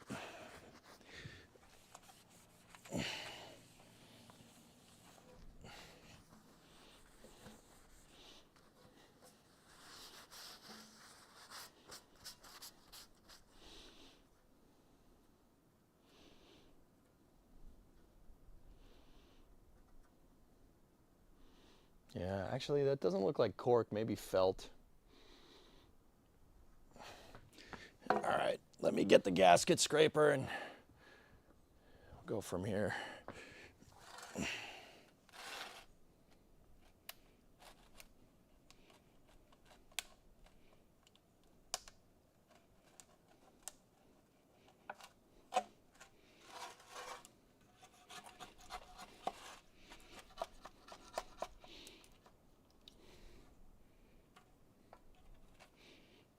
You got to get all the old gasket off, or else it'll never ever seal again correctly. I know from experience, dude, once again. Now, this gasket scraper is a really nice way of saying razor blade on the end of a stick. So if you do have one of these, push away. Don't like use the gasket scraper like this, you'll shank yourself. Don't do that.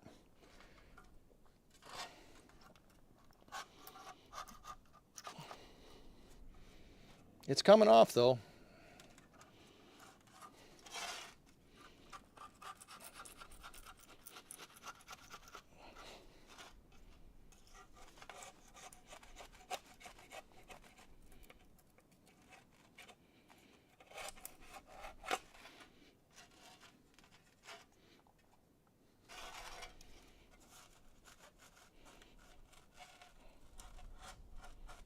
Yeah, it's actually not fighting us too much, dudes.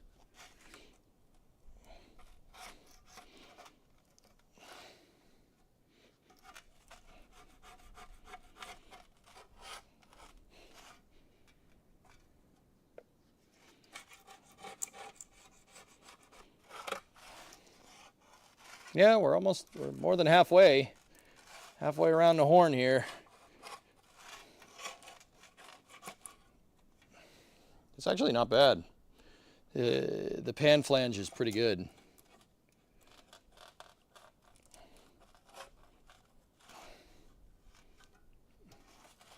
I would do this on the workbench, but it's all the way over there.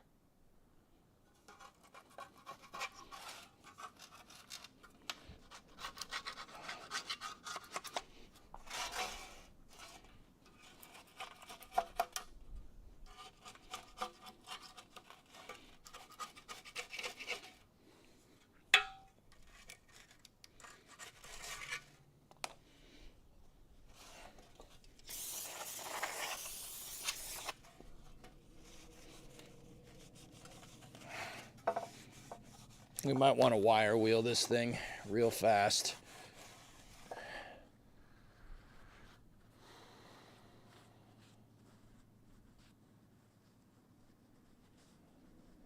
Old torque flights, and I mean old, do not like being serviced. Pressure changes and leaks found shifting servos. Complain, hope it works for you.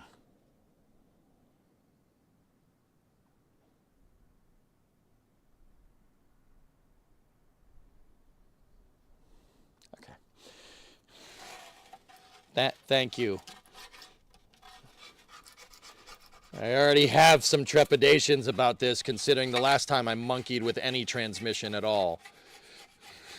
Could have done without that, man, but all right. I think it'll be all right. I'm doing exactly what the factory manual is saying to do.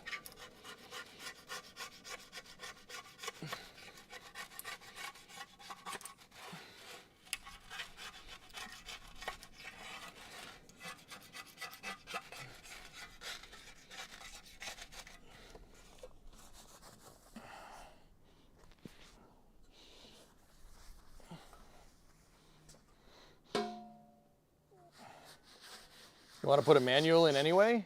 No, I don't. Guys, Torque Flights are really, really good transmissions. Like, even by today's standards. The only real problem with them is that they're a 3-speed. So, it's a 3-speed. Like, they're really, really bulletproof.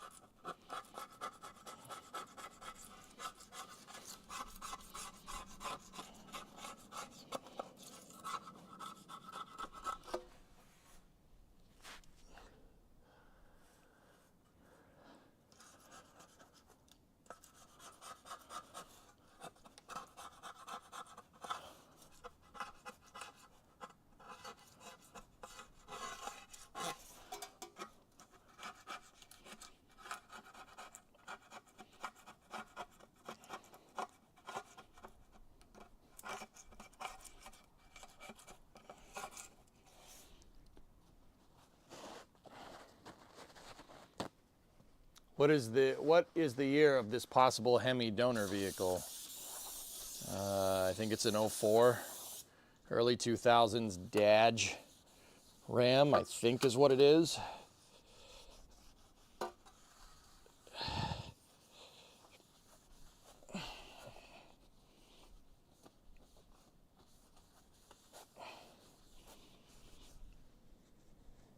Would a modern Dodge transmission bolt in from, like, say, that Ram to give it something better than a 3-speed? Well, the transmission from that Ram is a 4x4, so unless we're making a 4-wheel drive Coronet, which I'm not. I don't want this car 4-wheel drive. That would be kind of cool, though, but I don't want that. No.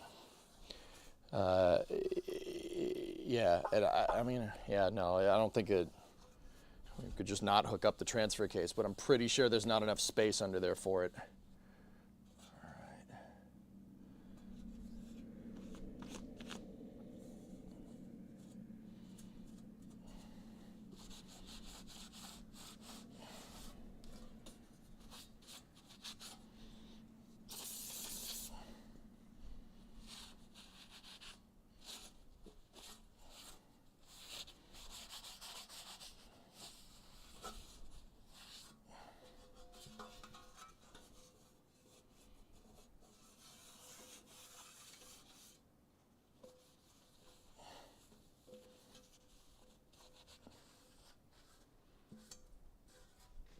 No harm in looking when you get it, though.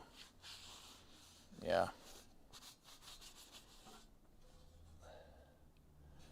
She's a little rusty, a little crusty and rusty on the outside, but for the most part, this should be fine.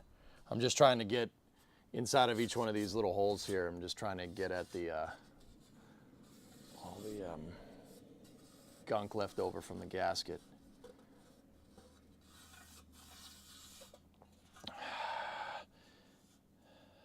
I might want to get a wire brush out just to get this thing the best possible chance of success. In fact, I think I will. I don't want to hit it with a wire wheel. You don't want to introduce too much heat. It could boil the dang thing and bend it. Let's just get at this thing like you're brushing your teeth.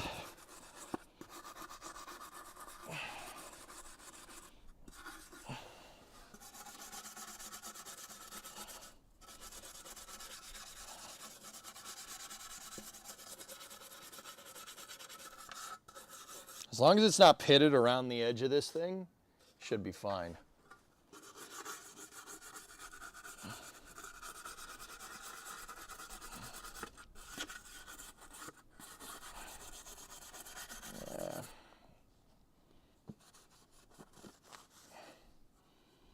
There's a little bit of rust. A little bit of rust in these channels. Either that or the gasket is brown.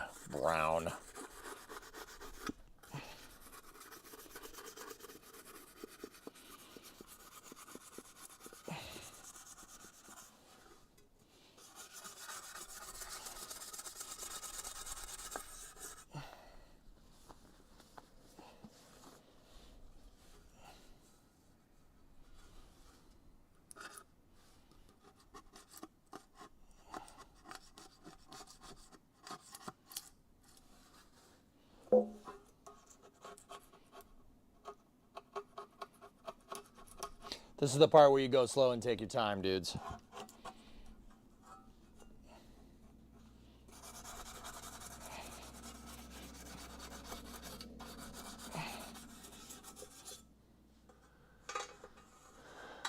Scotch-Brite?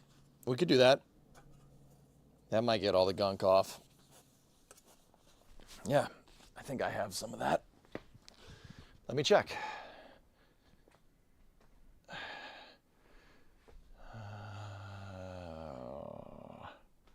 Where would my Scotch-Brite go? That's right, it'd go in the square hole. I have some high grit sandpaper over here, 800 grit. Got a tack cloth. No.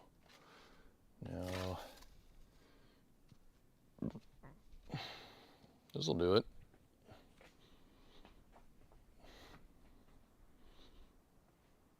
Good enough.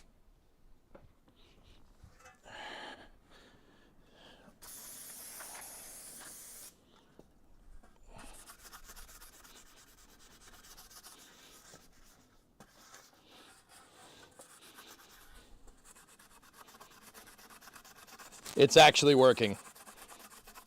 Yeah, that's actually doing it. I'll show you in a second. That's actually getting all the gunk off. Nice.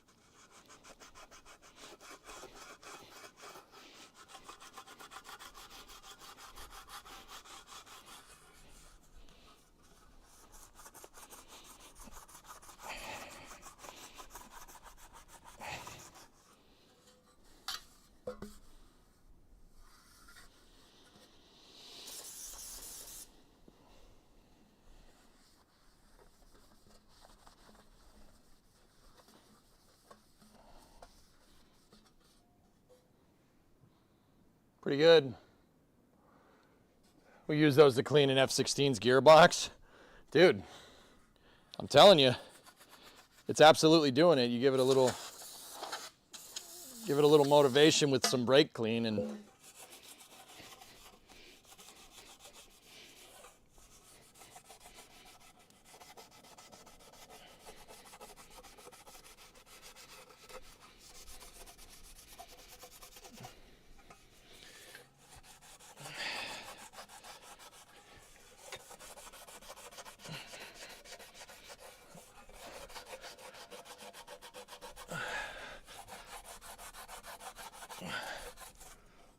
okay. All right, let's give it one last go around with this, with the brake clean and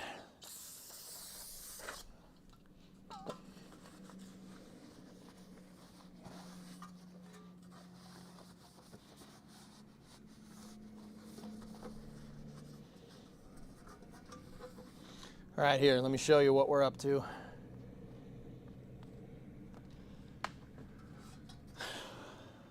It's still got a little bit of gunk around it, but Pretty good. Outside is not bad. It's pitted a little bit. Pitted a little bit over here. Right there, but it's not pitted on the flange, so.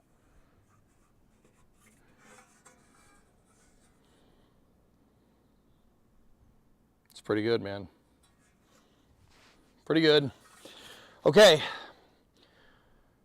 Filter, filter, filter. Whoop. All right, let's get that filter off. This is pretty clean, dudes. Yeah. It's okay. It's actually pretty straight too. Yeah. You got to be careful. You got to be careful, like, because if you went to pry this off with a screwdriver, you're going to bend this.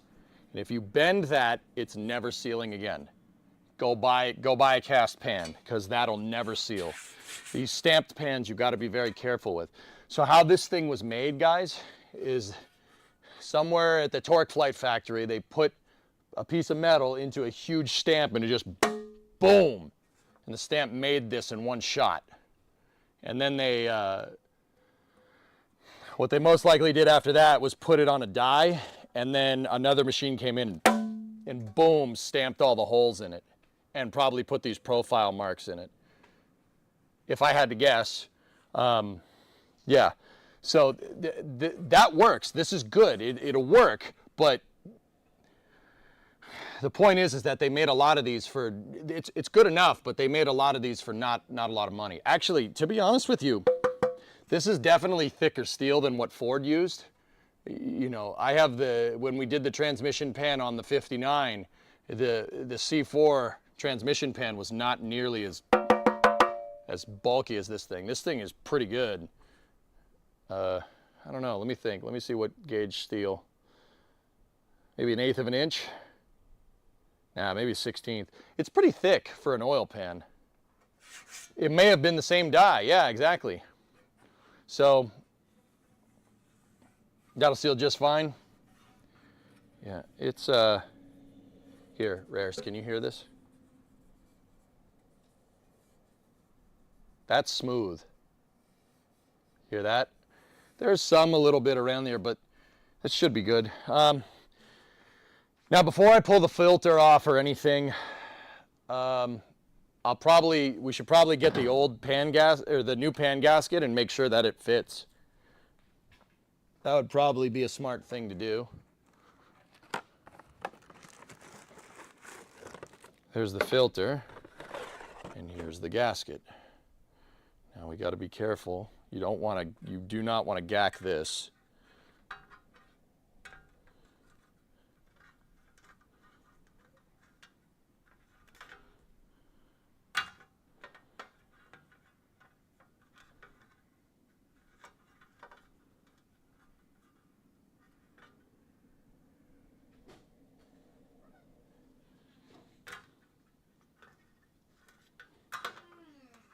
Hey, Bree. Nail polish remover, great clean. Yep.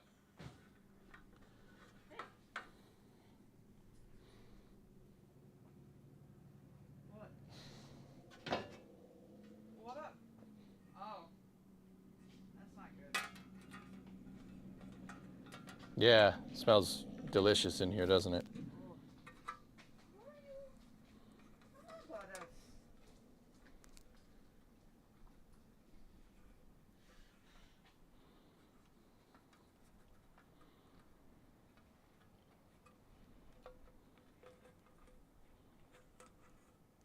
Bree and Titan are here. We are here. Yeah. It don't fit? No. Did you just buy it? Yeah. How did you just buy it and it don't fit? Yeah, this is a 727. This is a gasket for a 727. Oops. Shit. The salami lid! The salami lid is not going to fit like that. Well, that pretty much puts a pin on today's stream. Yeah, that's not the right gasket. And I'm going to go ahead and guess it's probably not the right filter either. Poop emoji.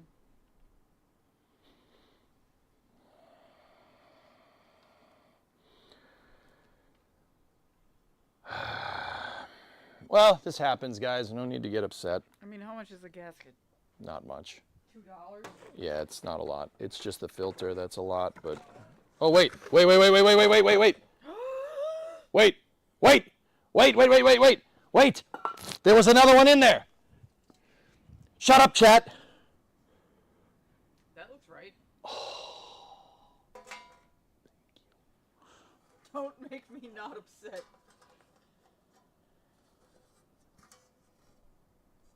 Good.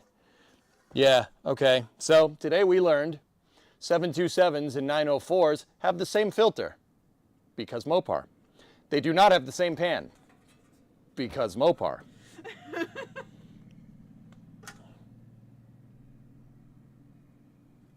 well, How you doing, Bree? I'm fine. I almost had an existential crisis there for a second, but I'm good now. Alright. How are you doing? I'm doing good. Yeah? Just, taking the dog for a walk and then thought I'd come say hi and see what you were doing. I'm doing. And then I thought you were ending stream and I got excited, but then you found your gasket and you're not ending stream. Let me finish the transmission pan. I gotta put that back in. It's only 14 bolts. Okay, well, I gotta take dogs, so. Okay. You guys want to know why I'm taking space news off today? Should I tell them? Yeah, whatever. Yeah, whatever. Whatever. Whatever. It's Brimo's birthday today. She turns 25. That's right. It goes in the 25 hole. That's right. It goes in the 25 hole. Thank you, chat. Right? 25.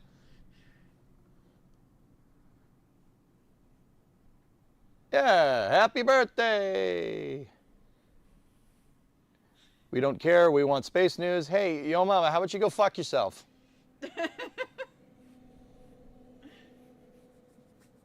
Robbing the cradle, my man? Yeah, of course. Oh, jeez. Aw, thanks, Infinite Tape. Aw, guys, thank you, Oh, Hilda. this is space. I'm in space. What? They didn't tip because of my good looks. Just saying. Just kidding, man. I was gonna say, yo, mama, I was gonna say you dish it out like that, it would game over. What is? Hello? Oh. Hello? Oh, this is space. I'm Hello? in space. Oh, okay. Thank you, Bob Bobbington. Oh, thank you for those Oh my 10. God, J. Alex. Thank you for those bits, old bean. Thank you for the 10 subs, old boy. Well done, good job, but sorry, old boy. Everything in your world has changed. This is space. I'm in space. Oh my God, guys. I appreciate it. Thank you. Pip pip. Ta. Ta, good sir. Anyway.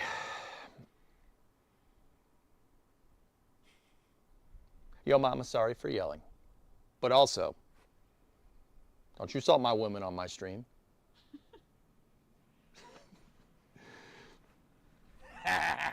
Take her somewhere nice. Why do you think I'm not doing space news today? So for your birthday, are you throwing tea in harbors? Well, it's funny you should mention that because last weekend we went to the 250th anniversary of the start of the American Revolution, April 19th. That's what we were doing on the weekend. Yeah, we went to Lexington and Concord. That was pretty cool. We got to see England take a perpetual L for the 250th time. It's pretty sweet. It's pretty awesome. There were reenactments. It was pretty sick. What is planned for Brimo's birthday? I'm going to take her out to dinner. To dinner. Dinner. And I got a bed. And we went to Lexington and Concord. That's a pretty good birthday. Yeah. Wait, oh yeah, you did get a bed. That's right. I bought her a bed. It's pretty cool.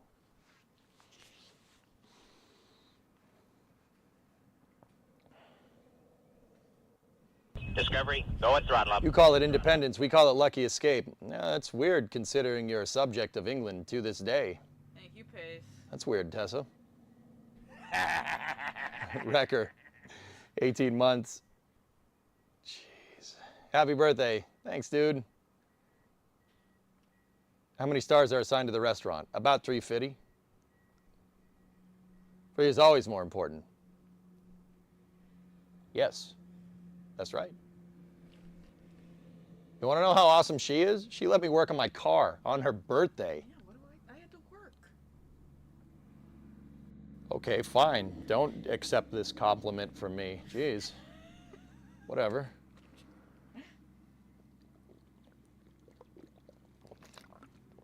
I'm going to take her somewhere fancy like Applebee's.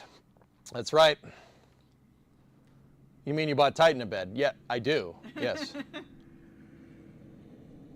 You should not come back for after hours. Could always just do summer car tomorrow.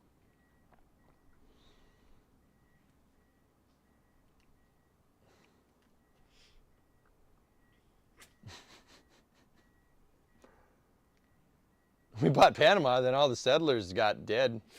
That's a great story, man.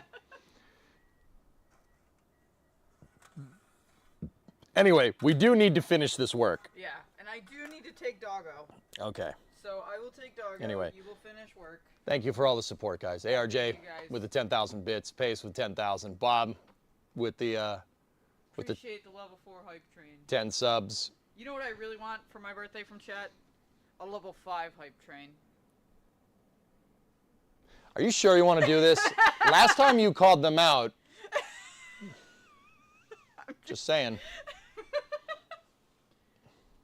Oh, thanks, Hilmus. Oh, this is space. I'm in space. I'm in space.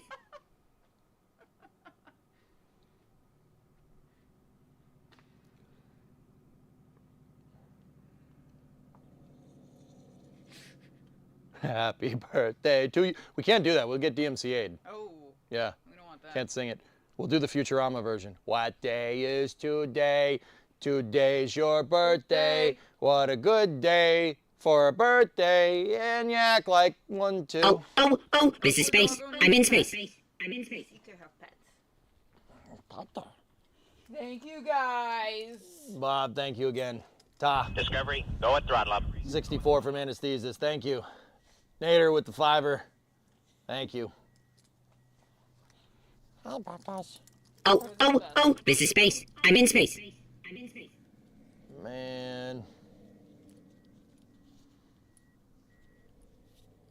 Look at the boy.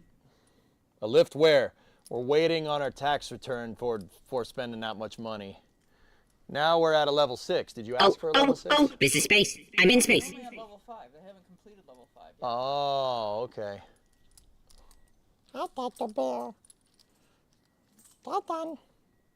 Ride the birthday train all the way. Discovery, go at throttle up. Happy birthday is not copyrighted. Why would you get a DMCA?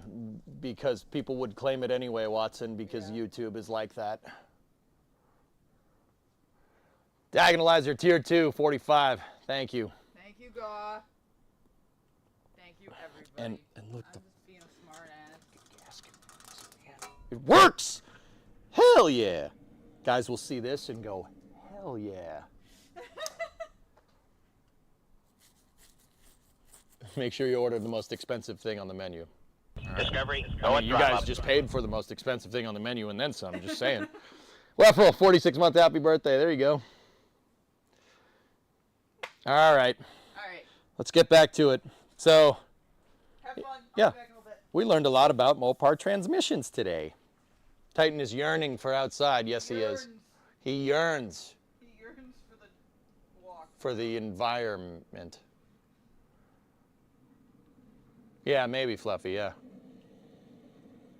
Ah! There we go. Sidewinder, 100 bits for Titan. I'll make sure to get him a good treat. Okay.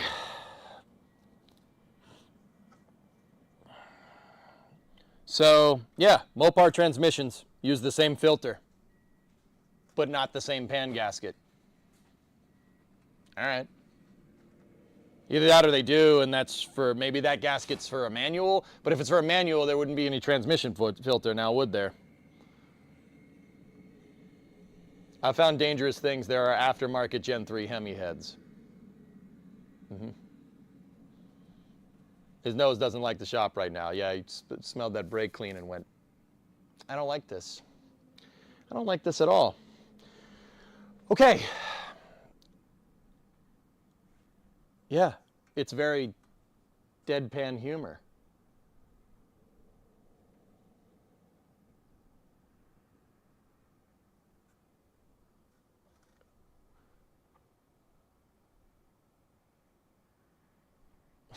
Let's get that filter off.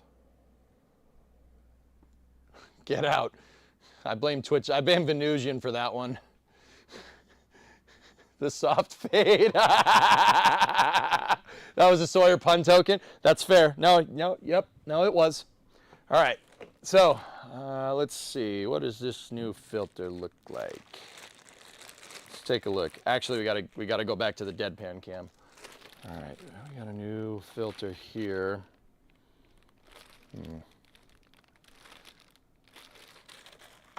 I hope that fits. Filter should be 1 or 2 bolts. From what I can tell here on this, it looks like 2, right there and right there. Those are the only, they're bossed holes, but see the factory filter doesn't look like this. It's like spongy. Now granted that this one does have a sponge, but the sponginess is like inside. We might have another problem. It's possible that we have another problem. But then again, this is all nice. Tranquility Base here. The Eagle has landed. Happy birthday, Bremo. EJ, take here out for a McFlurry after dinner. Be careful what you wish for, man. All right. I can do that. I'll do it. I'll do it just for you. Did you touch one of those static balls to make your hair stand up? No. You see, my hair is falling out. Not because I'm sick, it's falling out. That happens. And I'm also sweaty. So I kind of use the grease on my hand to style it, you know. All right. This white devil thing has gone far enough. Nobody messes with the dew.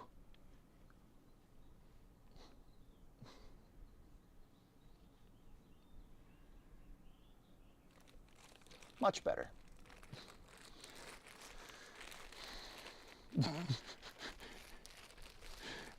Iquenzuacha say he will bring death to you. I can't help but notice you referred to me as Iquenzuacha. Did you just call me the white devil? Yes, this how they know you. Filter time.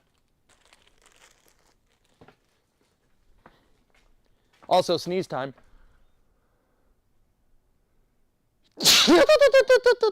Turbo. All right.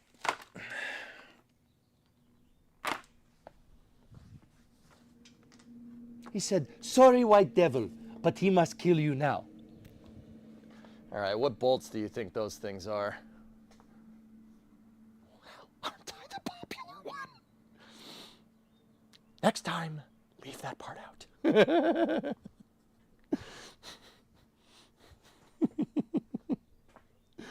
Nobody messes with the dew. We gotta get under here. We gotta take a look.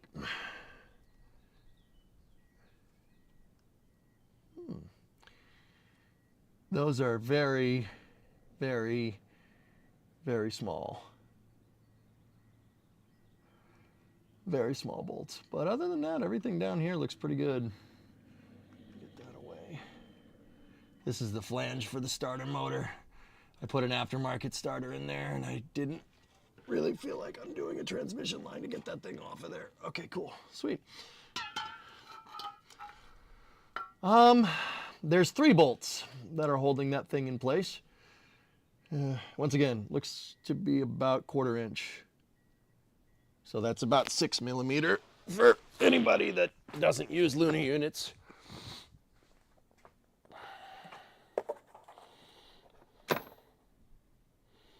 Actually, it could be 5/16.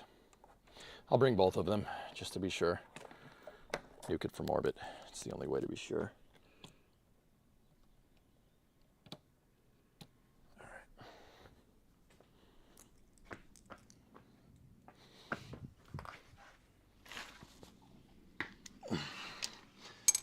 Okay. Who bet 5/16? Because you are wrong. Okay. 1/4 inch. Also wrong. What's between 5/16 and 1/4 inch? 7/32, I think. 9/32. Fractions.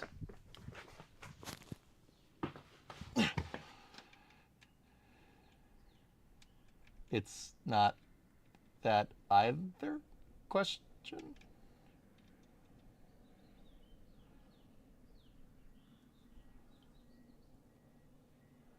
Are these screws?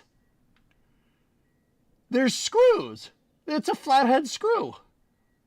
Oh, screw you.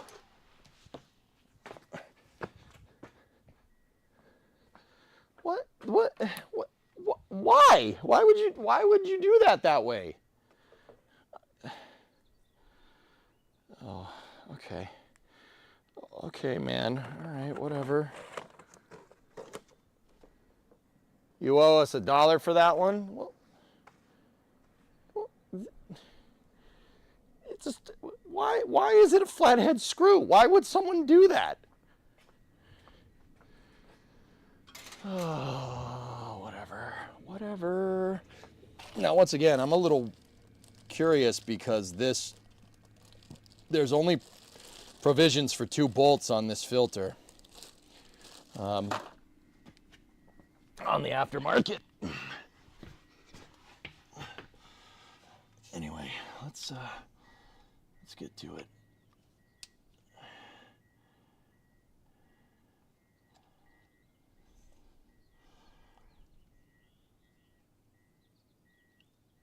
I don't think that these are supposed to be here, guys.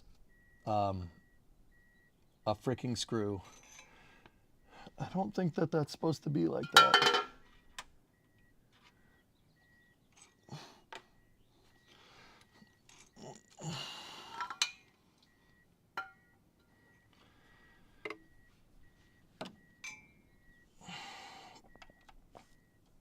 I didn't. The factory manual did not say anything about screws.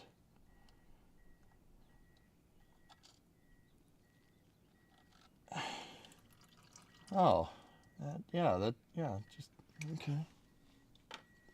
It's just a little nervous, guys.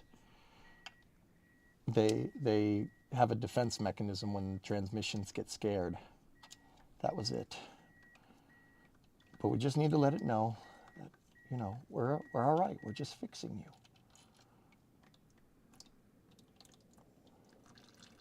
What the hell? Oh, man. I'm worried now. This filter is a lot lower profile than the other one. Like a lot lower profile. I'm not sure the other one's going to fit with a pan on it.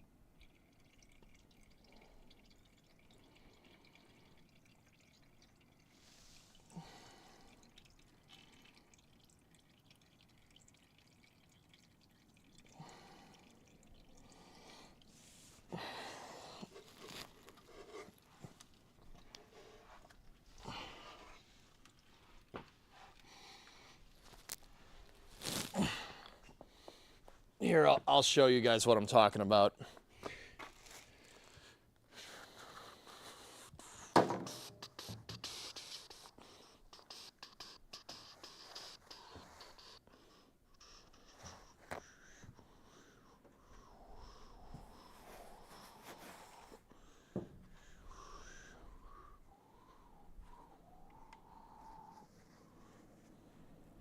So this is the filter that I just pulled out. It doesn't look too bad. There is a little bit of clutch material right there. See that mark? Just a little bit. It's not bad. You want to look for clutch material because of the clutches that are in there. But look at this. See the difference? Now, the bolt pattern seems to be the same.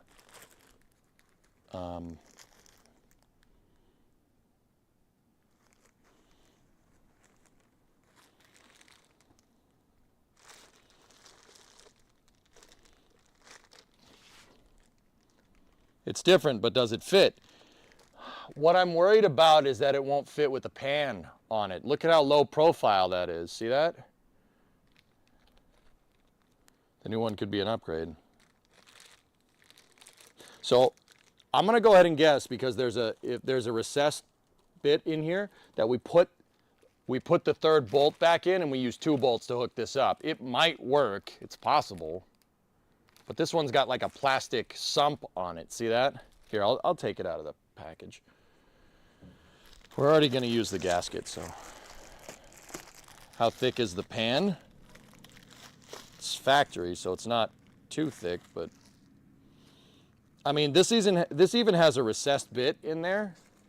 The recessed bit, so the bolt holes pick up in the factory position. So, it might work. This thing can't be touching the bottom of the pan. If it's touching the bottom of the pan, we got a problem. It won't work. But also, it's recessed right there. If you guys look, see what I'm talking about? So it might rest on the bottom of the pan. It's possible. This might be a newer torque flight filter. We're gonna have to figure that one out. Set it in the pan to see. It's not a temporary cover, it's pressed into the steel. Yeah, let me get the pan. I actually brought it over here.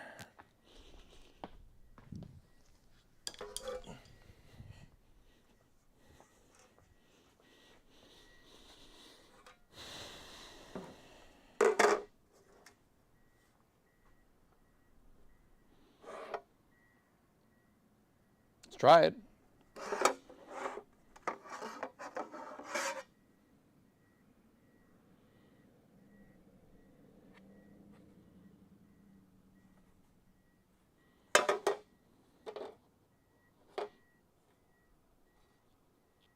Yeah,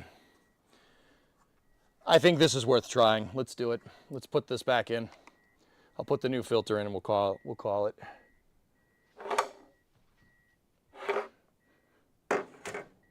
So once again, there's a recessed point on this.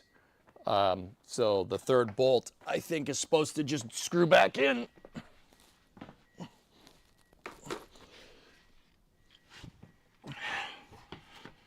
So that's the third bolt right there. Let's just clean this off. And I'm going to clean the mating surface a little bit. The gasket mating surface is a little dirty. Still a bit of gasket with it.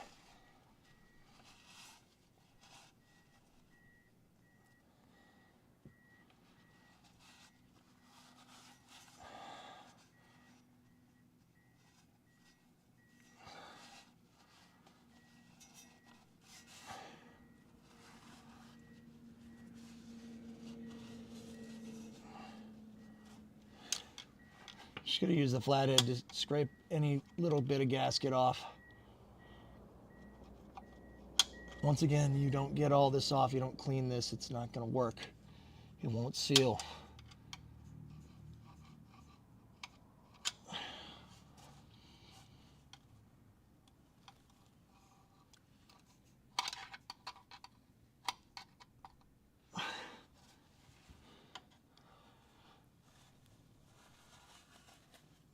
Still a little bit over here.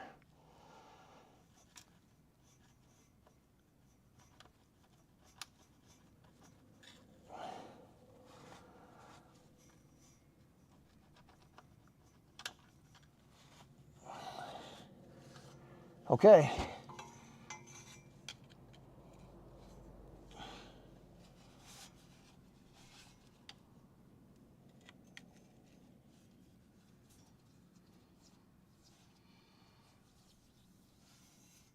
Just feeling around all the edge of this to make sure we're good. All right, cool. Clean off the edge of the screwdriver, and now put that third bolt, put that sucker back in.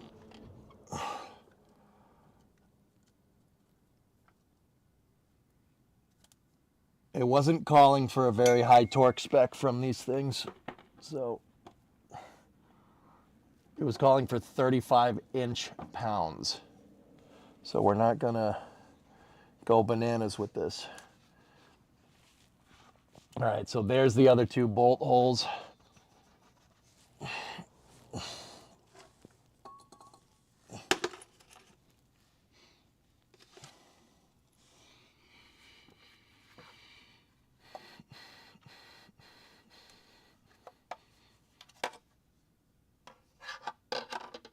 Yep. Okay. That seems right.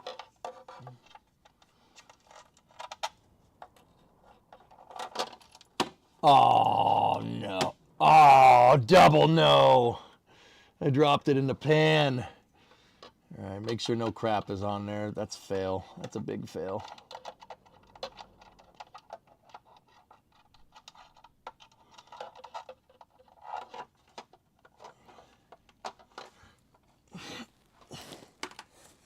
Where's the screwdriver?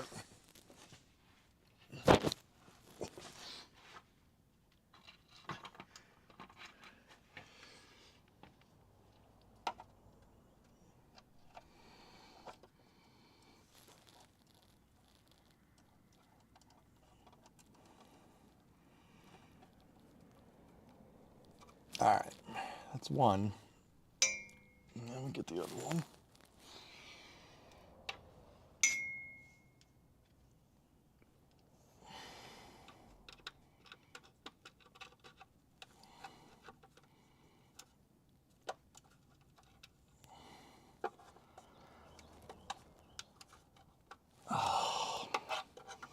Got to loosen this one a little bit.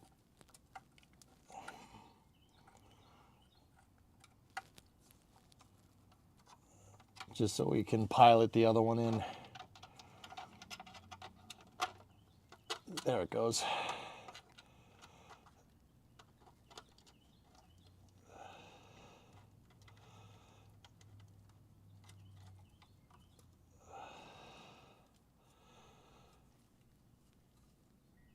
Discovery, That go and one's throttle up. snug. Thank you for the resub. For the man or woman, whatever.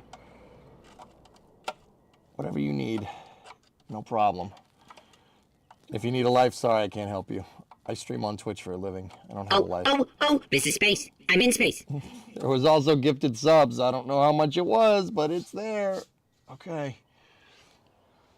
All right. Houston, Tranquility Base here. What is The Eagle this? has landed. Hold, hold, hold.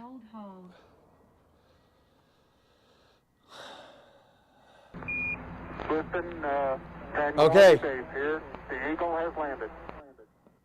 That looks like a TF164 transmission filter. Are you sure you don't need a TF127? I don't freaking know, dude.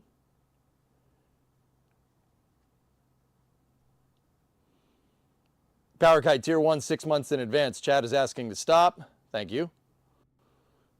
Okay.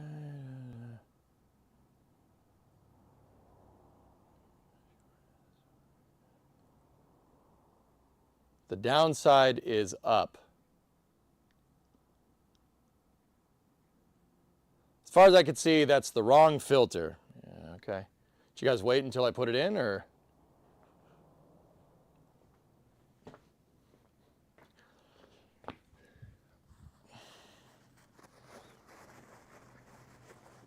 Like, did you wait until I got the last screw? Like,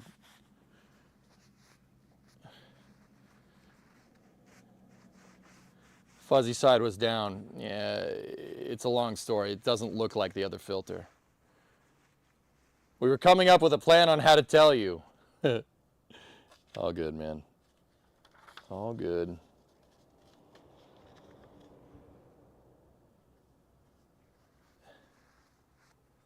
PayPal was slow. I'm sorry. Thank you for the tips, though. Yeah. I'm not 100, I mean, like I said, it looks too big. But that's why I didn't gack the OE filter. The OE filter is still here. It's just a little saturated, that's all. We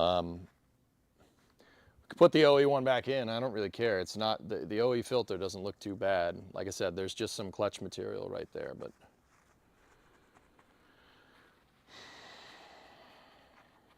But it's interesting because the pan gasket fits, which is weird. Could you just brake clean the hell out of this one and reuse it? Yeah, sure.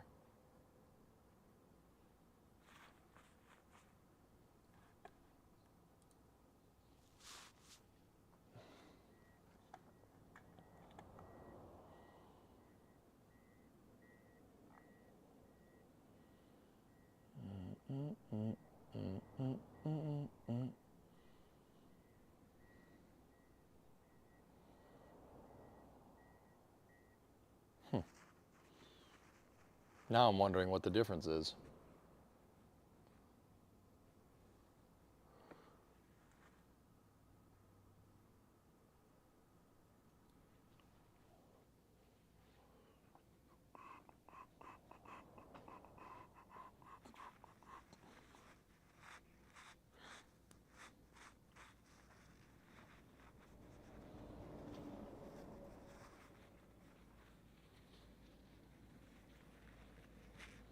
Guys, you know what? This one doesn't look bad. Might just pop this one back in. It should be yellow foam. There's yellow foam. It's just inside of a plastic case, Meatwad.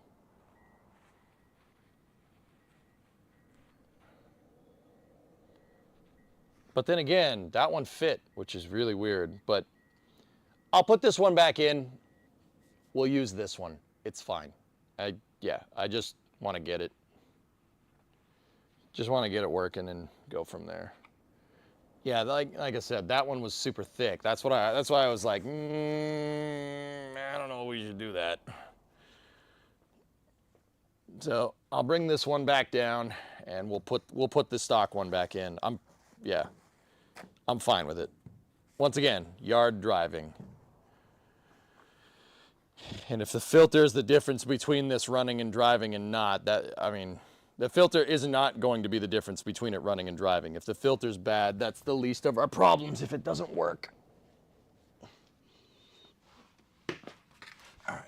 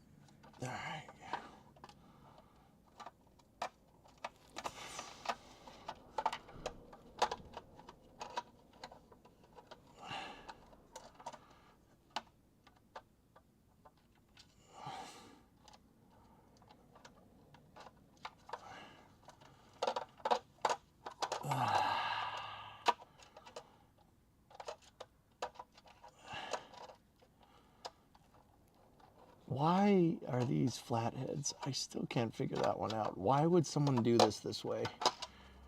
Okay, I got one.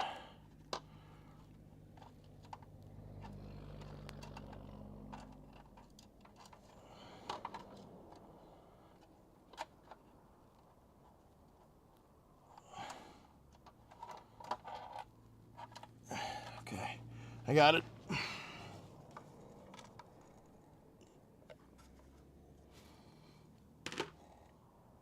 Let me undo the third bolt.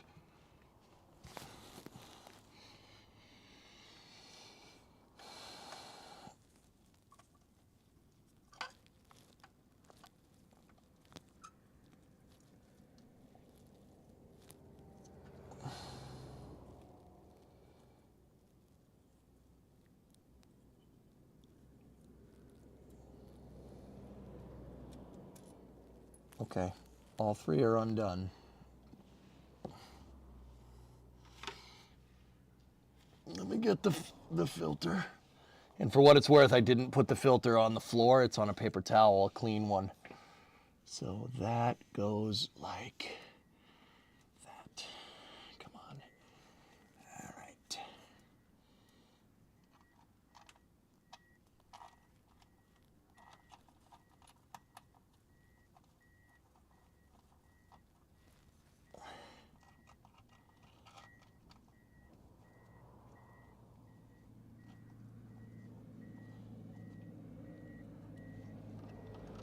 It's not a complete fail though, because we're going to flush the transmission.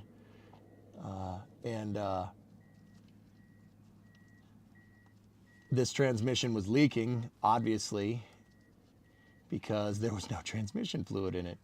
So it was definitely leaking.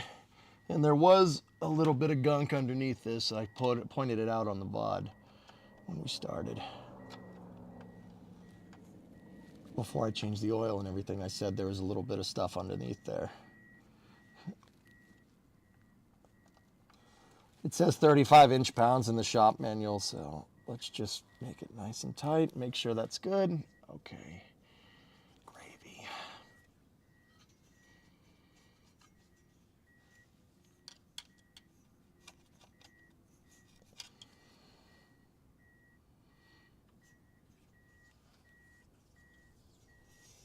Okay.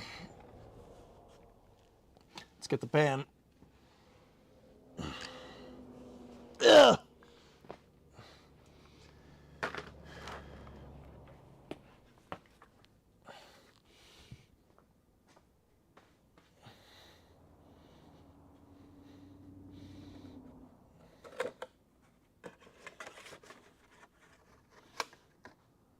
I'm just putting the other filter back in here.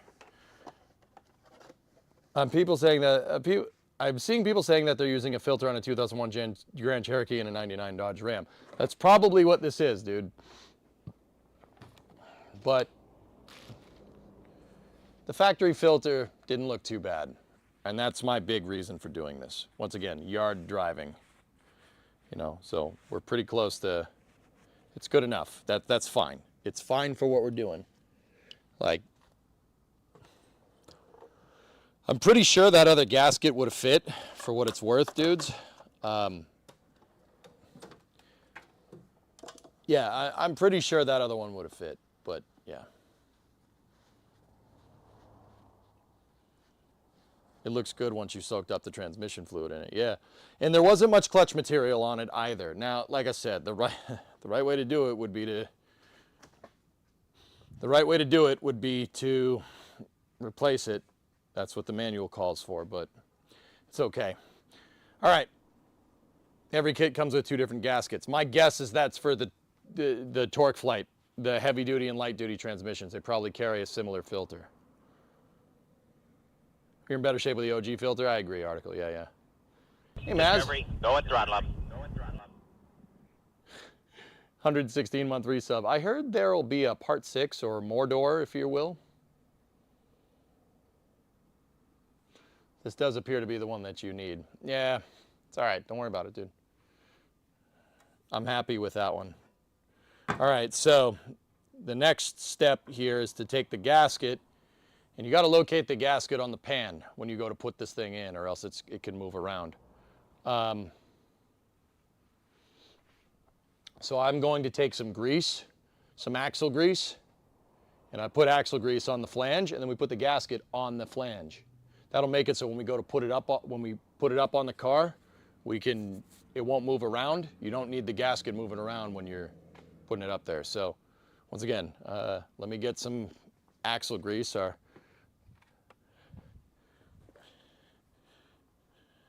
The forbidden chocolate. Want some? Actually, this is the Molly fortified stuff. You know what we should do? We should use the grease that we use to pack the wheel bearings. Forbidden strawberry jam.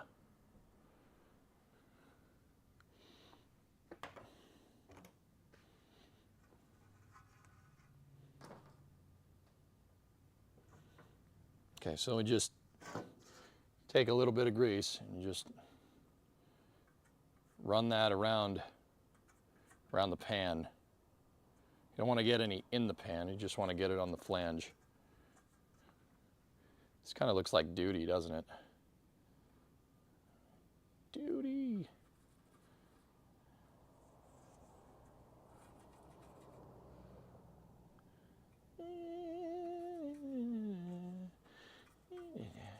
Yeah. Oh yes, very nice.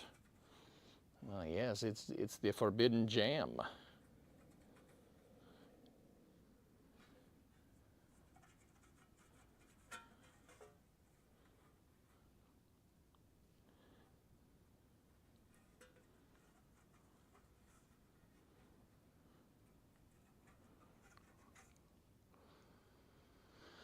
This is your jam? Yeah, baby. Wait.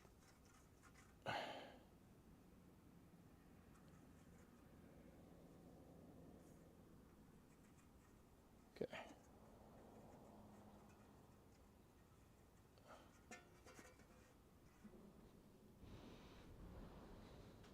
I just threw away all the damn paper towels.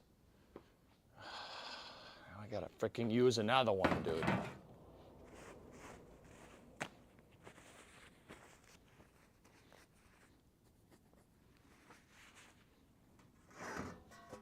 Okay, let's get our gasket. And we lay it down, lay it down, lay it down right now.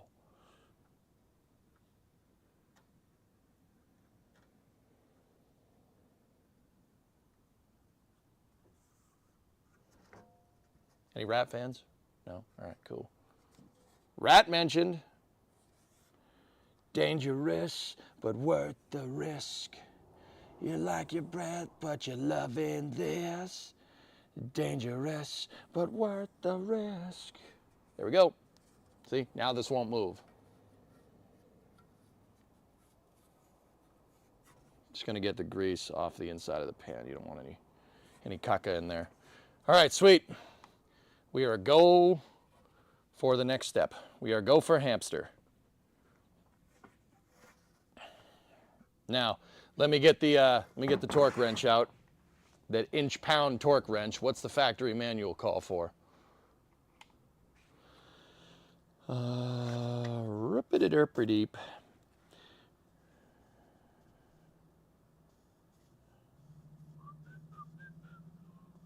Tighten retaining screws. It is a retaining screw.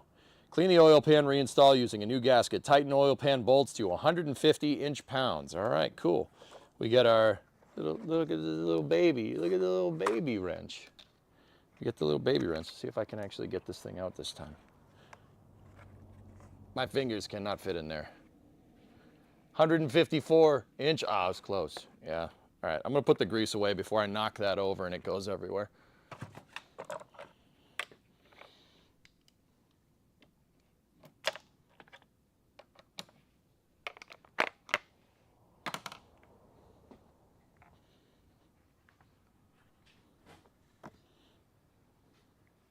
All right. Hey, Bree. We're back. How's the transmission? It's good. Yeah. We're making progress. Look at the little torque wrench. It's a little torque wrench. Is that the one that you were like, I gotta go buy this? Yeah. That little thing is whatever. Torque wrench. That's why. 150 inch-pounds. Alright, I'll leave you to it then. Okay, babe. Just let me know when you want to go. I mean, I'm kind of waiting on you, so. Wow, didn't expect the ball to be served back to me that quickly. Well, it's true. What else would I wait for? The square hole? I just got to tighten those 14 bolts, put the transmission, put fluid back in it, start it up, make sure it works, and then we're good. See ya. Give me. Yeah, yes. Come on, tights. Okay, we're set to 150.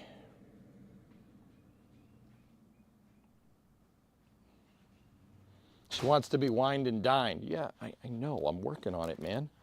I'm working on it.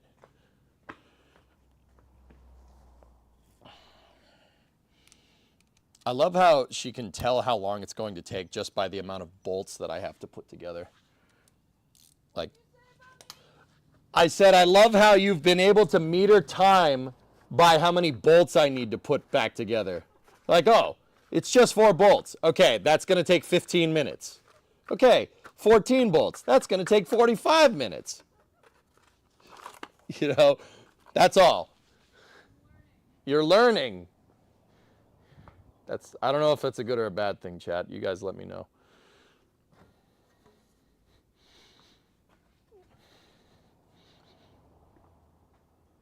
All right, let's do this. Don't you lay it down. I want to see if there's a sequence to doing this or just go around the horn. Fluffy, what do you mean I left you hanging?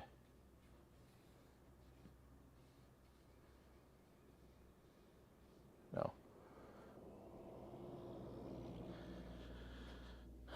Okay, let's go. All right. Where's the curvy bits? Curvy bit goes over there.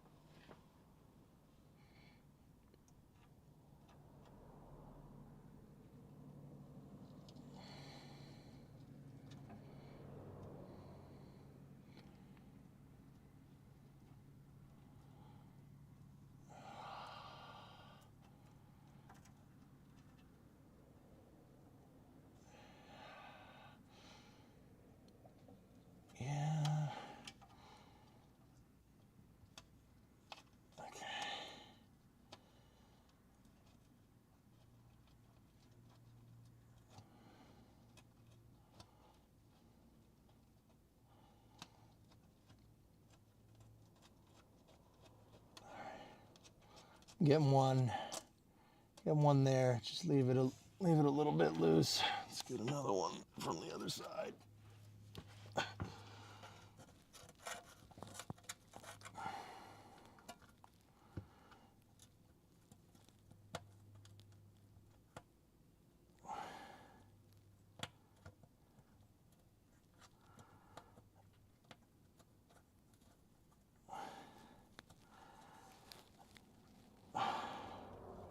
Okay, we caught that thread. Heck yeah, man. Yeah, it's a little more involved than doing the oil, huh, boys and girls?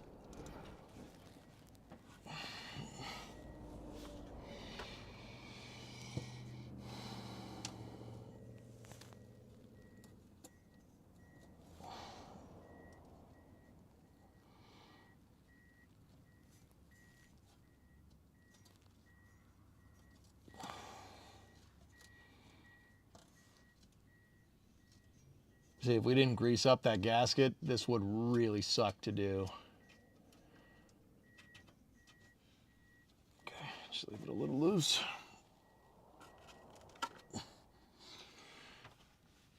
Put this one over here.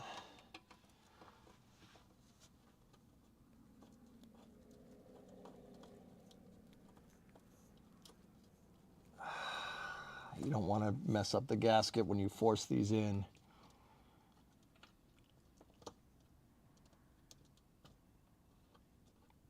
There we go. I found the thread.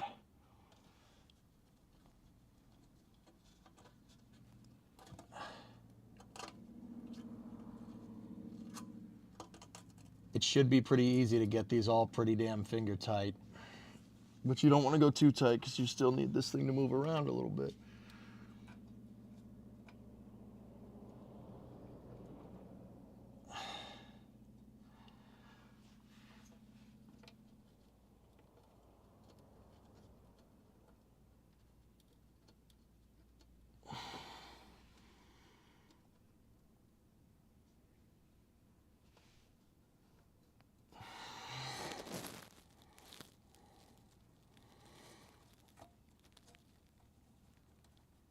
Okay, we got them in 4 corners.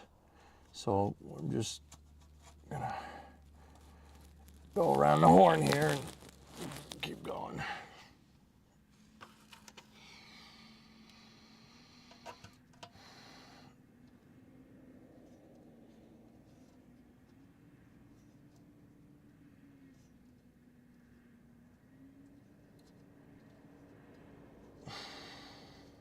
I'm being so damn careful, dudes, because I'm worried that I'm gonna break something.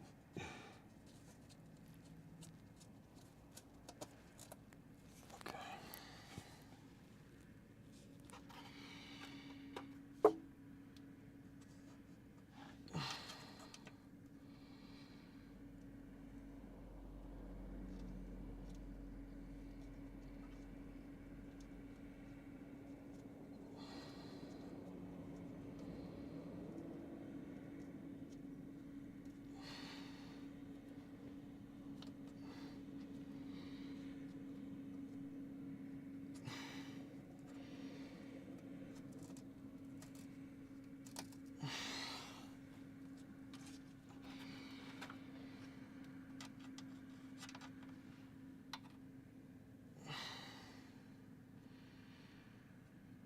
But so far, this does seem, you know what? I'm not saying nothing. I don't want to jinx it.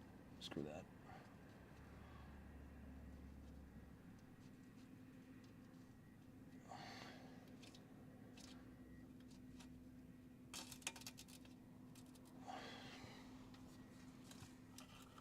Six more.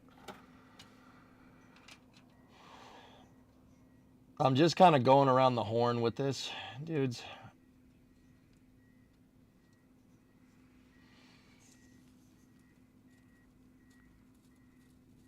Like just alternating around. Okay.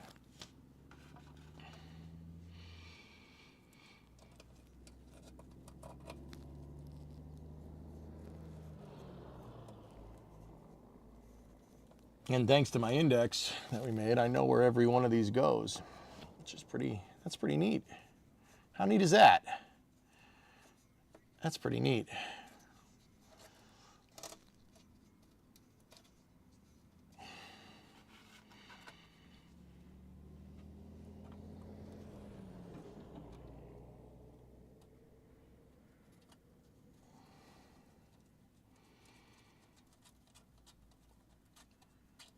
I should have probably chased these threads, but it's okay. It's not the debauchery that was that C4 transmission that we worked on, so.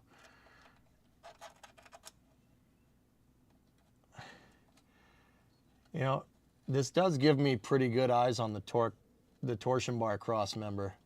And it's actually not as bad as I thought. It's just bad on the ends. Unfortunately, that's structural, but you know, we'll get at it.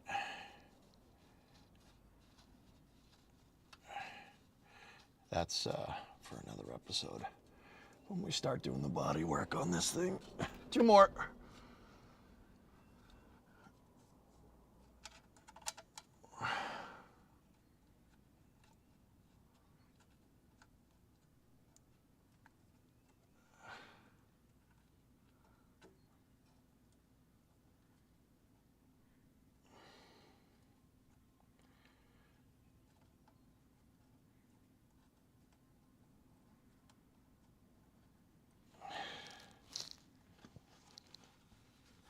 Inner rockers look okay.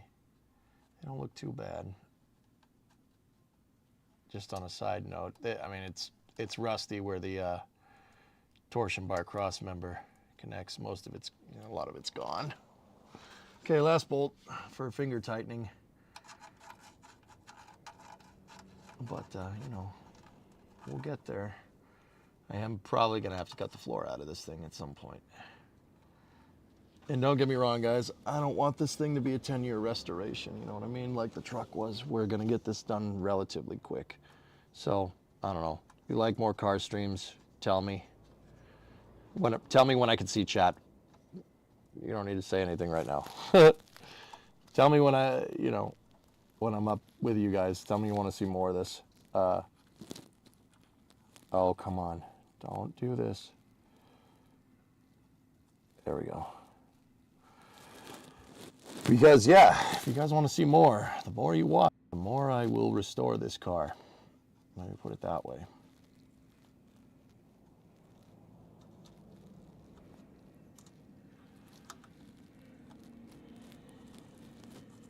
Okay. Okay, everything is finger tight. Where's my torque wrench? We're set to 150 inch, just like what the factory manual calls for, so I'm going to start up here.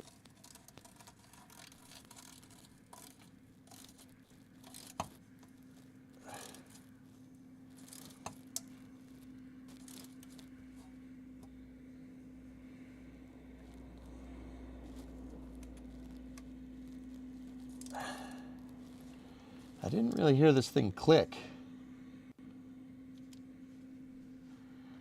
All right, well, I'll go over here.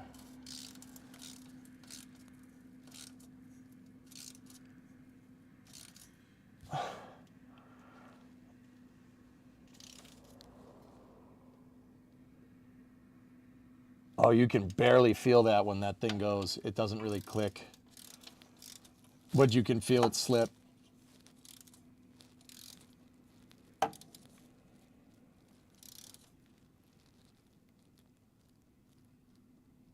Oh my goodness.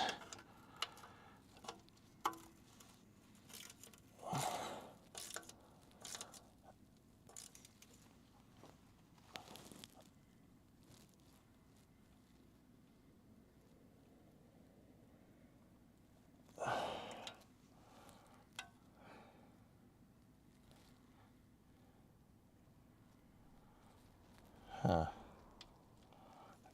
Dude, I don't know if this thing is clicking or if I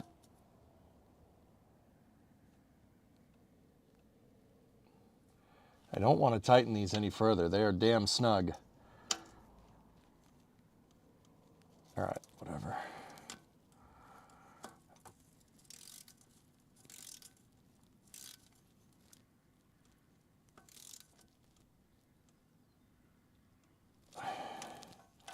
Is this thing engaged? Hold on. Am I doing this freaking right? Yeah. Okay.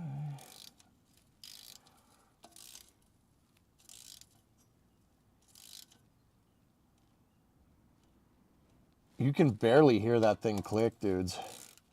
But it's clicking. It's not very audible like the other torque wrenches that I've used.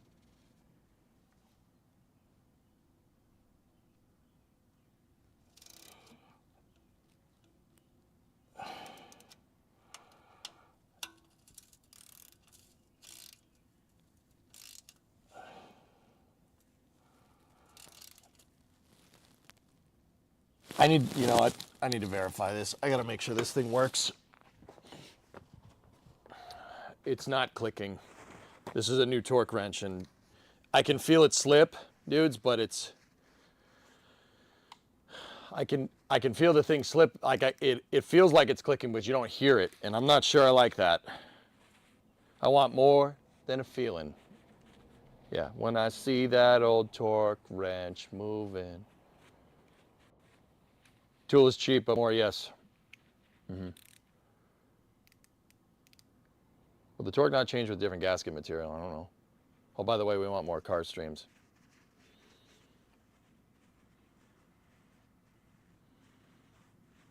I like the time spent in adding value to your assets. I like the game stream, but let's be honest, it's a huge waste of productivity time, yeah.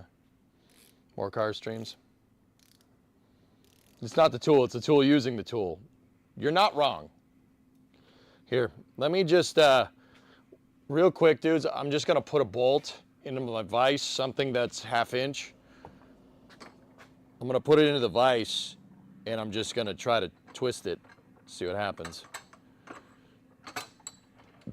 I have a lot of extra bolts over here. You guys can just imagine that this part's happening, okay? Because I'm on a time crunch, so I don't want to setting up the camera angles is going to take a second. But just remember, with your imagination, there's no limit to what you can imagine.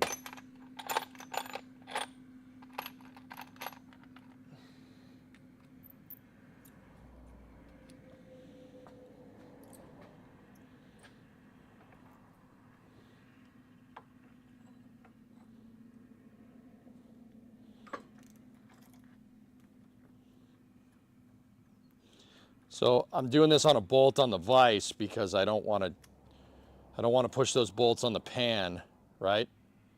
And then have something bad happen. I reached the end of the damn thread. Hold on.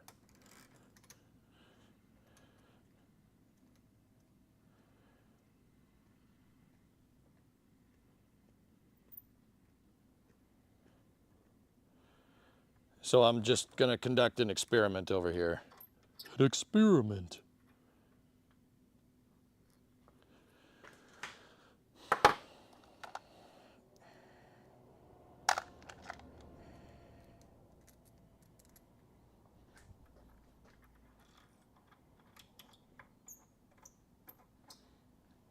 I have a nut and a couple of washers to space the nut with the torque wrench. And I'm going to tighten it down here. On the washers are spacing between the nut and the bolt. The nut's in the vise.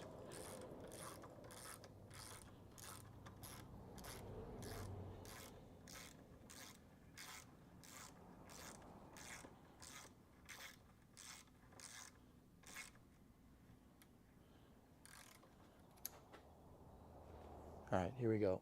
Let's move the torque wrench. The mic's up close to it. Hear that? Okay. That's what you got to feel for. All right, excellent. Sweet. Okay, so it does click, but you got to really send it. Did you hear the difference?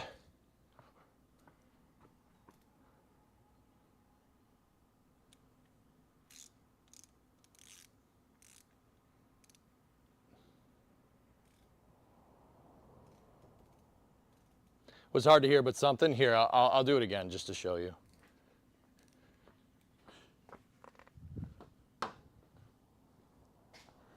Or just so you can listen. Ready?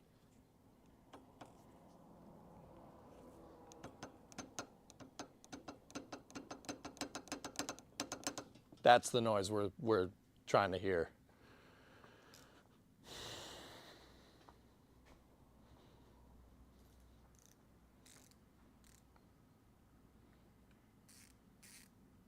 All right, let's get back down under there. I'll just go around the horn and let's hope and pray we don't break something.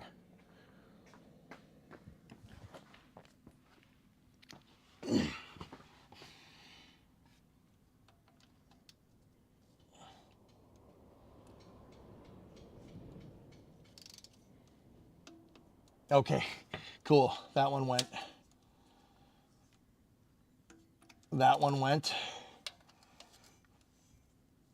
It's definitely not as audible as a big torque wrench. It's a little thud. Cool.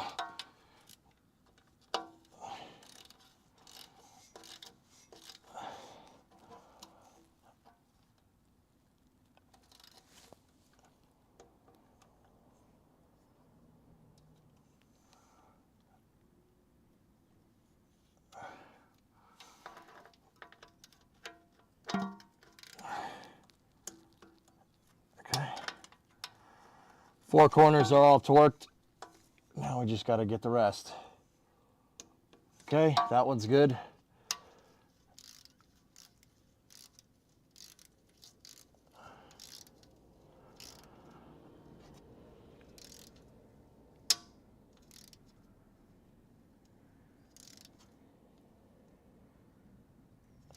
Come on. I thought I snapped one, but that was just torque wrench moving.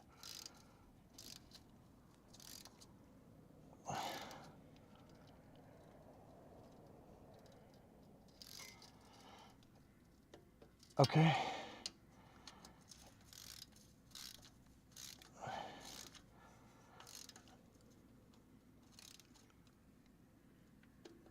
Okay. Okay. Okay. Okay. Okay.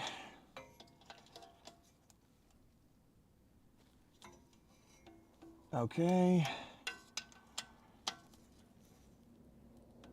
Okay. I know that one's good. I'll just double check it to be sure. Okay.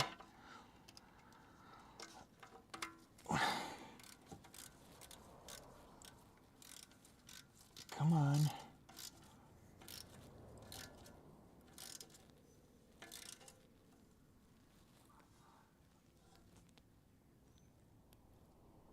Okay.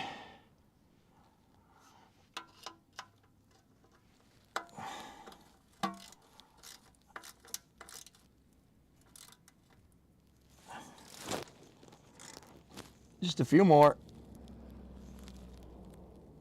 Okay, that one's good. Did I get this one? That one's good. Okay, we're all torqued.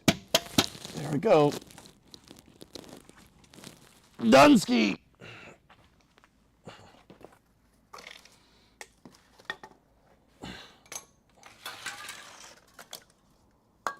Good job, little torque wrench. That'll do. That'll do, torque wrench. That'll do. Okay.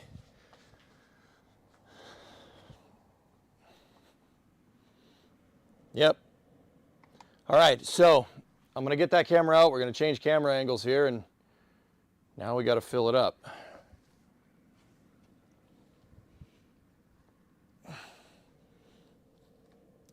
We should probably take it off the jacks too.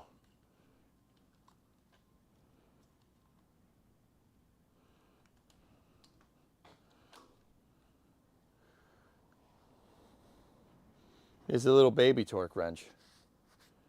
That'll do, torque wrench. That'll do. Yep. Okay. What's the next step? Clean the oil pan, reinstall using a new gasket. Tighten oil pan bolts to 150 inch. Pour 6 quarts of automatic transmission fluid, ATF plus 4, through the filler tube. Start the engine. Allow to idle for 2 minutes. Then, with the parking brake on, move selector lever momentarily into each position.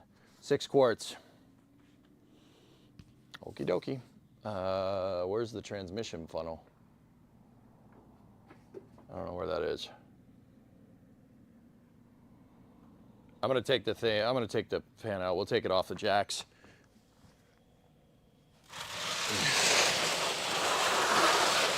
Oh, that's just a yummy mess to clean up later. But it's all on the skid pan, so whatever. Let me get my light.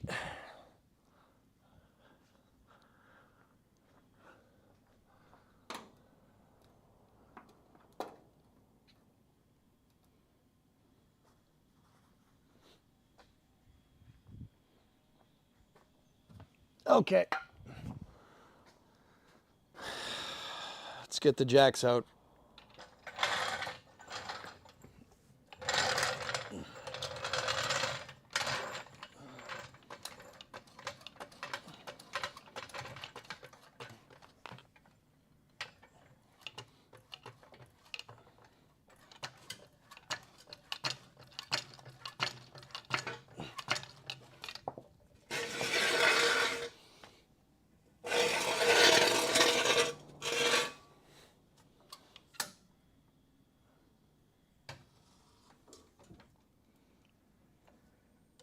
Okay. Clear. Should have said that before I let it down, but whatever. Nobody else is here but me. And you.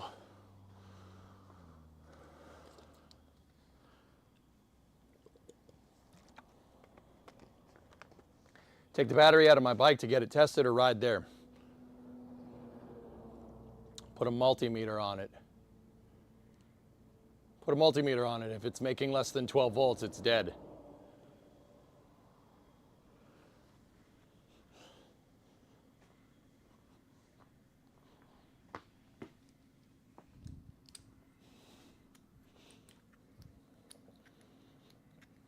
Jacobs, have a good night. Happy birthday to Brimo. Thank you. You as well.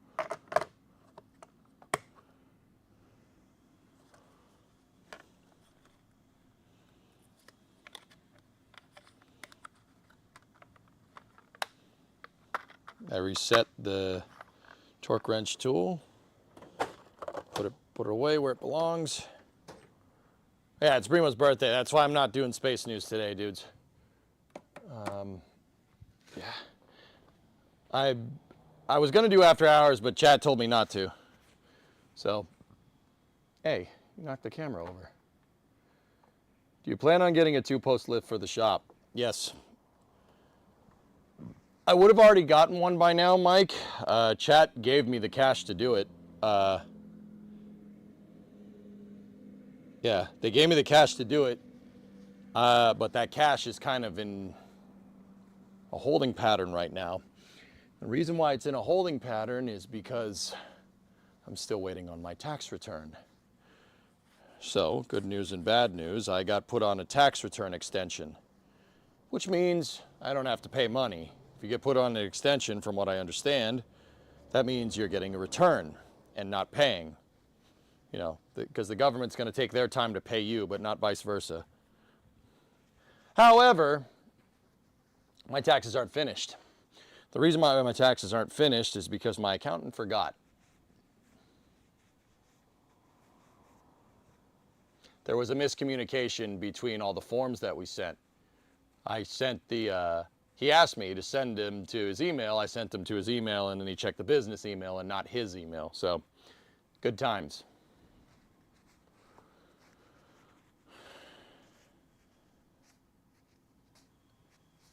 Yeah, so that's fun. But, yeah, that's what's going on.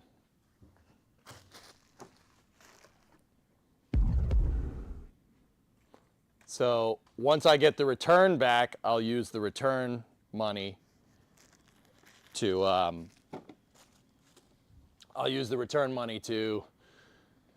a 2-post, or at least find one. I need a specific type of funnel here.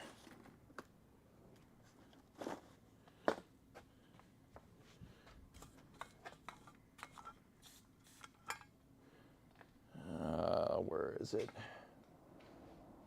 Where's my ATF funnel? I should know. This shouldn't have gone far, but it's okay. Maybe I put it in the funnel box. What are those? What are you doing? What are those bits? Why'd you do that?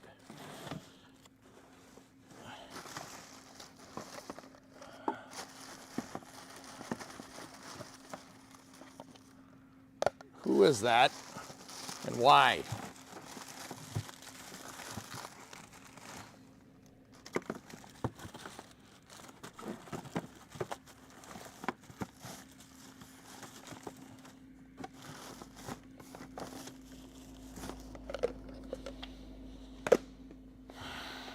What was that about? Thanks for the great content. Sure. No problem. I don't know. I found other funnels, but I don't think any of these are going to fit. You know, I'll be honest with you. The transmission funnel was, the ATF funnel was the one thing I really didn't find when I cleaned the garage.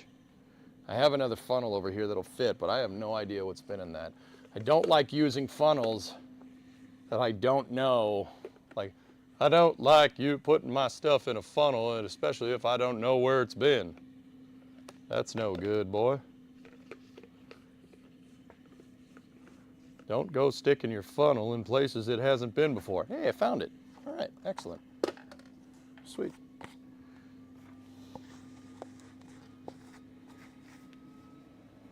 That's your pro tip for the day, ladies and gentlemen.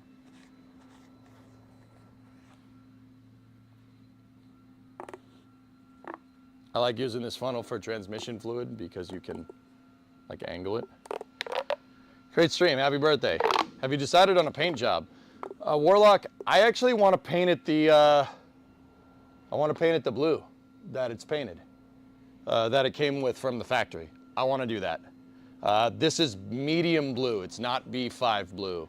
It's light blue metallic is the paint code, I think. Yeah, The car looks sharp when it's painted that color. I'll show you. I have a screen cap from somebody that did a restoration on one of these on YouTube. Take a peek. See what I mean? It looks sharp. That looks really, really nice.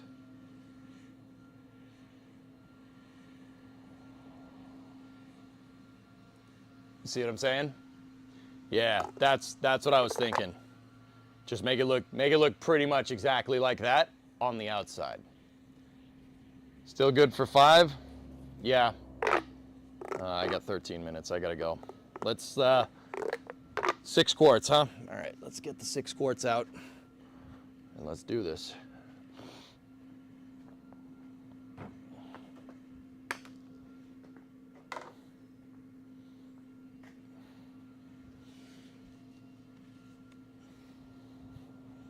I was gonna flush the transmission, but then I decided to just do it.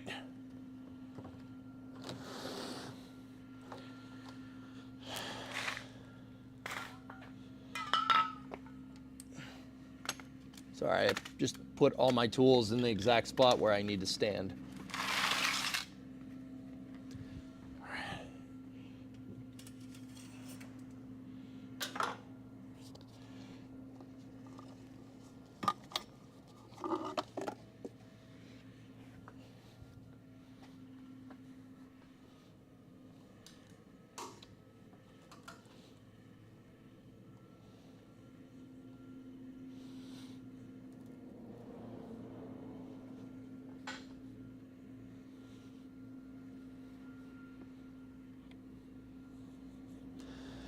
Can I imitate the factory color? Yeah. Are you going to put the mid-body trim back like on yours? No, probably not. I don't like the mid-body trim. I think it looks goofy. But it is a 500, so I don't know. All right, here we go. Quart number 1. We got 6 quarts here.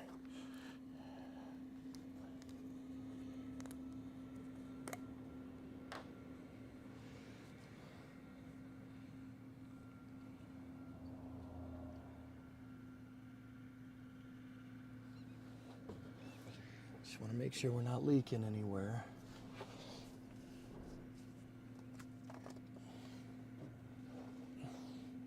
Yo.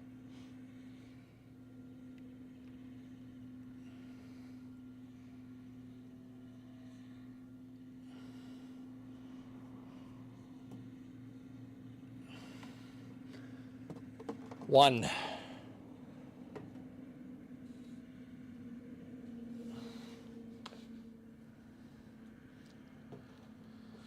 One quart, 2 quarts. Ah.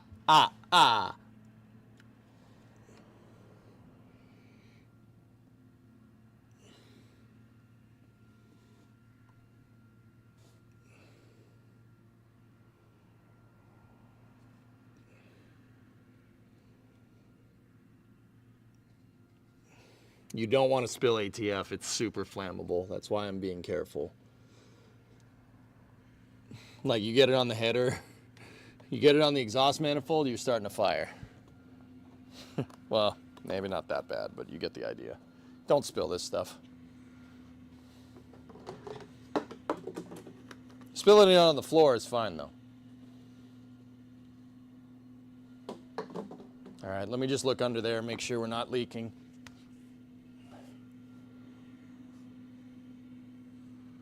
Nope, not leaking yet.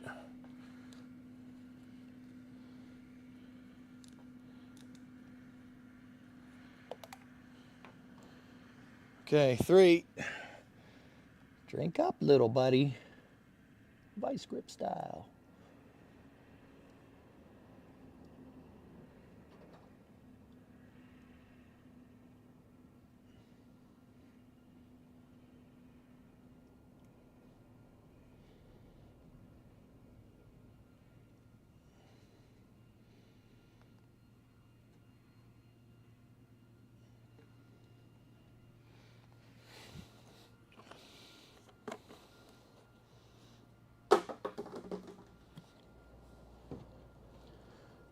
Four.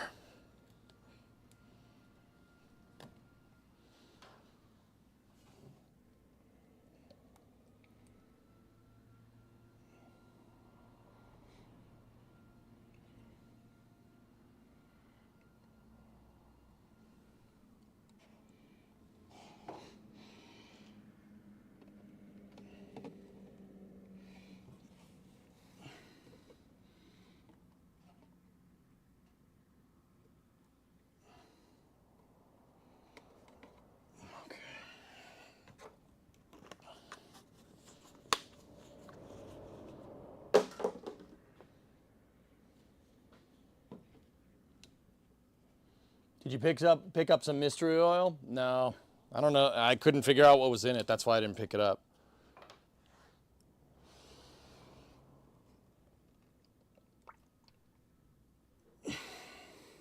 Five.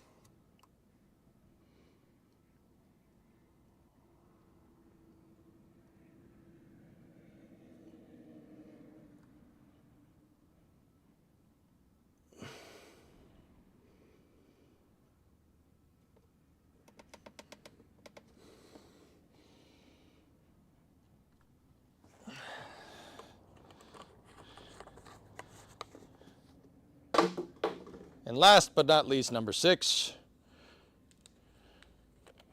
per the factory manual. Ow!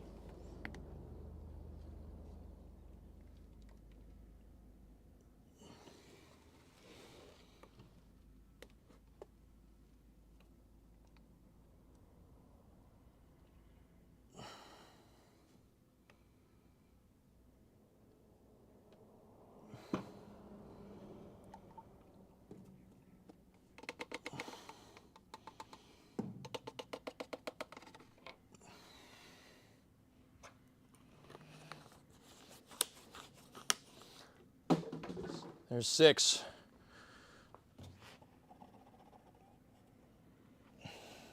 Per the factory manual.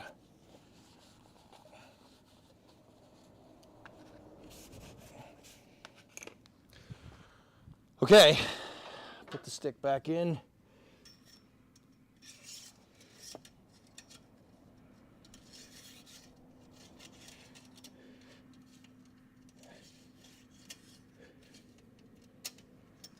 Okay, that's back in.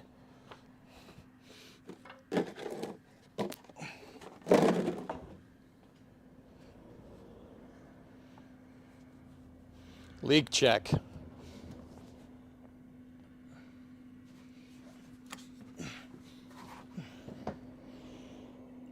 Nah, she's clean. Yeah, there's nothing on that pan. Okay, 6 quarts of ATF, start engine and allow to idle for at least 2 minutes. Then with the parking brake on, move the selector lever momentarily to each position, ending in neutral. Okay.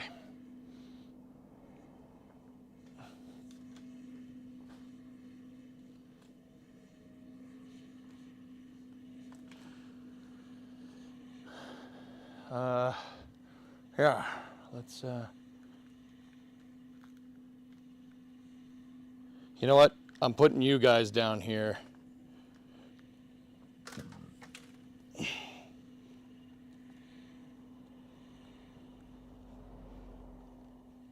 Sorry, I'm just moving the tripod. I know we're backlit, but there is some puddles down there. You'll know if it's spewing transmission fluid. Okay. Oh, that's your ear. Hey, relax, you're fine. Okay, negative terminal, hook back up. All right, let's give her a go here. Ready?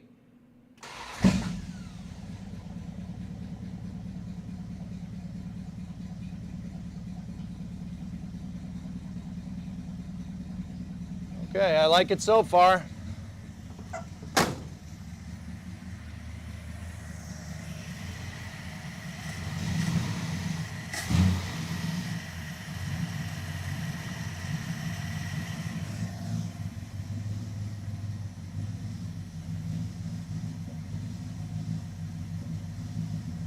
Still misfiring.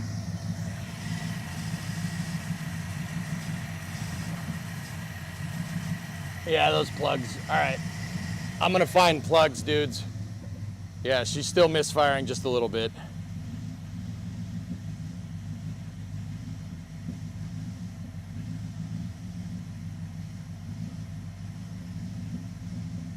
Don't worry about it. Can't see me. It's fine.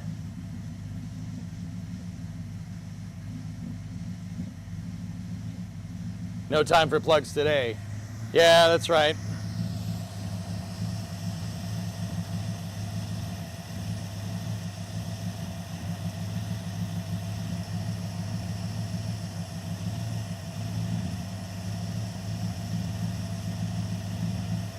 Okay, it's been idling for 2 minutes. Let's see what happens. Can we soak the plugs to clean them? Yeah, sure. All right, I'm taking the wheel chocks out from the back.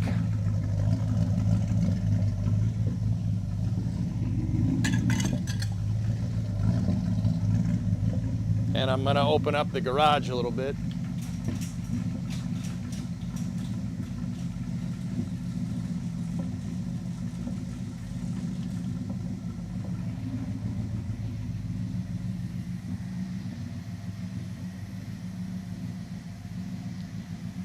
All right, let's do this.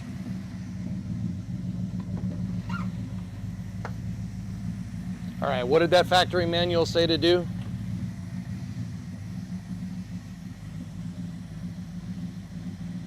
With the parking brake on, move selector lever momentarily to each position in the neutral position. And then end in the neutral position. Okay. Here we go. All right, brakes on. Parking brake is on. Reverse. Park. Drive.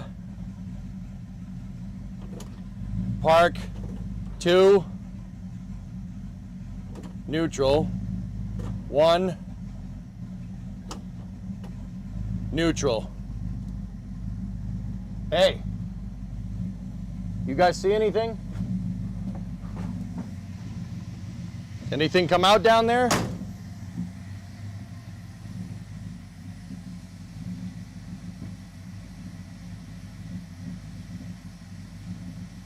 Because it didn't bump into gear like it did before. It was it bumped a little bit, but not nearly as bad. And what's the next step? Add sufficient fluid to bring the level to the add 1 pint mark. Okay. In neutral, it's got to be in neutral. Okay, she's in neutral, we're good. I got a last quart here. Let's check the dipstick.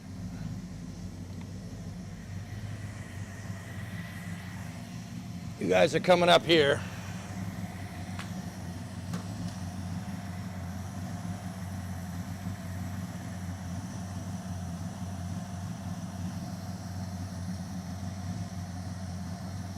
Dude, there's still a little bit of white smoke coming out the back of this thing. I think there might be still some seafoam residue in there or something.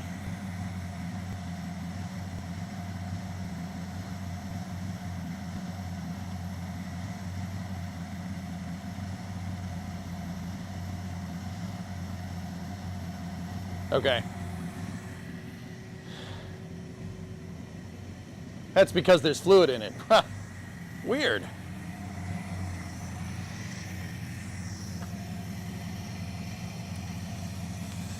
All right.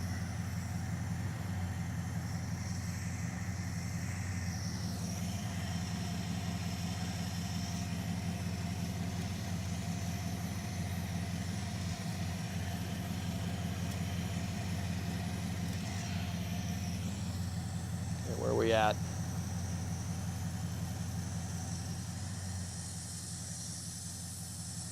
Dude, it's pulling full. It's, here, let me show you.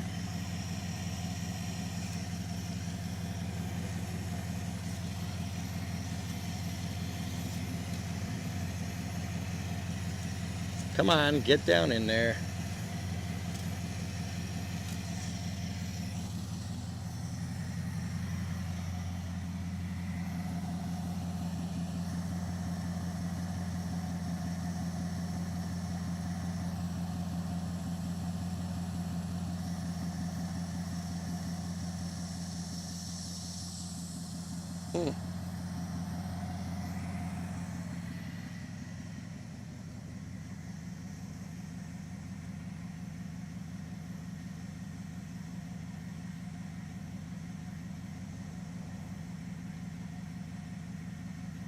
Time to power brake it. There's no power brakes, dude.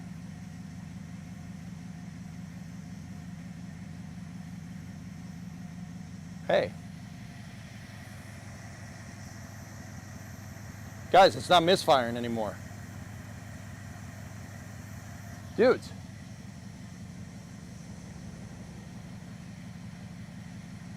Residual on the filler line will add to the dipstick. Yeah.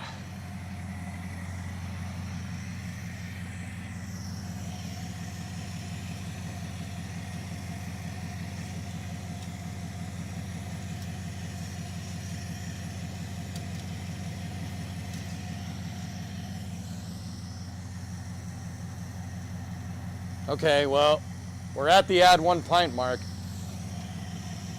Guys, she ain't misfiring anymore. It's gone.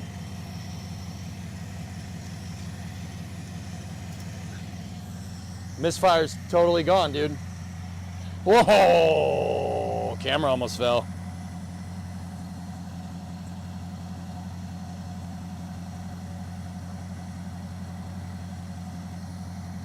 I got you, chat. You hear it? Dude. No misfire. Nothing.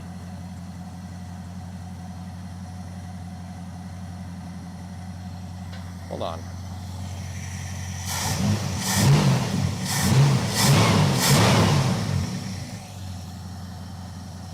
It's gone. Oh. A lot of smoke just came out the back.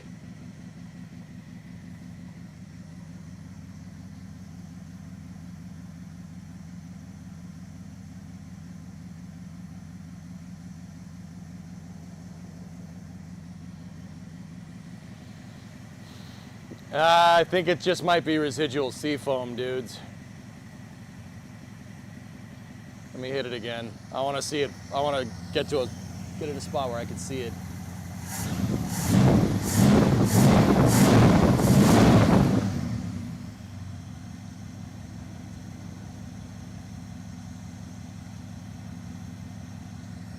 Ah.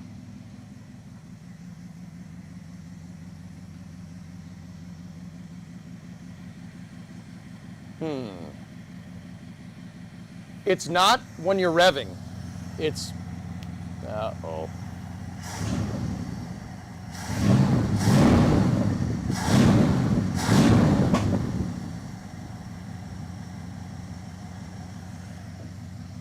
It's on the down rev, which could be valve seats.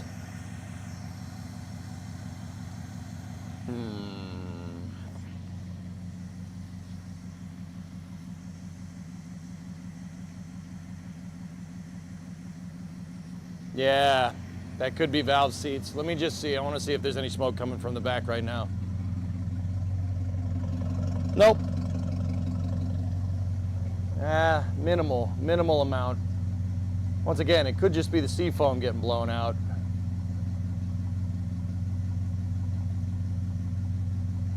Might have to redo the valve seats. They're the valve stem seals. They go, if you get smoke on the rev,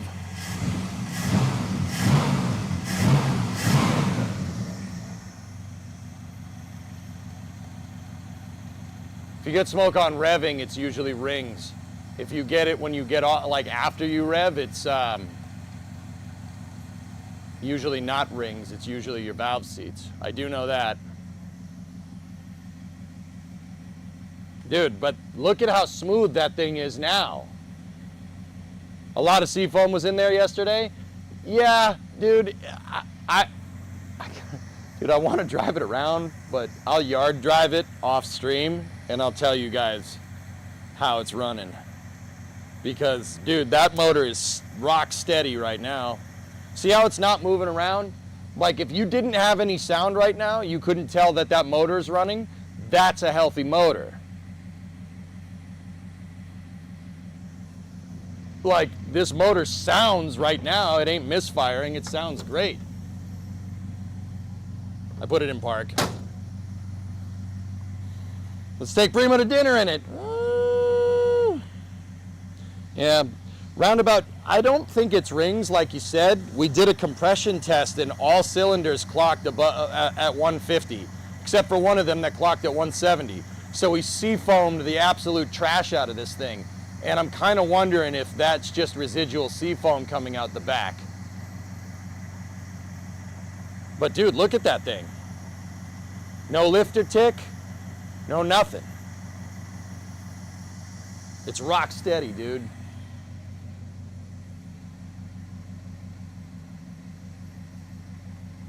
What is seafoam? Seafoam is a detergent that you can put in the motor to clean crap out of the engine. It just cleans up the combustion chambers in the engine because residual carbon and stuff. Now, like, I'm inclined to say that it's probably seafoam. The reason why is because when I started it 15 minutes ago, it was misfiring like crazy, and now it's not. Dude, like, the motor ain't bad. Look.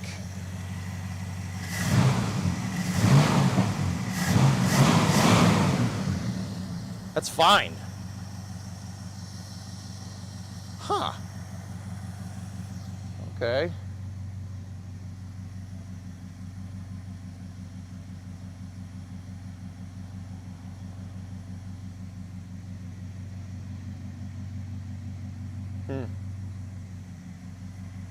That's not a bad motor. Where's the space pope to bless that motor? See what the smoke smells like? Hold on.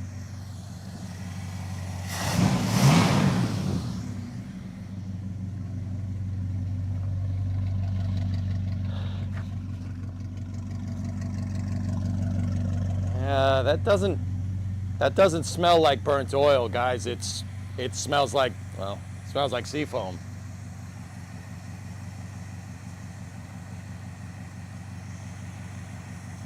Let me check under the car, see if there's any nonsense going on down there. Nope. Nope, she's clean.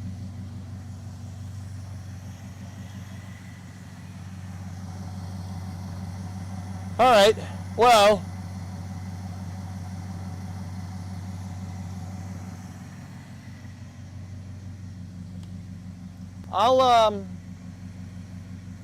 I'll be right back 1 second, if you don't mind.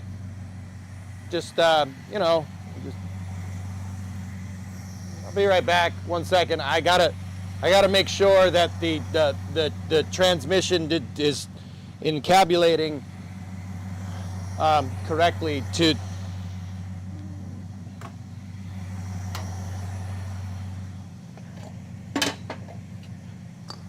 Just, yeah, you know, we gotta be sure for safety that you know the transmission is working correctly.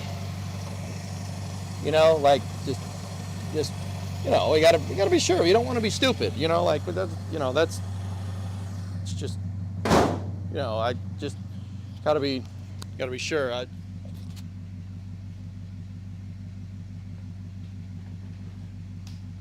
just, you know, gotta be.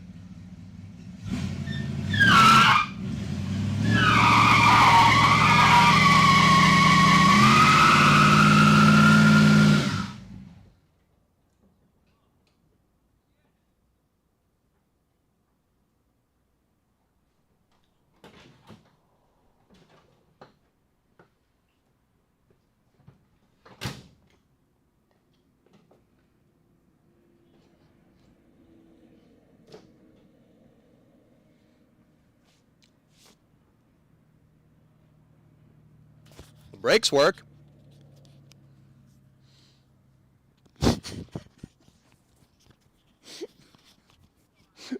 The brakes work. Did we get both wheels? Oh, we got both wheels. Yes. It's okay. It's got no rear brakes.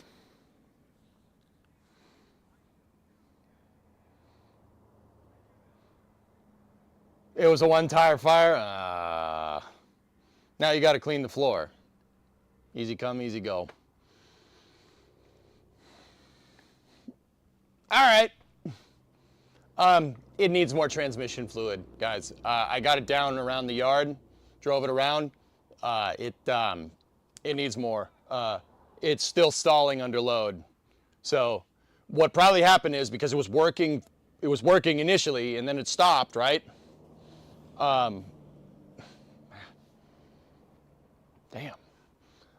Because it was working initially and then it stopped, the system probably primed and then it didn't. And then it was low. We probably primed it. We probably filled up the transmission, right? Primed some of the lines, but didn't get all of them. So that's okay. Did you figure out where the fluid went? I'm pretty sure it went into the square hole. No, I don't. Uncapping, when I had the car before, I never checked the transmission. I never checked it. Ever. Like, I never checked it once. So, as far as I know, it's had that amount of transmission fluid since I got it. It was leaking a little bit, but not too much. You have any blinker fluid? Oh, I got plenty. Man, of course it peeled the tire on the other side. Like, of course that happens. Just gonna have to get Posy for this thing, huh? Or it's Mopar. It needs a shore grip or true track or something. Whatever the hell it's called.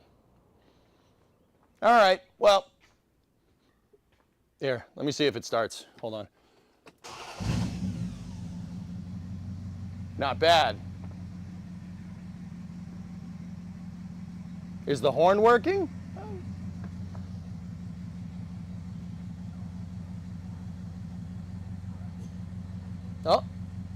Oh, I got something. No, it ain't working. It's a bad ground, I'm pretty sure. Your Roadrunner has 9 1/4. Nice. Here, I actually got to back it up a little bit. It's too far forward. I almost went into the jacks when we did that burnout. Oh, it shifted that time. That's right. It goes in the square hole. Yeah, we need more. See? Of course, it waited for me to say something. Then it was like, yeah, I see what you're doing here, but no.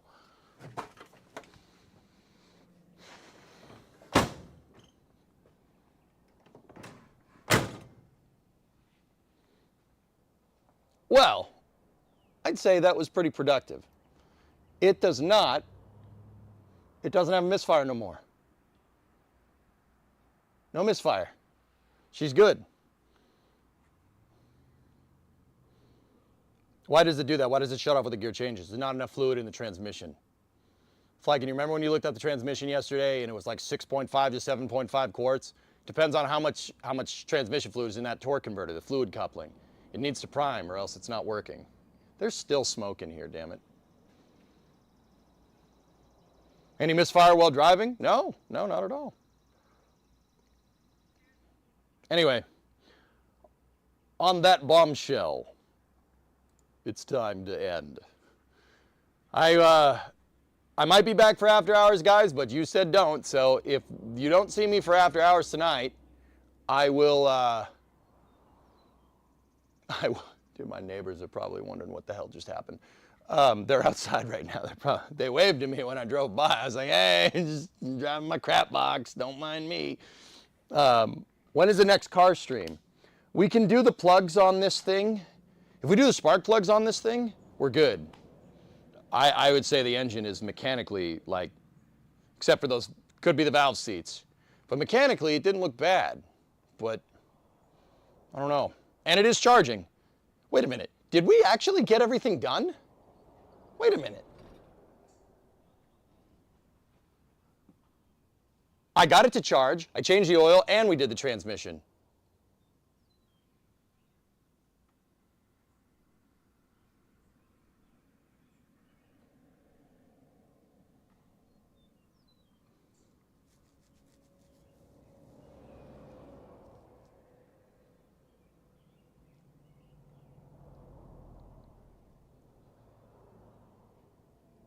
We did everything except for the plugs. All right. Anyway, Bree's waiting for me, guys.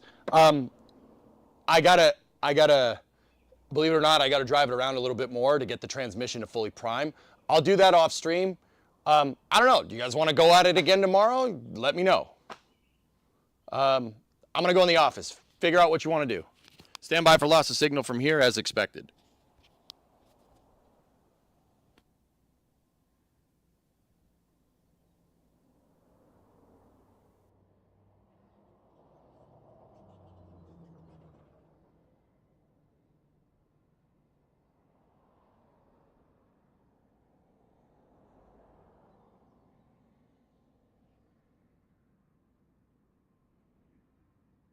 All right, I'm back. We're back in the office.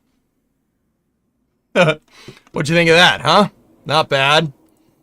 Not bad. Dude, like, here's the thing. You know what's crazy to me? Just one last thing before I go. You know what's crazy to me? Like, if that car was in good condition, like, if it didn't have all the rust, right? If it didn't have all that rust that we absolutely need to fix and all the body work that I kind of want to do, this car would be good to go right now. We just got to do the rear brake line. The reason why I'm not doing the rear brake line is because it's going through some components that have rusted away, and the brake line itself rusted away too. So we got to do, next up for this thing, after we do the plugs and get the thing running like ace, the next thing to do would be the start fixing rust. So we got to get the welder out and go. It's probably not going to happen this week, but yeah. Good job today. Thanks, dudes. The air conditioner broke. Won't be able to lurk for the foreseeable future as PC equals heat. We'll miss the shenanigans. Hope you have a good rest of your stream. Oh, I'm sorry about that, Transit. All right. So, yeah. I got to go. Got to take a shower. We'll go from there. You don't need rear brakes in a burnout car. Oh, yeah. Phoenix, that's a good point. I also... What will he do with this car? Falcon, I want to fix this. I'm going to fix it. I want to fix it and I want to drive it. I like this car. I don't give a frick if it has 4 doors. I don't care. Did you see it? Dude, this thing is cool, man. It's a cool car. Body work. Yeah, we'll get all the body work done. And, okay, so 2 things. We got to get all the body work done. And the second thing is, I've decided after that one tire fire that I just did on stream that we need posse. We need a limited slip. Do they make new panels for old Mopars? Cake, they make enough panels for B-body Chryslers that I could build one from scratch. Yeah. So, yes, they do. That's part of the reason why I like this car. That's part of the reason why I got it. I got this car because it is a B-body. B-body is the same chassis as the Charger. The Dodge Charger, a 69 Charger. Those are very popular. They make plenty of parts for those. So, everything on this, actually everything is fixable. I can buy new parts. I could build one. Seriously, just by ordering parts, you could build one. Positive Traction, 409. She's real fine, my 318. Yeah, you could build one. So that's my plans, dude. I want to fix it. I want to drive it, dude. Look at that thing. That's a cool car, man. Once again, I don't care if it has 4 doors. That doesn't bother me at all. A 2-door Coronet would be nice, but it's expensive. Anyway. So, it's my wife's birthday. I told her I'd be done at 5. It's 5:20 now. I gotta go. So if I don't see you guys a little later tonight, I'll see y'all tomorrow morning. Maybe we'll throw a game in tomorrow morning. Or something. Maybe. I don't know. We'll figure it out. I'll get spark plugs while we're out. Don't tell Brimo. I'll go find some plugs for this thing. We'll gap and put new plugs in it tomorrow. And then we'll finish priming the transmission. All right, dudes. I'll see you guys all tomorrow at noon. Thank you very much for watching. Have a good rest of your night. I gotta go. Thank you.